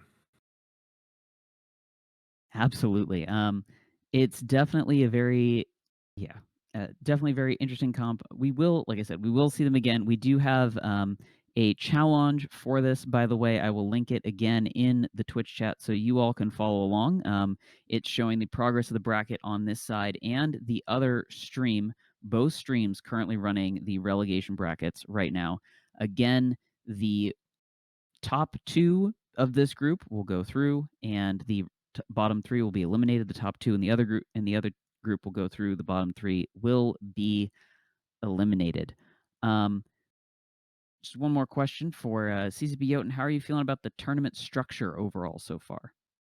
I mean, I love like it is always like when you get into like the first couple days are always just sort of like, okay, it's very procedural. Get through matches. You know, you have a laundry list of things. You're just sorting out. You know, you're sorting the wheat from the chaff, right? Is what you're doing there. And now we're getting down here. We're going through the chaff. And we're saying, okay, what's still good in here? What can we still work with? Okay. And there you're gonna get the gamers. You got to get your rote capels out. You're like, okay, we got those guys. We got them. And now, since rote's out, everybody else is competing for one more spot. There's one spot left in this group. So like, it's Yep. all Could be anyone. It could all the be cards Rusty now. Hyenas. It could be all if all else fails. Let's take a look at the bands. We'll take a look and we'll see which of those is gonna have a better band set here. So Very that is, hey, the Tengu got banned. Nuke, did it deserve that? I don't think so. I don't like spinning a ban on a Tengu. No. It's just it's such a nothing ban. It doesn't. I can't think of any comp that's going, dang, we can't run that comp now. I can't even think of a comp that got noticeably worse because it can't bring a Tengu. Well, here's the problem with T3 bands in general. I'm sorry to interrupt, but like T3s are great generalist ships. They do nothing specifically great. Except Loki. Yeah, the Loki sort of, but like the Tengu, certainly not. It's not the best jam ship. It's not the best ham ship. It's not the best kite ship. It's just sort of like mid at everything. Yeah, I don't know. Yeah, the Loki's a standout just because of how important webs are. But yeah, there's a reason you haven't seen Proteus or Legion bans either. Real. Yeah, I'm not even sure I've seen a Proteus on grid in a tournament in. We did earlier. We had one earlier today. I remember. Oh wow. Because it was so weird. That's why I remember it. Yeah. No, that really stands out. Speaking of things standing out, what's the Abaddon doing in this ban line? Nuke. Also a good question. Yeah. It could have been an APOC. I feel like again, it's one of those things where I think Rusty's has such a stronger band set here because the Abaddon and the Tengu band both just feel like nothing. Like there is like nothing's off the table because of those bands. The APOC Navy ban I like, and the Geddon ban I like, and the Maulus ban I like. It just those two bands stand out to me as just such bands. Yeah. All right. So if we could bet, we'd have Nuke Michael points on Rusty Hyenas. I'll put mine on if all else fails. Their bands may be weird, but maybe their comp's good. We will find out though in the arena with Dirk and Teddy.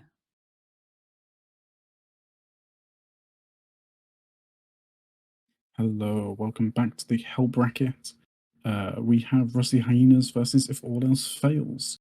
Rusty Hyenas with an Omen Navy, an Omen, a Harbinger Navy, a Brutix, a Curse, a Rediva, and a Draugr. So actually want to take us through the All Else Fails comp. I'm sorry, I don't know if we're looking at the same arena, but I don't. Oh, no, I do see an Omen Navy. Sorry. Oh, my bad. My locks are sorted differently. Yeah, If All Else Fails have brought the Macarial, the Claymore this time, with an Osprey, a Scythe Fleet, a Stabber Fleet, an Outrider again, and a Jaguar. Taking a look at this Claymore, just to double check that this is, in fact, the ham rush that I think it is, and in fact, that is a ham Claymore. along with that autocannon Macarial once again. I tell you what, Sothrasil will be very happy with this tournament. We've seen so many more Macarials than in any other tournament we've had in the last half decade. Yeah, as someone that used to run in Macmoa meta, I love having Macarials in a tournament. They're really fun to use. The Scythe Fleet issue taking a decent amount of damage at the moment. So is the but Rediva, he though. should be able to pull out. That Rediva as the primary target for this Macarial comp, the Draugr also taking a good chunk of damage. That Draugr definitely. is I going to think be the entering armor soon. Scythe Fleet is stabilizing under those Osprey reps.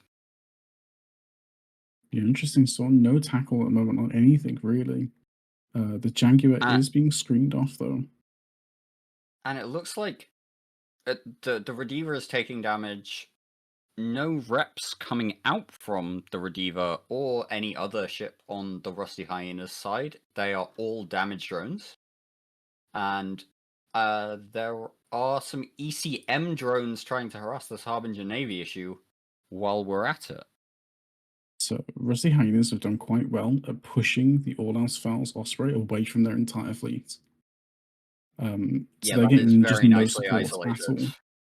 The Omen, the Brutix, the Omen Navy issue, all converging on this Osprey now, and it gets nuked. It is Yeah, down. they're trying to trade that for the Draugr. However, it's untackled, and it's just going to bail. It's a very slow trade, and it's not a good one either. I wouldn't want to trade my Logi for a Draugr.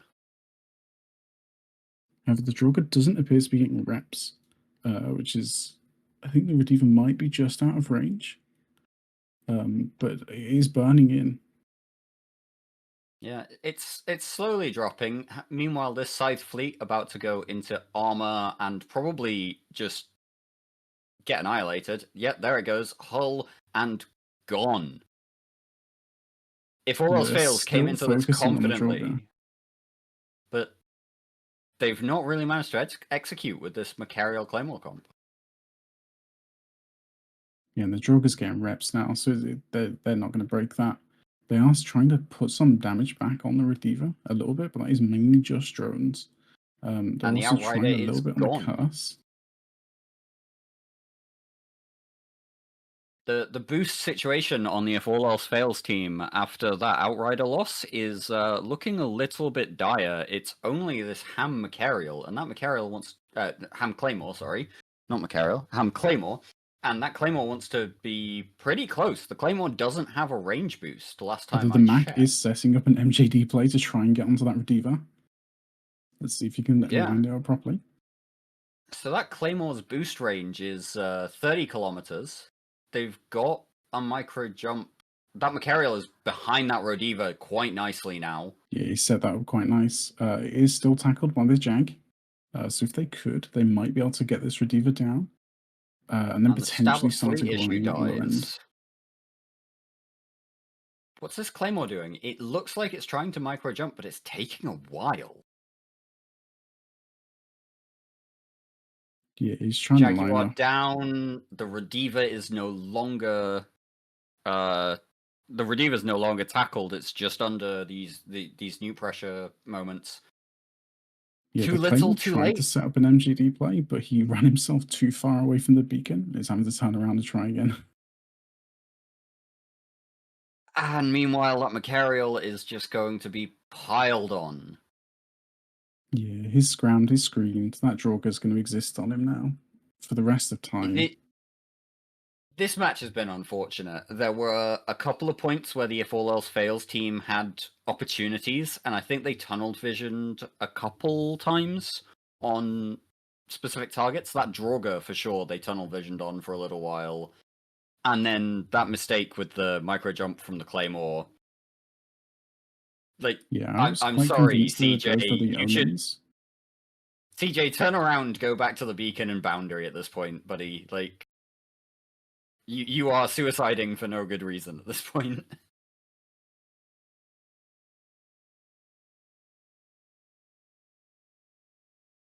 Yeah, I mean, he's going to put some damage on the Omen, but with the Rediva still alive, that damage is just going to do nothing. It's barely Yeah, even hitting. there's no ship that I think a Claymore could solo with hams under Rediva reps in this comp. Not even Yeah, the I mean, Draugr. he's getting missile guns So- disrupted, so those missiles are actually only going about 7 kilometers away from him, and not even Yeah, getting to the Omen. This is a painful way to end this match for the If All Else Fails side. I'm sorry, CJ, but you should have turned around and gone back to the beacon again.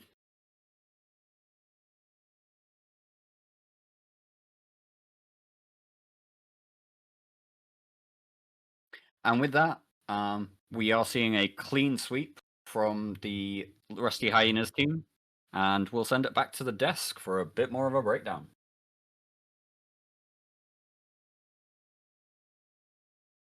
All right, welcome back. That was quite the match. Good game to Rusty Hyenas there.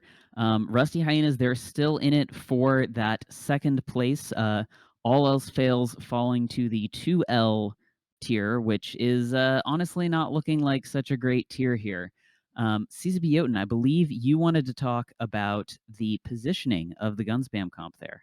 Yeah, I love the way that they played gun spam. They like Rusty Hyenas absolutely like set it up exactly right. Because the thing that makes gun spam so great, especially with you when you have a lot of cruiser and battle cruiser medium guns, which is what gun spam is, you have a lot of range. Right? You have a lot of distance. You're using railguns, you're using beams, and what you have is this ability to project. Okay, so you don't necessarily need to be all up on top of your target, and you're not really necessarily worried about trying to keep distance. You can play at a lot of different ranges. So what you do is you can kind of spread out a little bit, and as long as you're moving in sort of this mass that kind of like ambulates around the arena a little bit, it's not a true kite that you did see them kite back a little bit at the beginning. What you can do then is you can just sort of play out at range, force the opposing team to try and make a dive at something that is within your group, and the moment your tackle goes in and snags something like they did with the Osprey, then you converge and just blast it. Okay, and you can do that the entire match if you want to. They had a little bit of trouble because there wasn't the back end was not like the back end of this comp is actually kind of funny because it's not as squishy as it might be otherwise, right? You have the Jaguar, which lasted a lot longer than I thought it should have. The Jaguar dove in basically straight away and then kind of did nothing the rest of the match. The Outrider is the tankiest of the command desis. We talked about that during last week's matches. So like, there's not a ton of great options back there, but you wait until the Osprey's vulnerable. You grab the Osprey, you converge, you get rid of the Osprey, and then you just pick it apart after that. It was very well played.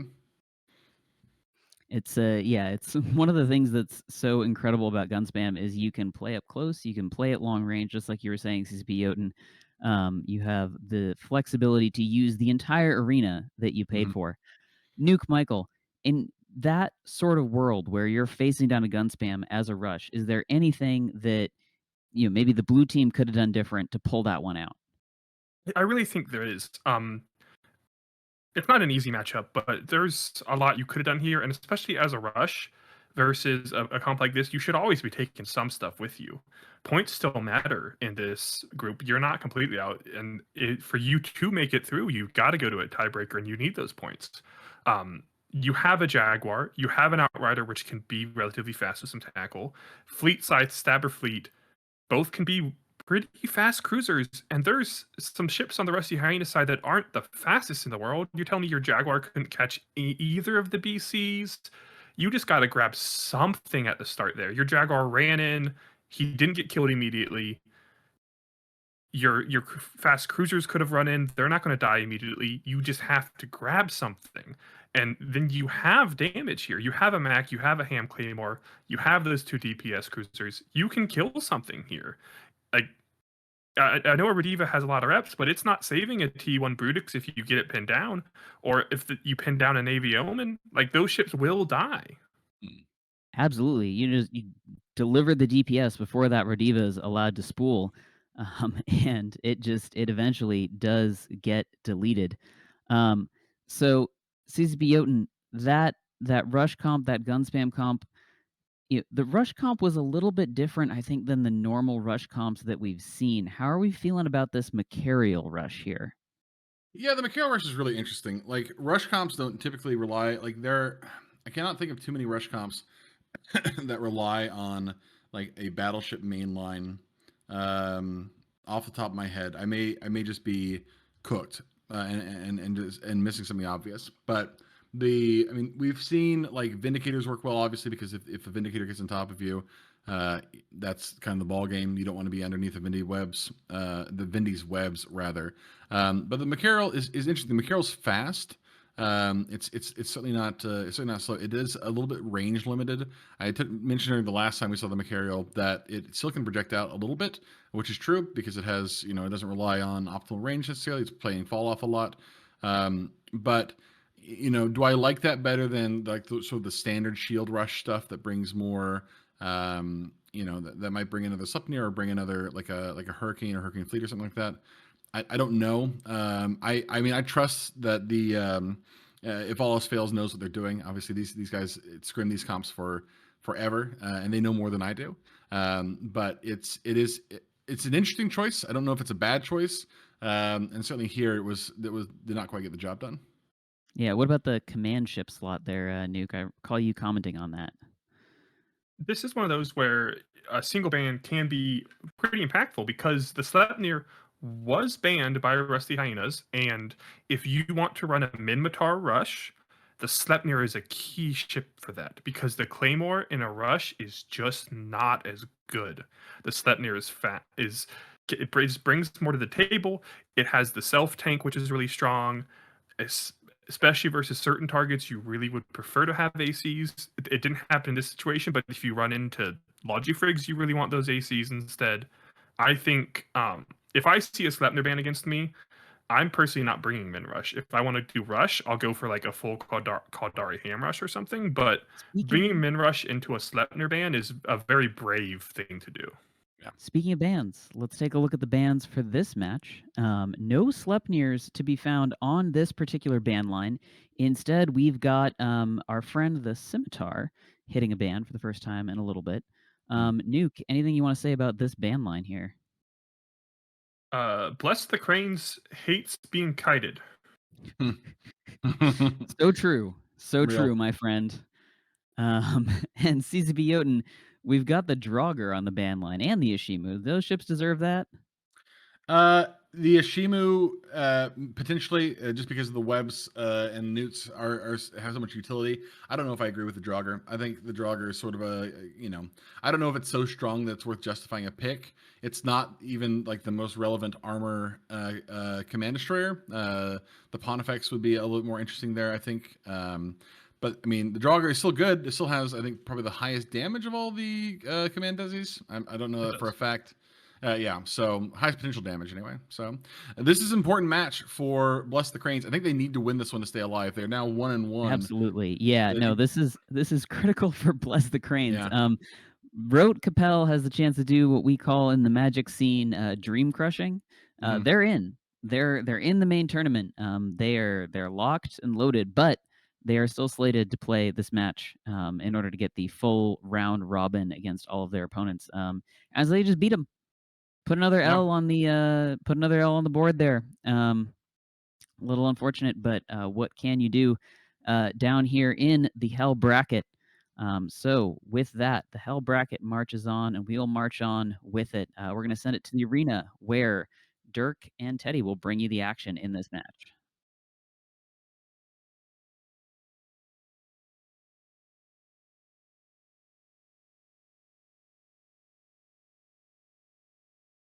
All right. I thought this was Teddy, but apparently it's me. We are back with yet another match here in this Hell bracket. This is our 7th match, and there's another 3 to go. It's gonna be a while still. But what we have here from Bless the Cranes is that double APOC Navy, double Bellicose back again.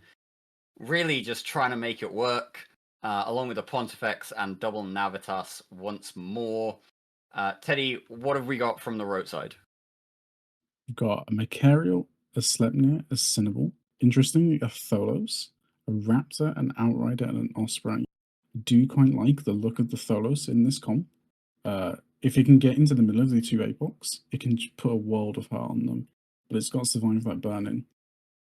Yeah, that damage over time mechanic from the Tholos and also from the Cenotaph, which I believe we don't allow the Cenotaph in this tournament for obvious reasons.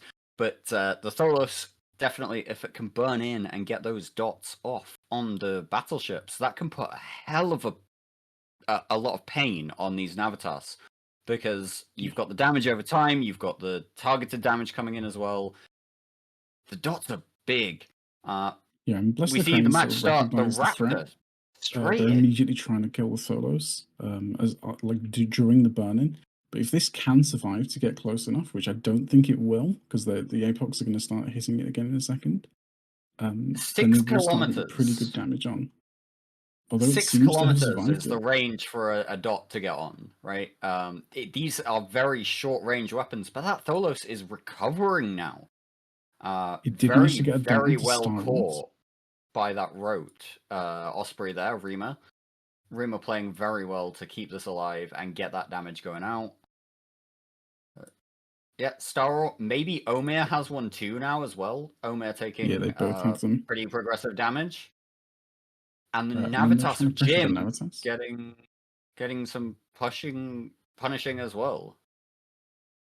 This Cinnable is really feeling the pain now. Although the Epoch Navy of Staros is really close to dying. If they can pressure or maybe heat through that, that's a massive win. There's so much DPS taken off the field that this basically will prove the rush comp. Yeah, and if they can trade that for a Cinnable, that's a really, really good trade. There goes the APOC for a Cinnaball. We're seeing damage on Jim Raynor. We're seeing damage on Advantage now. We're seeing Freya, who probably has a dot with the way that damage is going. We know Omer was dotted. This is pretty significant from the Rote team here. Advantage goes down. It's not a clean sweep, but the damage across the board, these Logi pilots have not had a fun time on the Bless the Crane side. No, and the Tholos is still alive. He's burned all the way out to put a dot onto Merc from above and miss the burn. But it's just still there, still just tanking, not even taking damage anymore. Coming back in, probably looking to put another dot on the APOC Navy and refresh that ongoing damage. Meanwhile, the Osprey has gone down from the Rote side. This is relatively evenly matched, but it's also not at the same time. They are within the threshold for negative tie-dye, but there's 4.5 minutes to go or so. Yeah, I think the key point is if that they can kill the Tholos and get that down. Otherwise, the dots are just going to do too much damage. The Apoc you can see is barely tanking them, and the Bellicose will probably go down to them afterwards. Even through T1 Logi with those frigates, it's not really tankable. So it's more of trying to wait out the dot. But without Logi, then it's oppressive. There's that second Navy APOC gone down, and at this point, it's pretty much done. The match is over. Bless the Cranes do not have damage of any meaningful sort left. Those Bellicoses have some missile launchers on them, but let's be honest, a Bellicose isn't there for its damage potential. The first one goes down to Freya. Ex-Con is being dotted, and Merc from above is just going to be nuked by this Machariel Sleipnir Tholos combo. Yeah. I wish I could say that this is going to go differently, but we all know where this is landing now. Yeah, and the Ponce is getting neutered out as well, so that's going to get tackled again in a second. With the Outrider and the Raptor still alive, so they can just freely go and get caught at any point. It's just it's over. Yeah, so Teddy, we did see an initial run at that Tholos. We can tell that from the fact that it has full armor damage. There's no armor hit points left. Is there anything they could have done to kill that quicker and change the path of this match, or not, do you think? I think maybe a screening Jaguar or something, just going to 0 or something at 0 to try and screen that. But you would have had to basically predict it. So it would have been quite difficult. All right. Well, with that last explosion there, I guess we'll send it back to the desk once again. We're sending it to an ad break, I'm told, and then we'll be at the desk with some more analysis.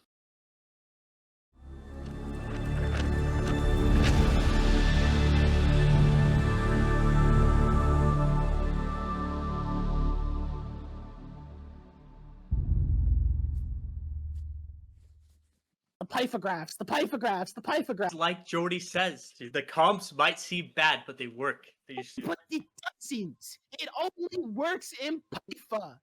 Yeah, what about it? Stop shooting our Logi.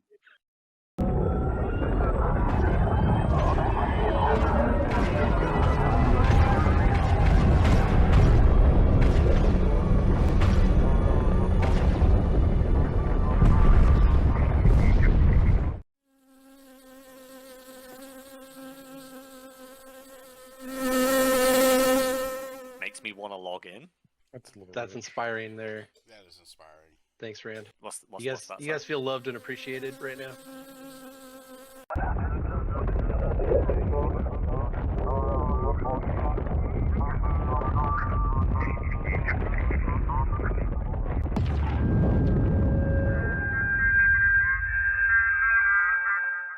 Keep going. Hold your head still. Oh yeah, okay. Sorry. I'm going right here. All right. You don't need none of that. All you need is a. All right, welcome back. Great job there to aggressively mid-tier. They're going for the full 4W line. And as Dirk reminded me in the cast chat, not only are they racking up the pride and joy of winning, knowing that they are the winningest team in this group, they have also racked up an additional set of victory skins. So congratulations to them. But we saw there, again, the Apocalypse Navy issue comp. This was the sort of standard issue. Nuke Michael. We saw it beat a rush earlier. Why didn't it win this time? Yeah, well, Bless the Cranes brought this. It looked like almost the exact same comp. I haven't checked every ship, but it was very similar. Double Napoc, double Bellicose, and they got in their matchup a Florida Man comp. They got to go shoot at those big shield ships with T1 shield resists, and in this matchup, they got a Sleipnir to shoot at, and that's a lot worse for their lasers. This was same comp, got a way harder matchup out of this.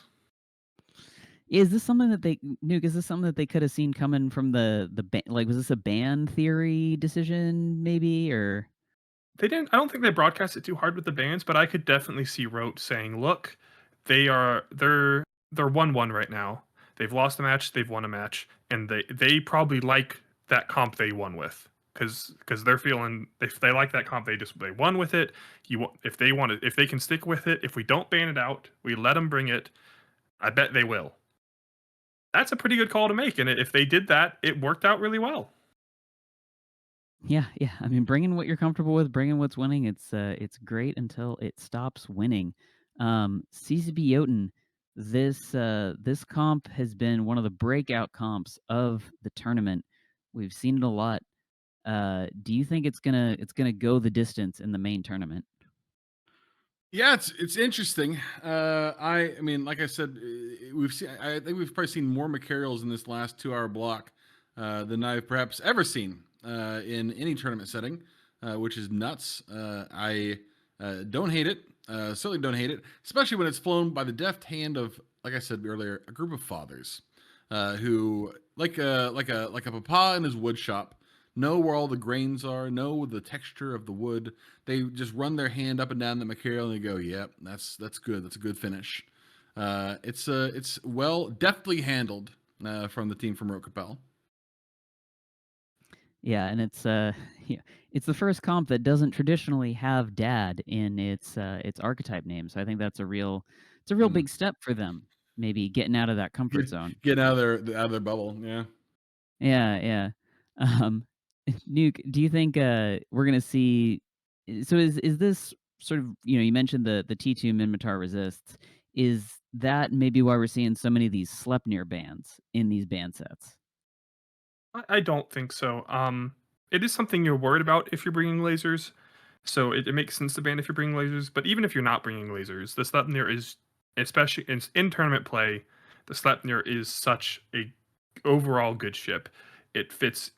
If you're bringing a Minotaur Rush, you want it. It fits well into. I don't think we've seen it a lot this tournament, but you see it in some Fly Killer RD setups. It's just a very strong ship, part of a very strong archetype. The fact that it also happens to make laser boats cry is just a nice cherry on top. Yeah, Sleipnir can do so many different things. So CZB Jotun, we're getting into the last bits of this bracket. These teams that are running this marathon, how do you think they're feeling right now? Yeah, I mean that's tight. Or, shit, sorry. Just straight back into the green screen. Yeah, it's tough. It's tough. I mean, that was a match that I think Cranes really wish they would have been able to take. That match would have, if they had won, they would have been dead even with Rusty Hyenas. I think Nuke pointed out that Rusty Hyenas probably still has the tiebreaker because they did win versus them directly. They have one more match at the very end. Rusty Hyenas have one more match as well. If Rusty Hyenas wins their next match, I think they're just in straight up. I don't think there's anyone else who can get in there. So it's really Rusty Hyenas. They need. Actually, I think they're just in period now, right? Because the best that Bless the Cranes can do is 2-2. Rusty Hyenas also goes 2-2 in the best case scenario for them, and Rusty Hyenas has the tiebreaker. Am I wrong? Space Art, we could end up in a big 2-2 line because Space Art and If All Else Fails could both win their next two matches. Well, That's only one true. of them could, and go 2-2 as well. And I haven't done the math on who takes the tiebreakers there. So it's three ways are complicated in my experience. Tiebreaker math, the most fun part of any tournament. And the second most fun part of any tournament is bans. So we fucking got liar. one more set of bans. You absolute fucking liar. For Space Art versus If All Else Fails. Oh my god. Look at this dude. And it looks like If All Else Fails has once again banned the Tengu and the Mollis. Nuke, Michael, tell me about these bans. If All Else Fails has been very predictable with their bans. They've played 2 matches, and this is their 3rd match. On every one of those matches, they have banned. And double check myself here. They've banned the APOC and the Abaddon and a Mollis every single time. They've switched up the other 2 a few times, but this is now twice in a row they've run this exact same ban set. I don't know if I like doing that. That makes you. If your opponent thinks they know what's coming in the bans, they can be so much more free with their bans. If they're like, we don't need to ban the Mollis, they're banning it for us. We don't need to ban a Tengu, they're banning it for us. Like you don't want to let them do that.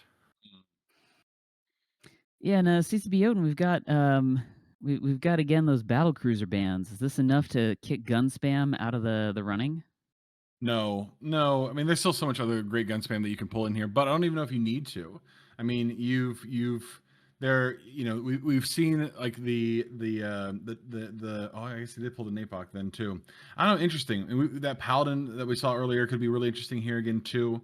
Maybe a shield battleship comp. You could do some weird Golem Raven thing. Yeah, I don't know. This is a fun one. Yeah, and in terms of fun ones, this is a win and stay in for If All Else Fails. If they lose this one, they will be out.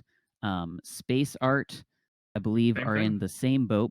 Each team has one more match remaining. So not only are we fighting for skins, but we're fighting for potentially the chance to stay in.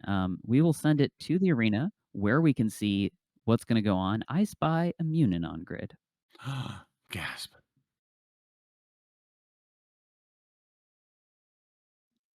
Welcome back to this Hellcamp match. This is an elimination match as well.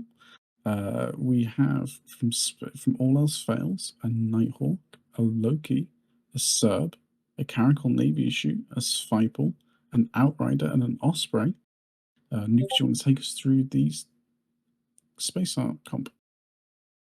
Well, first up, I'm not Nuke, I'm Dirk. Nuke was here earlier, but as it happens, we have from the Space Art team an Armageddon Navy issue, a Sacrilege, another Sacrilege, a Munin, a Magus, a Thalia, and a Deacon. So we have that T2 Logi frigates versus that T1 Logi cruiser, the Armageddon Navy issue.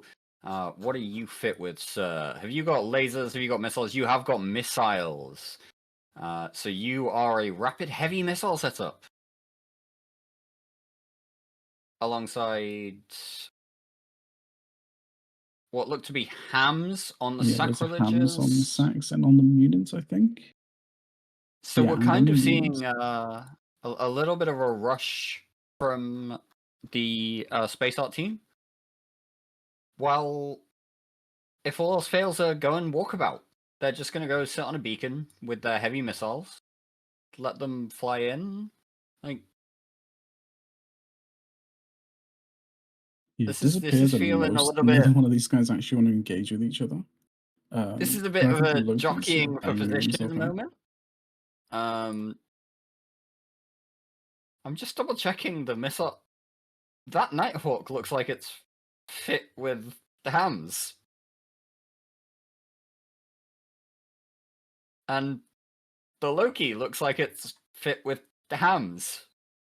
I do believe we are in a ham v ham scenario. I don't So this is understand really- what's happening now. Like, we have a rush versus rush here, everybody, and the rushers ain't rushing.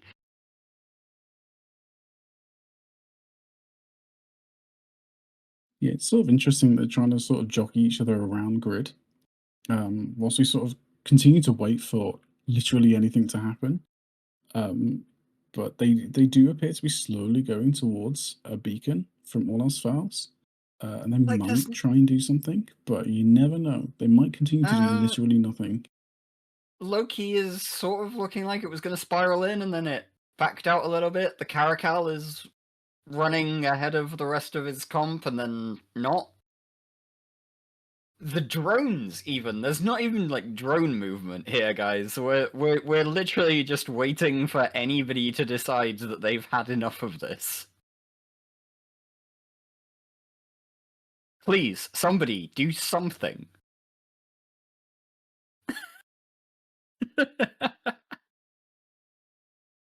The all else fails comp literally pulling drones as well, just to guarantee that nothing happens.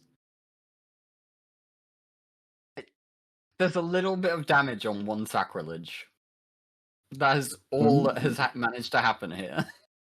They will have to do something at some point, unless they are trying to like deliberately collude with each other, which is interesting. But they are slowly running out of time, and if they win, they stay in. If they lose, they're out.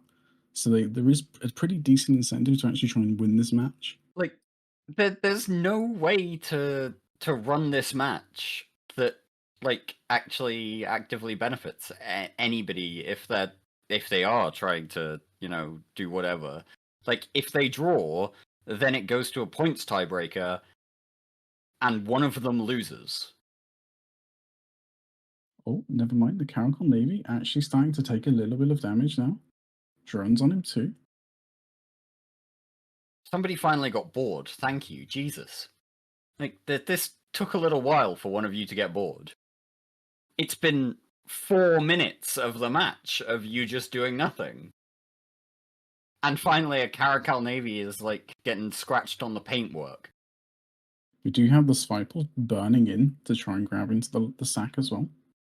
But he's going to get tackled down before he can get to the lodging. The Outrider also took a little bit of scratching of the paintwork, but the Osprey has buffed it right back up. Yes, the sack is... Meanwhile, Ricky, yes. There he goes. Yeah, the Svipal's going to get sort of dogpiled by these ham hacks now. The Munin applies really, really well with hams. It has a bonus to application. So it's perfect for trying to take down these T3Ds. I said there goes Ricky, and then he hit armor and stopped pretty much dead. Like, the Svipal of Lesisum, is that how you say that name? Definitely feeling very comfortable as well. You've all just wandered around the arena for 4 minutes and then done some damage that was immediately repped. Come on, guys. Somebody tackle something and get something killed. We want to see an explosion. Ricky with the sack is actually starting to drop a little bit. He's in sort of about half armor now. So it'll be interesting to see if they can actually push him through with a full clip. The Serbs, I think, are, although never mind, this Caracol Navy is also taking pretty significant damage. I think he's been tackled down as well by the Munin. Yep. I think he's actually going to be the first blood. Well, finally, something dies. Thank you, boys and girls. Like, So we he goes down. appreciate your idea that actually to win in tournaments you need to kill things. Ricky still kind of hovering around and taking some damage. Shivala taking some damage, but nothing too measurable. Yes, they're going to try and push the Loki down now. He has the Deacon of Miss Middle River tackled. So they're going to try and push him off, either through damage, obviously, but both Sax and the Armageddon will have newts, both heavy and medium. So they should be able to like completely just ignore him. We've talked a lot about ancillary reps and that purple bar on the fancy UI as well. That Loki almost certainly has an XLASB that is helping it, but whether or not it's been through its charges now, I'm Though not if they sure. can push this Loki down before the 30-second timer runs out, they will end the match. Otherwise, it will be going to overtime, I believe. It is within the overtime threshold, and there goes the Loki. The sacrilege is not anywhere close to dying. This is going to be... Yes, this is a straight win. No overtime. Time. That was a match. That is the best thing that I can say, guys. Come on, buck it up next time. That was a match.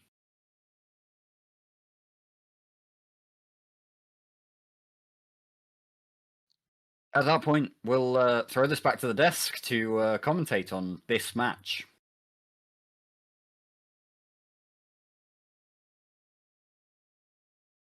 Welcome back from that match. I am going to counter what my casters was saying. I appreciate having the full 7 minutes to take a nice stretch, take a drink of water.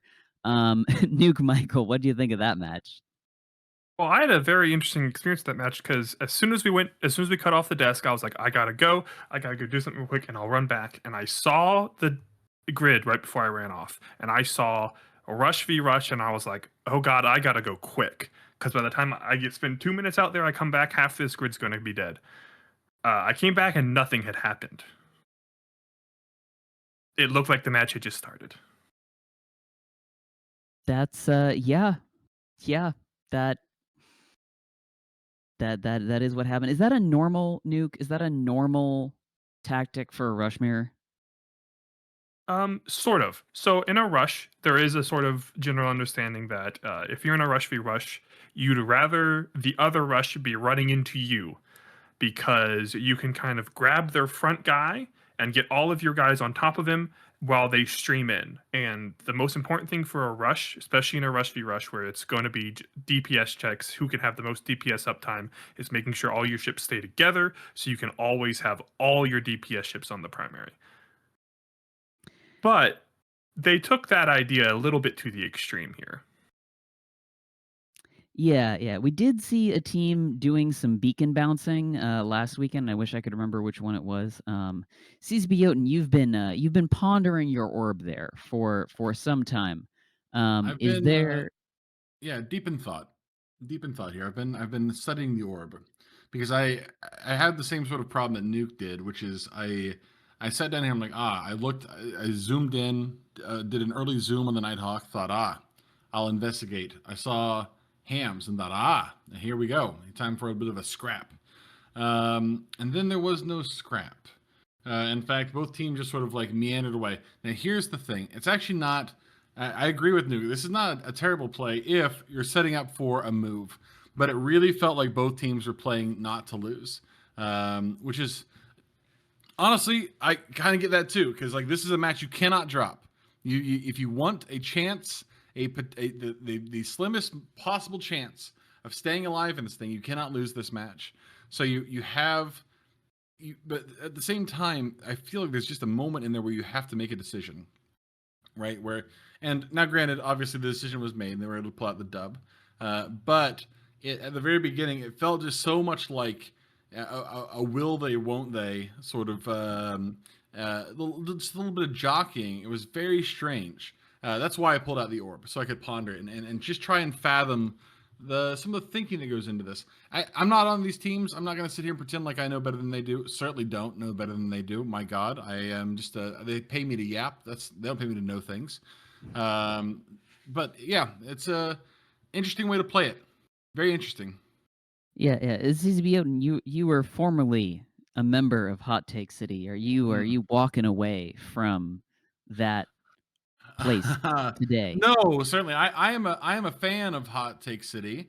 I am a resident. I might even be the mayor.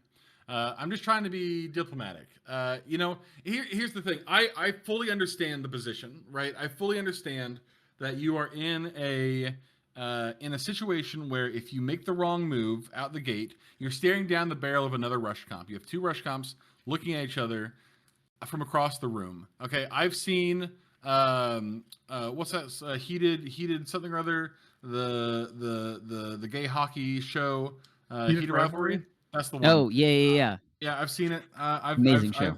Yeah, great. I know what the sultry looks like for across the room. Okay, I understand them. I maybe even have delivered a few myself. I mean, if I see CCP zealous, I just eyes the whole time. Very, getting off topic. All I'm saying is that they, it really was a will they, won't they. It was a, do we dance first? Do you dance first? Who takes the lead, right? Because if you go first, if you move first, like Nuke said, and you put yourself in a position where you're a little awkward, you're a little, oh no, now I'm a little exposed, I'm a little vulnerable. Please don't hurt me. That sort of thing. That's not ideal, and you don't want to gaff like that to be the reason why you're no longer in the tournament. Right? You don't want to take a step and be like, ooh, I'm sorry. Oh, I've made a mistake and now I have to go home and watch the rest of the tournament from my couch. Oh no. Like that's not fun. That's not good for anybody. Yeah. Nuke, what is the pressure like in that moment on grid? Because you've been there, right? I have. I've been there too much. It's a lot, especially I have been one time in these last minute end of we don't have a feeders for this, but it's our group stage. It's almost the equivalent to the feeders. You only have a few spots left, and it's a bunch of teams competing for them because you didn't make it through on the first pass, and now you've got your last chance, and it is stressful. Yeah, I got to say, I've done a lot of sketchy stuff outside of tournaments, and none of it has reached the same level of stress as that last chance in the tournament can hit you with. Did you just describe the activities of Snuffed Out Alliance as sketchy stuff?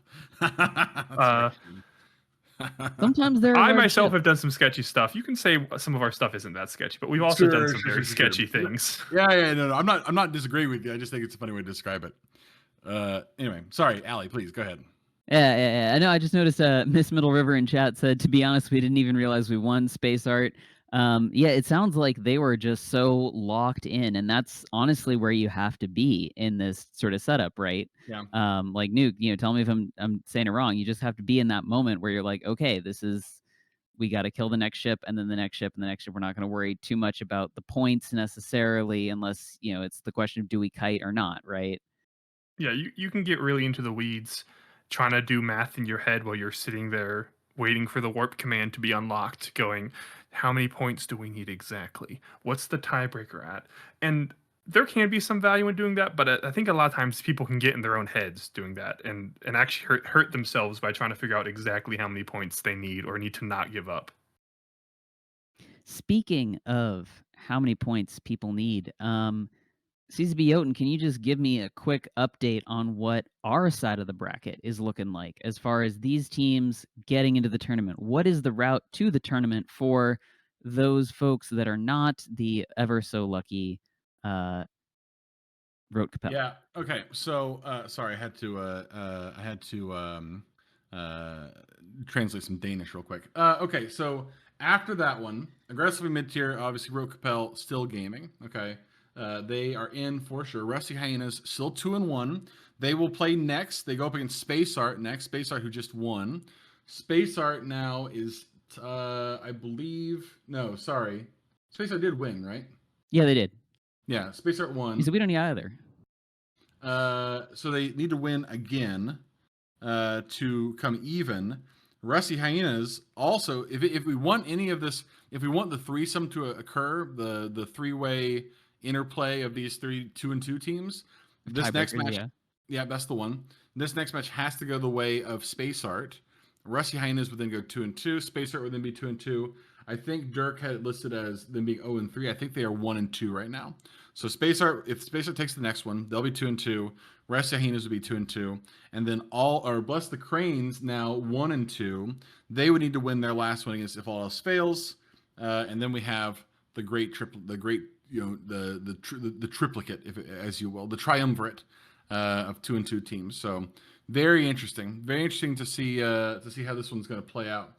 I don't know what the tiebreaker is if they all go, if they lock hands and jump into the abyss as 2-2s. I assume it's points. It is points. Yeah, it's the same okay. tiebreakers we've been using the whole time. Yeah. So I want to see stats man. If you're down there, the stats fellow, let me see some stats. I don't know how many points all these teams have gotten. I don't pay attention to points. I have people. It's on the challenge. It's on the challenge. All right. Well, we're dealing with the points when the points happen. Just as a note, and I know I shouldn't be commentating here, but yeah, points when points are relevant. Producer absolutely fucking losing his mind right now. Absolutely. I mean, one of the great things about this tournament is that we all wear so many hats. So we have Dirk as running the tournament and also casting, and we've got no band guy. But yes, on the brackets, Nuke, why don't you give us an update on the other side of the bracket? We've been here on the stream. By the way, we got a little bit of a break. We'll be talking for another 12 minutes or so before we go on to the last two matches. So let's just hear about the other side of the bracket, the one that we have not been watching. So the other side of the bracket does not, as of right now, have a team who is far ahead. Like we have Rote, who has gone 4-0 on our side. The other bracket is currently in a 3-way 2-1 tie. And then the other two teams we have the one team who's played all of their matches is at 2-2, and Rookie Krookie, unfortunately, is the outlier who is 0-3 right now. But Punishing Gray Raven, Bright Sides, and Kick Zoot are all 2-1 right now, and they all have another match to play. So it is close over there. I know we don't have exact point counts, but PGR is the current standout in points of that 3-way tie. So they're in the best position right now. They were good last year too. That team was very, very good last year. I think I mentioned during the last week's stream that they would have, I think, been a little bit better had they not run into the Psycho Kids blender that ran through. That does happen. Yeah, that was rough. That ran through the lower bracket during the Alliance tournament last year. So it'll be cool to see if they can pull that one out, come out of the other side of the bracket. It seems like all of those teams at that 2 and X will be possibly just praying that the tiebreakers break their way. I'm sure everyone is in Discord sweating the math. I'm sure they've got it all up to date. So returning to that last match, something that I noticed there, Nuke, I just wanted to ask you about this actually. We saw heavy assault cruisers showing up in much higher numbers than we normally do in the Alliance tournament. We see them on TQ. We don't usually see them on Thunderdome. Why not? I think it's hard to say. Tournament metas can be very slippery to hold on to sometimes, but I think the big thing here is I think the pointings in the AG is a little bit more favorable, and in the 7v7, I think both the 7v7 and the pointings we have, I think put hacks in a bit of a stronger place. It is interesting to see which hacks we are seeing a lot of. We haven't seen any Vagabonds or Ishtars or Eagles. But we have seen, I think, all of the other hacks have made an appearance at least once. Yeah. The Vagabond, not really the premier ship of the tournament. CCB Jotun, I'm going to ask you for a hot take from Yes. Hot Take City, and that concerns ships that we haven't seen in the tournament. Are there any ships that you think have been done dirty? They've been left on the sidelines by their teams undeservedly. Yeah, the Cenotaph, because Dirk Sattel's a fucking coward. All right. Listen, I'm gonna say this as often as I can say it. The best ship, or the second best ship in the game, Friendship. The first best ship in the game is the goddamn Cenotaph, and they left it on the sideline. They dismissed it out of hand. They said, "No, Cenotaph. Oh, Cenotaph, you're so kawaii, but I can't bring you in here because you're so strong. Oh, Cenotaph, you intimidate me." Like, Maybe it's because it is the best ship in the game. Like maybe we'd just be seeing it on the ban line. We saw this in the Alliance tournament. It was just like ban. Yes. Ban. Apparently there's a Domi Navy on the other side of the on the other stream right now. Thank you, Goldfish 1775, for letting me know. The Domi Navy, I talked last week, thick as hell, but got a big old ass.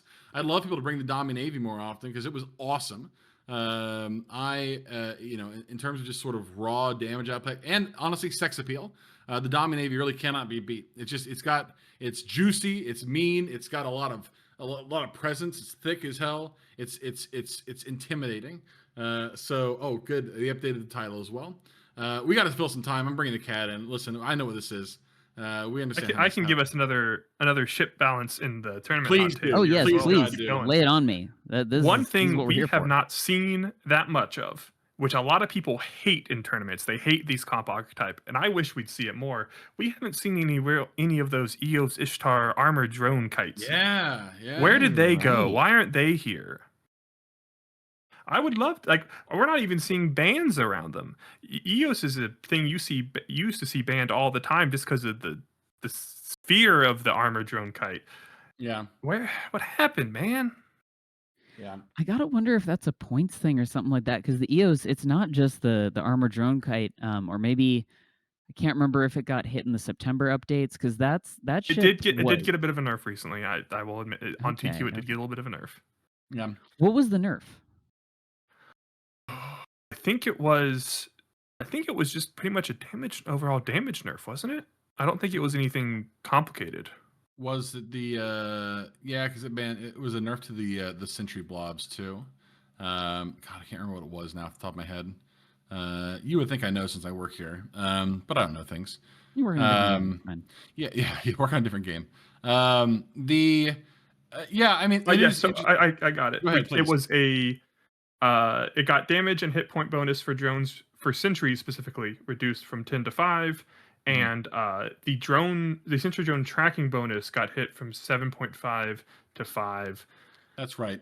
It's a little rough. It's pretty rough, especially Yeah, because yeah, and sentry plus- drones are also kind of hurt in this rule set because you cannot bring faction variants of them, but all the other damage drones you can't bring faction variants of. So I think that's also contributing here. Yeah, because like the AOS, we were seeing it as a ship, not just in those drone comps. We were seeing it as one of the premier armor control ships, right? Because like you just put it in your armor control comp and you get 4 links. It's harder to hit than a command destroyer, but critically it brought damage, and maybe a little Not as much less anymore. damage here. Yeah, CCB Jotun. How much time we have left? We got 5 minutes. About enough time for one CCB Jotun story. Nuke, what's your favorite Dark Souls game? Oh, does Bloodborne count as a Dark Souls game? It does. I'll count it. It's a Bloodborne. Then I'll go with Bloodborne. Ali, you have one. I assume you have to be a Dark Souls gamer. Please tell me you are. I mean, I played Elden Ring. I was surprised to find that I that's liked fine. Elden Ring as much as I did. Elden Ring was because great. I did not think I was going to be a Dark Souls gamer, but it was cool. Dark Souls 2 is my favorite, purely on vibes. A lot, and it's so indicative of my whole approach, because it's not the best game. It doesn't have the best combat. In fact, the combat's kind of scuffed. It's broken in a lot of ways, and it ends in a very confusing way. And that's really sort of my whole general situation. But it does have good vibes, and that's kind of what I'm aiming for. So shout out to Dark Souls 2. It is what it is. We're going for it. I do see people now coming into system. This is very exciting. So once more, just so we're all on the same page, we have Space Art, Rusty Hyenas. Rusty Hyenas needs to win here. If they win, they're guaranteed in. No one else can get 3 wins. If Space Art wins, now we have the potential for the 3-way. And Or- looking forward to seeing how this goes. Yeah, it could be the 3-way. It could just be potentially the little 2-way tie. Yeah, 2-way, Either yep. way, we get to do some tiebreaker math. Very exciting. Let's actually take a look at the bans for this match. We have, honestly, these are kind of standard bans. Nuke, what do you think of these? These seem very normal to me. We've talked multiple times now on this with this desk crew about the banning of BCs and Octodad, or not. It's not Octo anymore, but banning of BCs in the gun spam. And if you're gonna do it, you really got to do what they did here and hit at least 3 of them with the Absol Astarte and the BNI, which I think is my favorite of the Navy BCs that goes in those gun spam comps. But that's Space Heart brings a big FU to gun spam with Rediva Guardian also being off the table. That's a lot of we don't want to see gun spam. Yeah. Maybe they saw that Sentinel Crucifier in there, like, oh no, they're getting the tracking disruption out. Get ready. CCB Jotun, we've got the long webs. How do you feel about the long web bans here? Yeah, I mean, I getting rid of the Rapier Hugin just as in general is always a good idea. Like it just webs means such a big, or webs make such a big difference for so many different comps. I don't know if there are too many other things other than just like damage that apply so well to so many different comps. Like you want to kite away from somebody, you want them to not come after you, long webs. You want to rush somebody down, and you want to make sure they can't kite away from you, long webs. You want to grab Logi that's kind of skating around in the distance and is being problematic, long webs. Just your house is on fire. Put a long web on it. House won't be on fire anymore. I can guarantee it. That they don't tell you that when you buy homeowners insurance, but it's true. Get long webs. Hugin and Rapier can do so many things that you never believed. We got a couple more. We got a couple minutes before the start of this match. The teams are just getting on grid, getting ready. I want to take a moment while we're looking at these bans. We're starting to get to the point where we've seen these bans, these ships over and over and over again. Nuke, what would you say is the standout comp of the tournament for you? Like, what's the comp that's sort of defining this metagame? I think the most interesting comp, or sort of the standout comp to me, is the Macarial Rush, because it's not something that was really being considered as much before the tournament. No one in tournament play before was like, we really love using a Mac. That really wasn't a thing. And seeing it show up as often as it has and be relatively successful, it's not like it's a bait comp that people are accidentally running and not realizing that it's not as good as they think. I think it's very interesting. It's also really interesting that it hasn't really been targeted by bans either. It's a standout comp that's starting to see more popularity, but no one's going quick ban the Mac. That's true. We keep seeing the Sleipnir band, but people can bring the comp even without that. CCB Jotun, just 30 seconds. Any standout comps for you? I like the dual Napoc, but I would be, I think, probably amiss if I didn't say that it was the gun spam. Gun spam just remains so good. It's kind of a cop-out answer just because it is sort of like the default in so many cases, but it has been good for a long time. It will continue to be good for a long time. It fits so many different archetypes. You can play it so many different ways. It evades bans so well. Like gun spam, I think is still king for now. Indeed. It's gun spam's world. We're just living in it. And with that, we will send it to the arena where our casters, Dirk and Tian Zaharan, will break it down.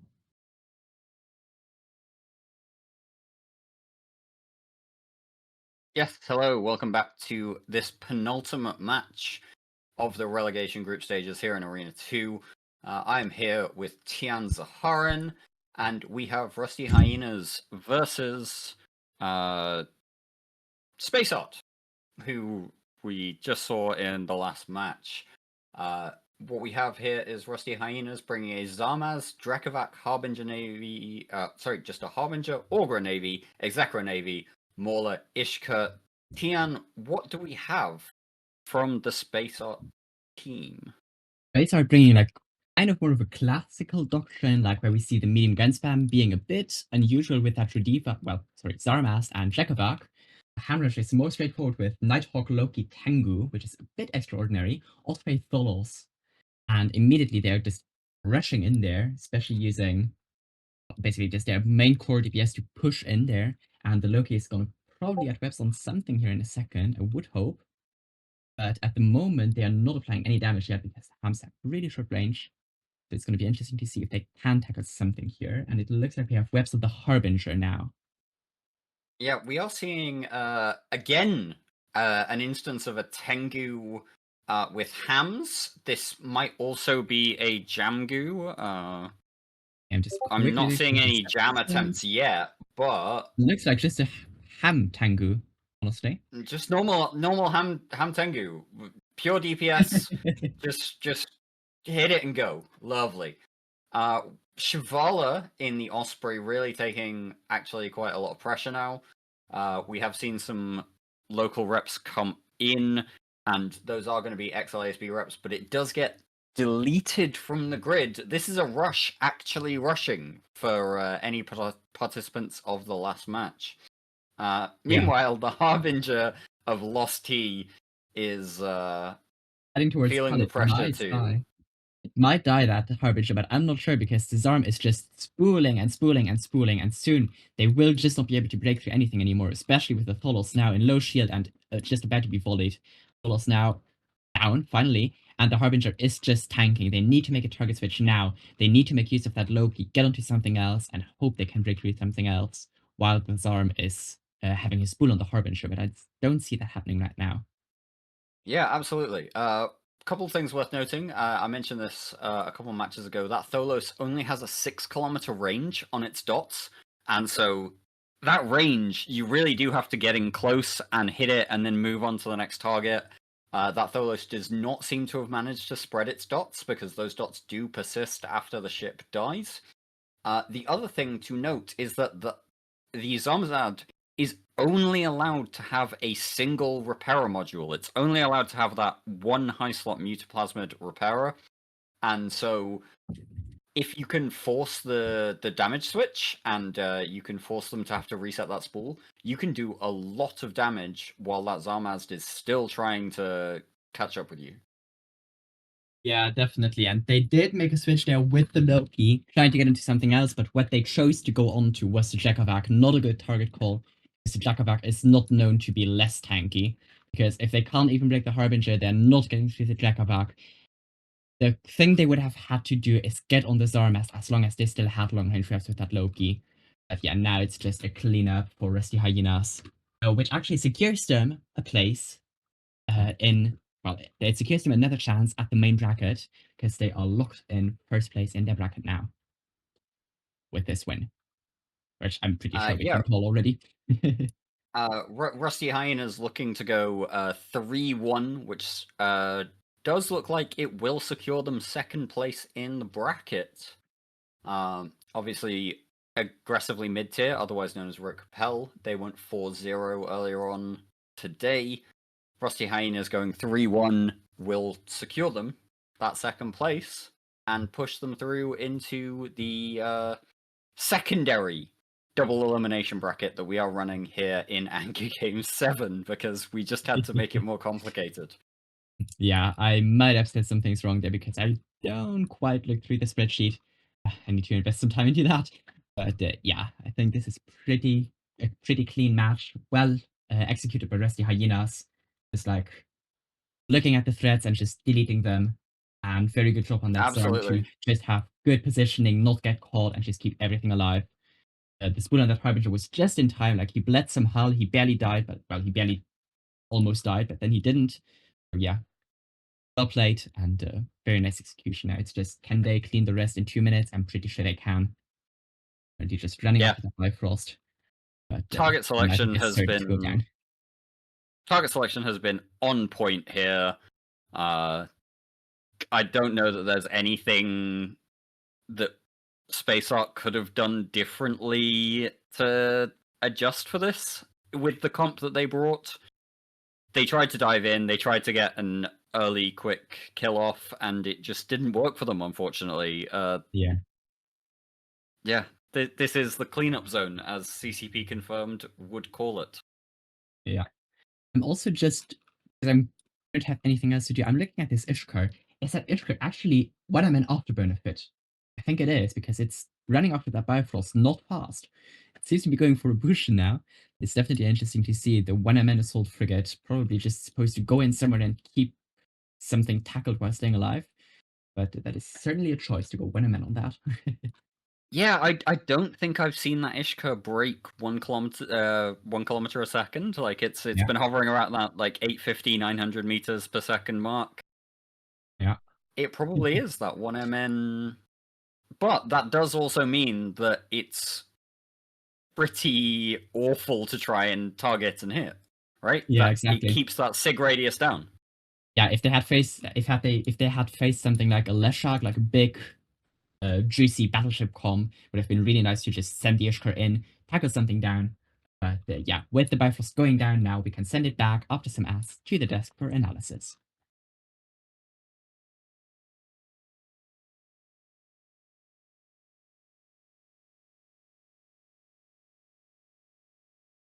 All right, welcome back. That was a final match and congratulations to Rusty Hyenas. They've made it into the tournament. Our side of the bracket has absolutely no tiebreaker problems. Don't look at the other side. Our side's good though. CCB Jotun. Yeah. We saw a ship live for a very long time there. How did that happen? Yeah, it was the Harbinger.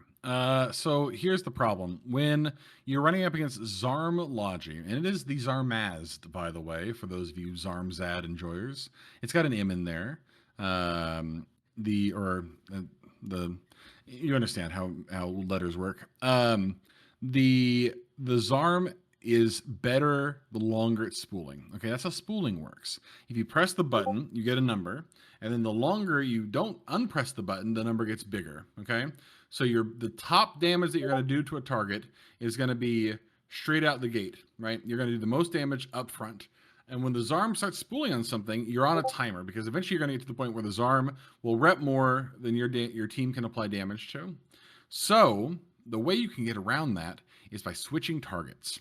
But what happens a lot of times is that teams get tunnel vision and they see, oh, the Harbies drop down, and the Harbies at like, it's at like 20% armor, it's at 10% armor. Like, we can push through, we can just heat, we can go through it. And sometimes that works, but there's a moment in there where you have to make the call to switch. They should have maybe swapped to like the Drekovac, would have been a good play there, because Dreks are a little bit squishy as well. Not like super squishy, but they're a little squishy. You could push the Drek. The Drek is also just sitting right on top of everything. And the Drek will, you can apply all of the damage to the Drek a little bit easier than you can something smaller like the AUG or the Exec Navy. But people just get so in their heads about this thing, and I don't blame them for it, because you see the number, you see the armor, the hit points dropping so low, and you think one more cycle will do it. Like one more cycle, we just push through this and we're done. But once you start to see the armor start to creep back up, you have to make the call, because the Zarm doesn't have a separate rep that can just quickly throw on somebody else. Okay, it has to pull the rep entirely off of the Harbinger in this case, and when it does that, it resets the spool back down to the base. So really, when you're running up against Trig Logi like that, the Zarm or the Rodiva, you need to be hot swapping somewhere in there. If you want to push through, you can't wait. Put your damage on the Harbinger, let the Zarm start to swap, and then all go in all at once on something else as soon as you can. That throws off the Zarm. It forces the Zarm to have to react very quickly, and it keeps the Zarm at its worst possible rep amount. And by the time you've done that, especially if you're running against armor comps, you've already pushed through their shield buffer, so they have fewer hit points now the next time you go in to shoot them. I think it was a little bit of a misplay. It's so easy to get I mentioned tunnel vision earlier. It's so easy to tunnel in on one target and think, if we can just push this one target, we'll be okay. And they were not okay, because they could not push through that one target. It's basically bait tanking the ship. I can't blame them for not knowing how to play against it, though, because it's banned all the dang time. Nuke Michael, that target switching, how hard is that to do when you're just on grid at that moment? It's something that's hard to do. There is the psychological effect of, this guy is low, come on, just a little bit more DPS. But you have to realize, as soon as you saw the Zarm on grid, you had to go, okay, that mentality changes, because and the thing is, you don't need to completely switch. if you've got this guy low and he is low and you know the Zarm has to stay on him, have one ship go shoot a cruiser and make the Logi think, do I let this cruiser slowly die while I keep this alive, or do I switch? And then as soon as he switches, even if it's just one rep and then comes back, he can't get the spool back up fast enough. You're Yep. going to kill that target now. And Yep. if he tries to go back and forth, you're probably killing the second target as well. You just have to understand that you don't have to move your whole team over to the secondary. Yep. But you just got to Absolutely. do something. You got to pressure a little bit of pressure somewhere else is all it needs. And you know that if you're shooting that cruiser, that the cruiser is going to be on comms like, I'm getting shot. I'm in low armor.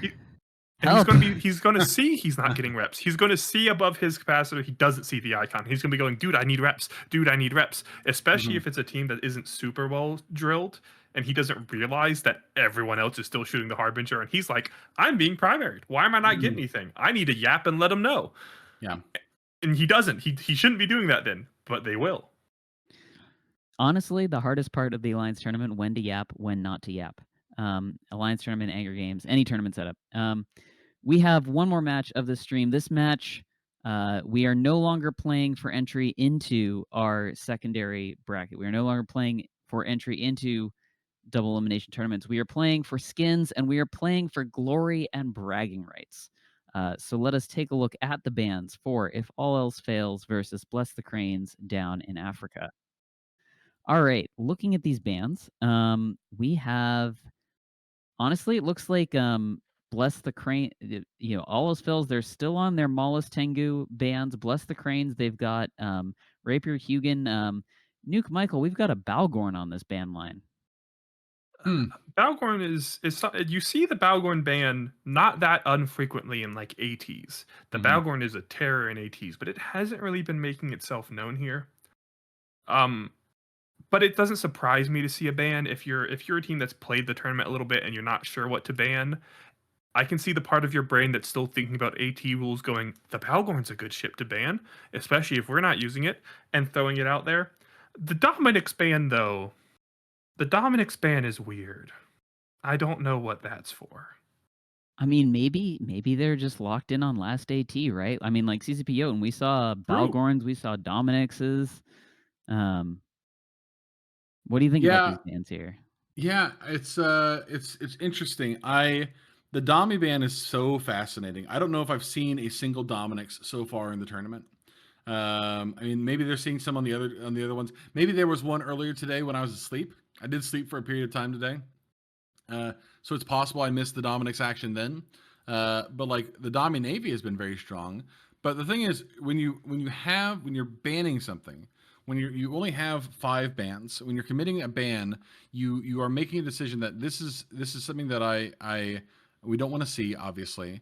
But like, is it do you use those to remove the Apex thing in a comp, or just remove something that makes the comp worse, right? Like if you remove the Heretic, right, then you're forcing somebody to go in on the Magus, and maybe the Magus is a little bit different. Maybe it changes the comp a little bit. Maybe you remove both the armor command desis. That forces them to go into something like maybe a command ship straight up comp, or alternatively forcing them into some kind of shield chicanery. So like you have so many options here to this is the kind of thing when you're doing bans where I think playing more generally is a little bit better, as opposed to what we were saying earlier about the T3s being bad because they are just generalist ships. Generalist bans. Go ahead, Nuke, please. Speaking of, you have so many options. I gotta talk about If All Else Fails, guys. You gotta change it up a little bit. This is the third match in the row with the exact same ban set. If we get on grid and Bless the Cranes has soul red If All Else Fails and perfectly countered them, they deserve it for doing this. Yeah, it's such an odd choice. You can't do this. Come on, guys. The Tengu again is so interesting. Like the Tengu is just not good, guys. It's just not good. The Jamgu is not good. The Hamgu is not good. The heavy missile goo is also not good. Like there's just not I don't know. It's not ideal. even if it was a good ban, even if you have 5 good bans, don't do the same 5 good bans like this. Yeah, very interesting. There's a little bit of something interesting going on in. Oh, okay, never mind. There's just a bit of an issue in the arena. So teams are getting taking a little long to get on the grid. I was watching. Sorry, I was getting a little distracted. Yeah. And here I'm waiting for you to tell me more about fun facts so we can fill this time while the teams are. You know, and it's so funny because like so many like the Maulus is fine. It has utility. The APOC Navy has been strong. The Abaddon is a little bit strange, of course, but like you removed all of the Amar battleships. Remove the APOC Navy, remove the Abaddon, remove the Armageddon. It'd be really fun if they just brought straight up APOCs instead of APOC Navies. I find APOCs aren't bad. I wouldn't No. even hate that. No, I would not hate it at all either. It's just so it's fascinating. But again, people have a bunch This of is different also reasons. a symptom of the time compression, though, because it is a little bit easier if you're under time pressure and you have to get these bans in quick. You do make it easier on yourself if you say, "We're not going to think about just it. send it. We're fine." We're going to do the same 5 bans, and we're not going to waste our brain cells on it, and we think we can win anyways." It hasn't worked for them because they're not making it through. That's But true. Yeah. you know, Yep. Well, they've both teams have made it on grid now. Welcome to the folks from CCP. We are going to go to the arena. We're going to watch our final match, if all else fails, versus Bless the Cranes down in Africa with Tian and Dirk.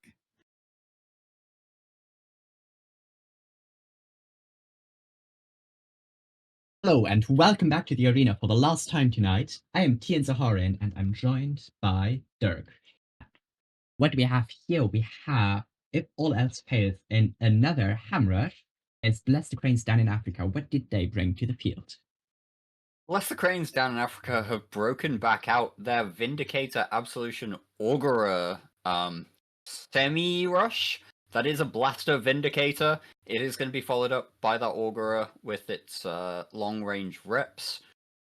They've got the Celestis to try and pull things in close. They want to make sure that that's definitely a thing their opponents can't do is kite them away, but I don't think they're going to have a problem when they come up against this Hamrush.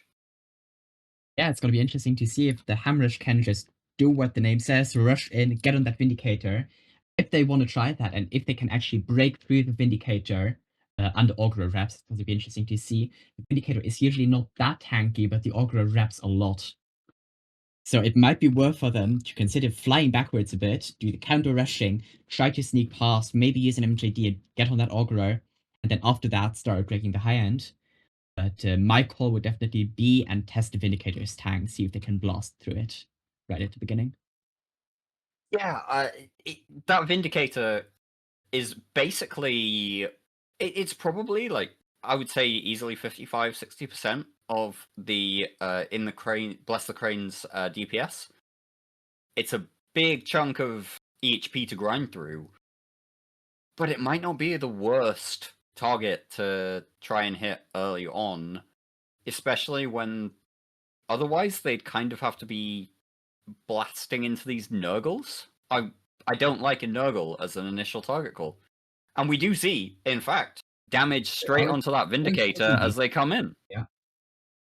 Even if it's just to bait the reps, it might be worth it. Potentially they can push something like that Jaguar through, maybe followed by something like the Cerberus to get on the Augurer, but it looks like at the moment they're just hard committing onto that Vindicator, and it is dying slightly. Like it's at 25% armor, and it's still going down. But now we see huge amounts of damage on that Claymore. It is immediately ripping up again, but that is just the blasted DPS of that Vindicator landing. And that Claymore is enjoying its XLASB charges for probably about the next 45 seconds. I think it may have possibly over-repped. It's now at 100%, and I don't see a huge damage swap. Yeah, we see quite a lot of damage onto the Absolution now as well, and also some on the Celestis. It looks the like Celestis, switching the damage spreading! Oh my god! This is so much damage spreading from the If All Else Fails team. I'm gonna say it like that. I'm not sure about that. I'm not sure. That I mean, call. What is there on the Celestis actually? Okay, so on the Celestis, it's mostly drones. On the Absolution, it is also, well, no damage anymore, so they seem to be all back on the Vindicator now, but yeah, I'm not sure about that. If you want to hard Yeah, commit there's onto the DPS, you need to hard commit, like, hard commit. we're seeing damage on the Magus now, which marks damage across 6 of the 7 Bless the Crane's ships. I don't know that if all else fails should be splitting their damage this way, but that Cerberus is starting to chunk. Oh, it's the Vindicator again, though, and the Cerberus is gonna definitely also have an Axel Ansel. And we still have both Kyrans alive, just wrapping that Cerberus with everything. The Kirin seems to be a bit more conservative with his Ansel charges, so there he goes wrapping. The Claymore now is also under pressure again and wrapping again with all its power. But the Vindicator is coming to its side already. It looks like we might see potentially a Vindicator Cerberus trade, and I'll be honest, if you can trade a Cerberus in this comp for that Vindicator, that's a good trade trade. you take. Yeah, Even the definitely. Claymore as a trade, like one of the two would be reasonable for that Vindicator. Both of them, that's Both is not gonna be rough, especially yeah. great. Yeah. Yeah. But it looks like the Cerberus is stabilizing, the Claymore is struggling more, but the Vindicator is definitely struggling the most here, and is probably going to be the first to go down. And after that, the Claymore might even be able 14% to stabilize. structure, 5%, Vindy and just down, the go down. Vindicator Here it goes. goes. So now, what can they get Uh, on next? They should get on that Absolution and just start deleting the rest of the DPS. Potentially, side quest, go after the Augurer. But The they Augurer, wouldn't I don't think target needs to first, be they a need to use target. the Jackal. It is being targeted, but I don't think it needs to be, given that they've just managed to push through a Vindicator under those reps. Yeah, the Absolution is not going to tank more. But Yeah, those I T2 like to resists just go aren't for the Augurer. helping as much as they think they are. But yeah, hey, take the Logi out, and then you've got less EHP to grind through, because as we know, every rep from that Augurer is more AHP that you just have to kill. Yeah. And it looks like the If All Else Fails team is now completely stabilized with the Vindicator off grid. They seem to be just tanking fine now. Now they just need to get onto the Absolution. It is not currently tackled. The Jaguar is apparently pinning down the Celestis. I think the Jaguar could now let go of the Celestis, get in there, make just sure that they get the DPS on the Absolution. But I think they get it either way. They seem to be going for the low end cleanup before going for the Absolution here. We can see the Kirin of Elrene is webbed and scrammed and muted. It's dead. And deleted. It's gone. Now Kyra is going to be the next target, so they are trying for this semi-Logi trade. Like, their Augurer died a while ago, but they are trying to make sure that these Logi ships go down and they have less to grind through with the Absolution. And still see a lot of split damage.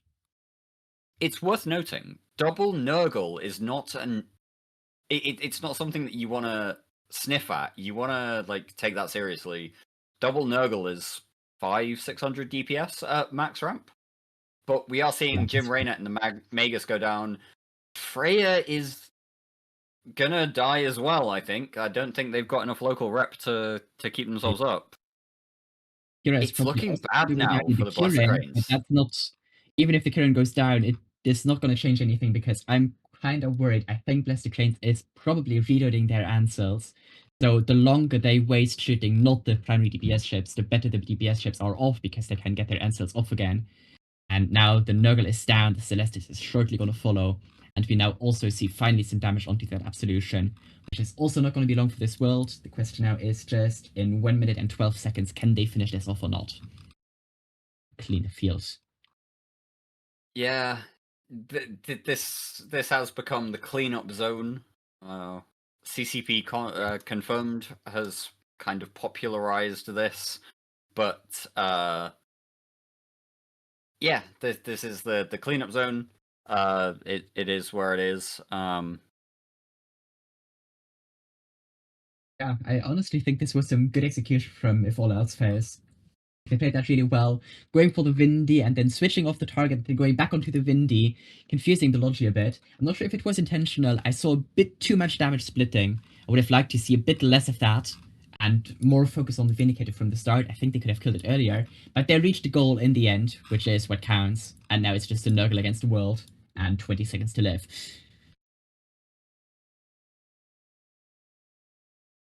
Yeah, we're just waiting on the Snuggle to go before we pass it back. And boom, it goes. There we go. And I think with that, we can send it back to the desk for one last analysis. And after that, we can all go to sleep for a good night.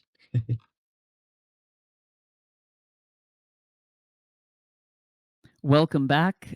Fourth time is the charm. The Rush comp takes the win over the Windicator. CCP Jotun, you are pondering your orb.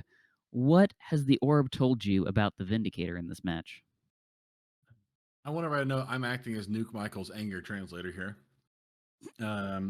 Which is to say, the Vindy played himself a little bit in that match. The Claymore, and I'm going to give Deebs the homie. Shout out to Deebs. Love Deebs. Big fan of Deebs.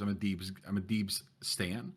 Deebs did something that was kind of interesting here, which was did something wrong, and in doing so, gave the appearance of doing something right, which was Deebs over-repped a little bit. We think. We're not in Deebs' head. We're not out there. We're not in comms. We don't know for a fact. But it looked like, by all appearances, Deebs over-repped in the Claymore. And what happened was the Vindicator saw that it wasn't killing the Claymore fast enough, and it thought, oh, I guess I can't kill this Claymore. I should swap to the target. Now, earlier, I said target swapping is good. However, the thing you have to know about the Claymore is that it can't keep that up.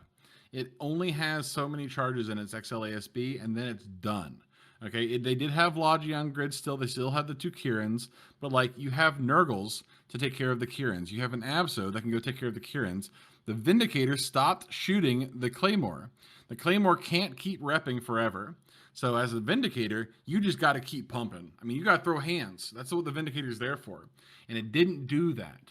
And as a result, the Claymore was able to rep back up. And then by that point, by the time they finally went back in on the Claymore, the Vindicator was already in like half armor and then just fed after that.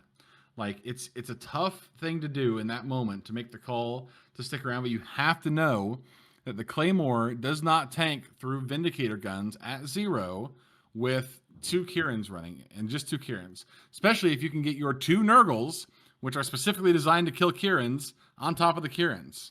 So it's an odd choice. When I saw the gun stop firing from the Vindy, I thought maybe the Vindy had burned its guns out, which would have been bad. But that's not what happened. It has happened. But the Vindy was still firing. You just fired it too late. So a little bit of a you played yourself sort of situation. Odd. We talked about this earlier. If all else fails, brought the same bands 4 times in a row, 3 times in a row, 4 times in a row, whatever it was, and got a win on the last one just because they played it the way they need to play it. If all else if you fails, keep trying Rush. enough, eventually it'll work. Eventually it'll work. Eventually it will work. Rush 3 times, 1 out of 4. It was okay. Yeah. Wow. I mean, this is the match at the very end of the day. Neither of these teams are going through. They're just playing for skins, which aren't nothing. Skins are cool. Skins are great. I love skins. Big skin appreciator here. I'm a proud purchaser of the Sven Bauer School of Skinnery. But it is like sort of the very tail end of this thing, right? You're not going to see the highest tier play here. And I think we can all probably agree this is not the highest tier play.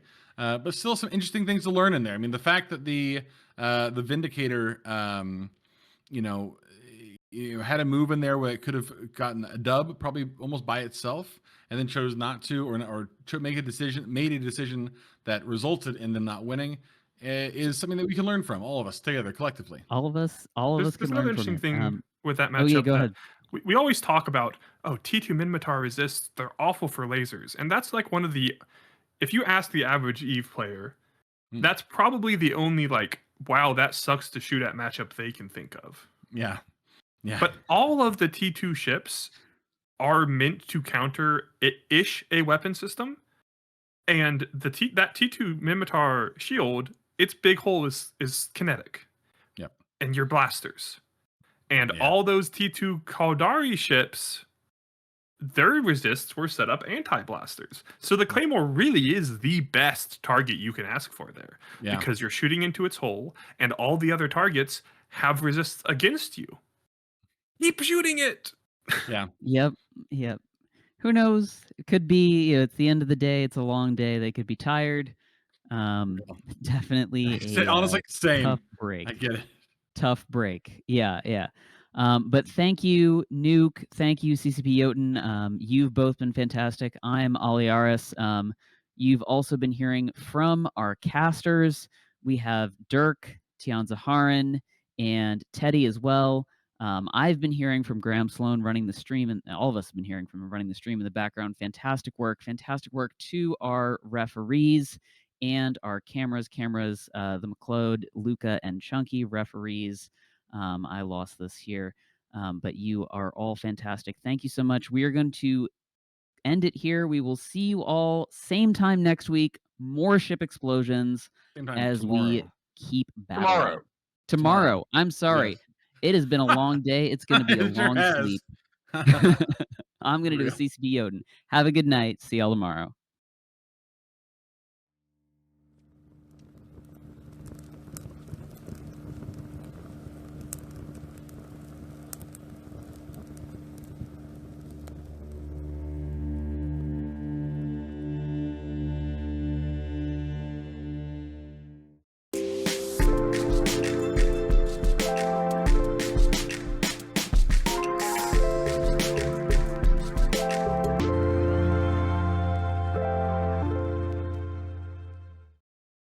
I'm gonna die, I Cyrus. know. Okay.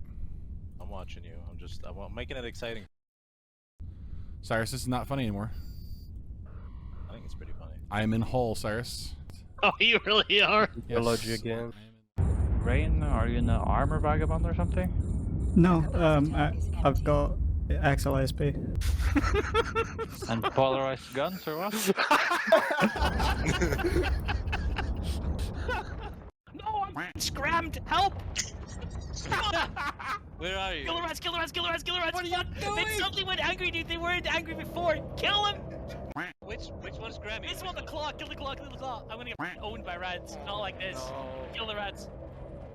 Do it! Kill the claw. Relax. Claw. Relax. I'm gonna die, dude. I was yellow to these. It's dead. Alright. Me, dude. They were white a second ago, and then they just got all angry, dude. What the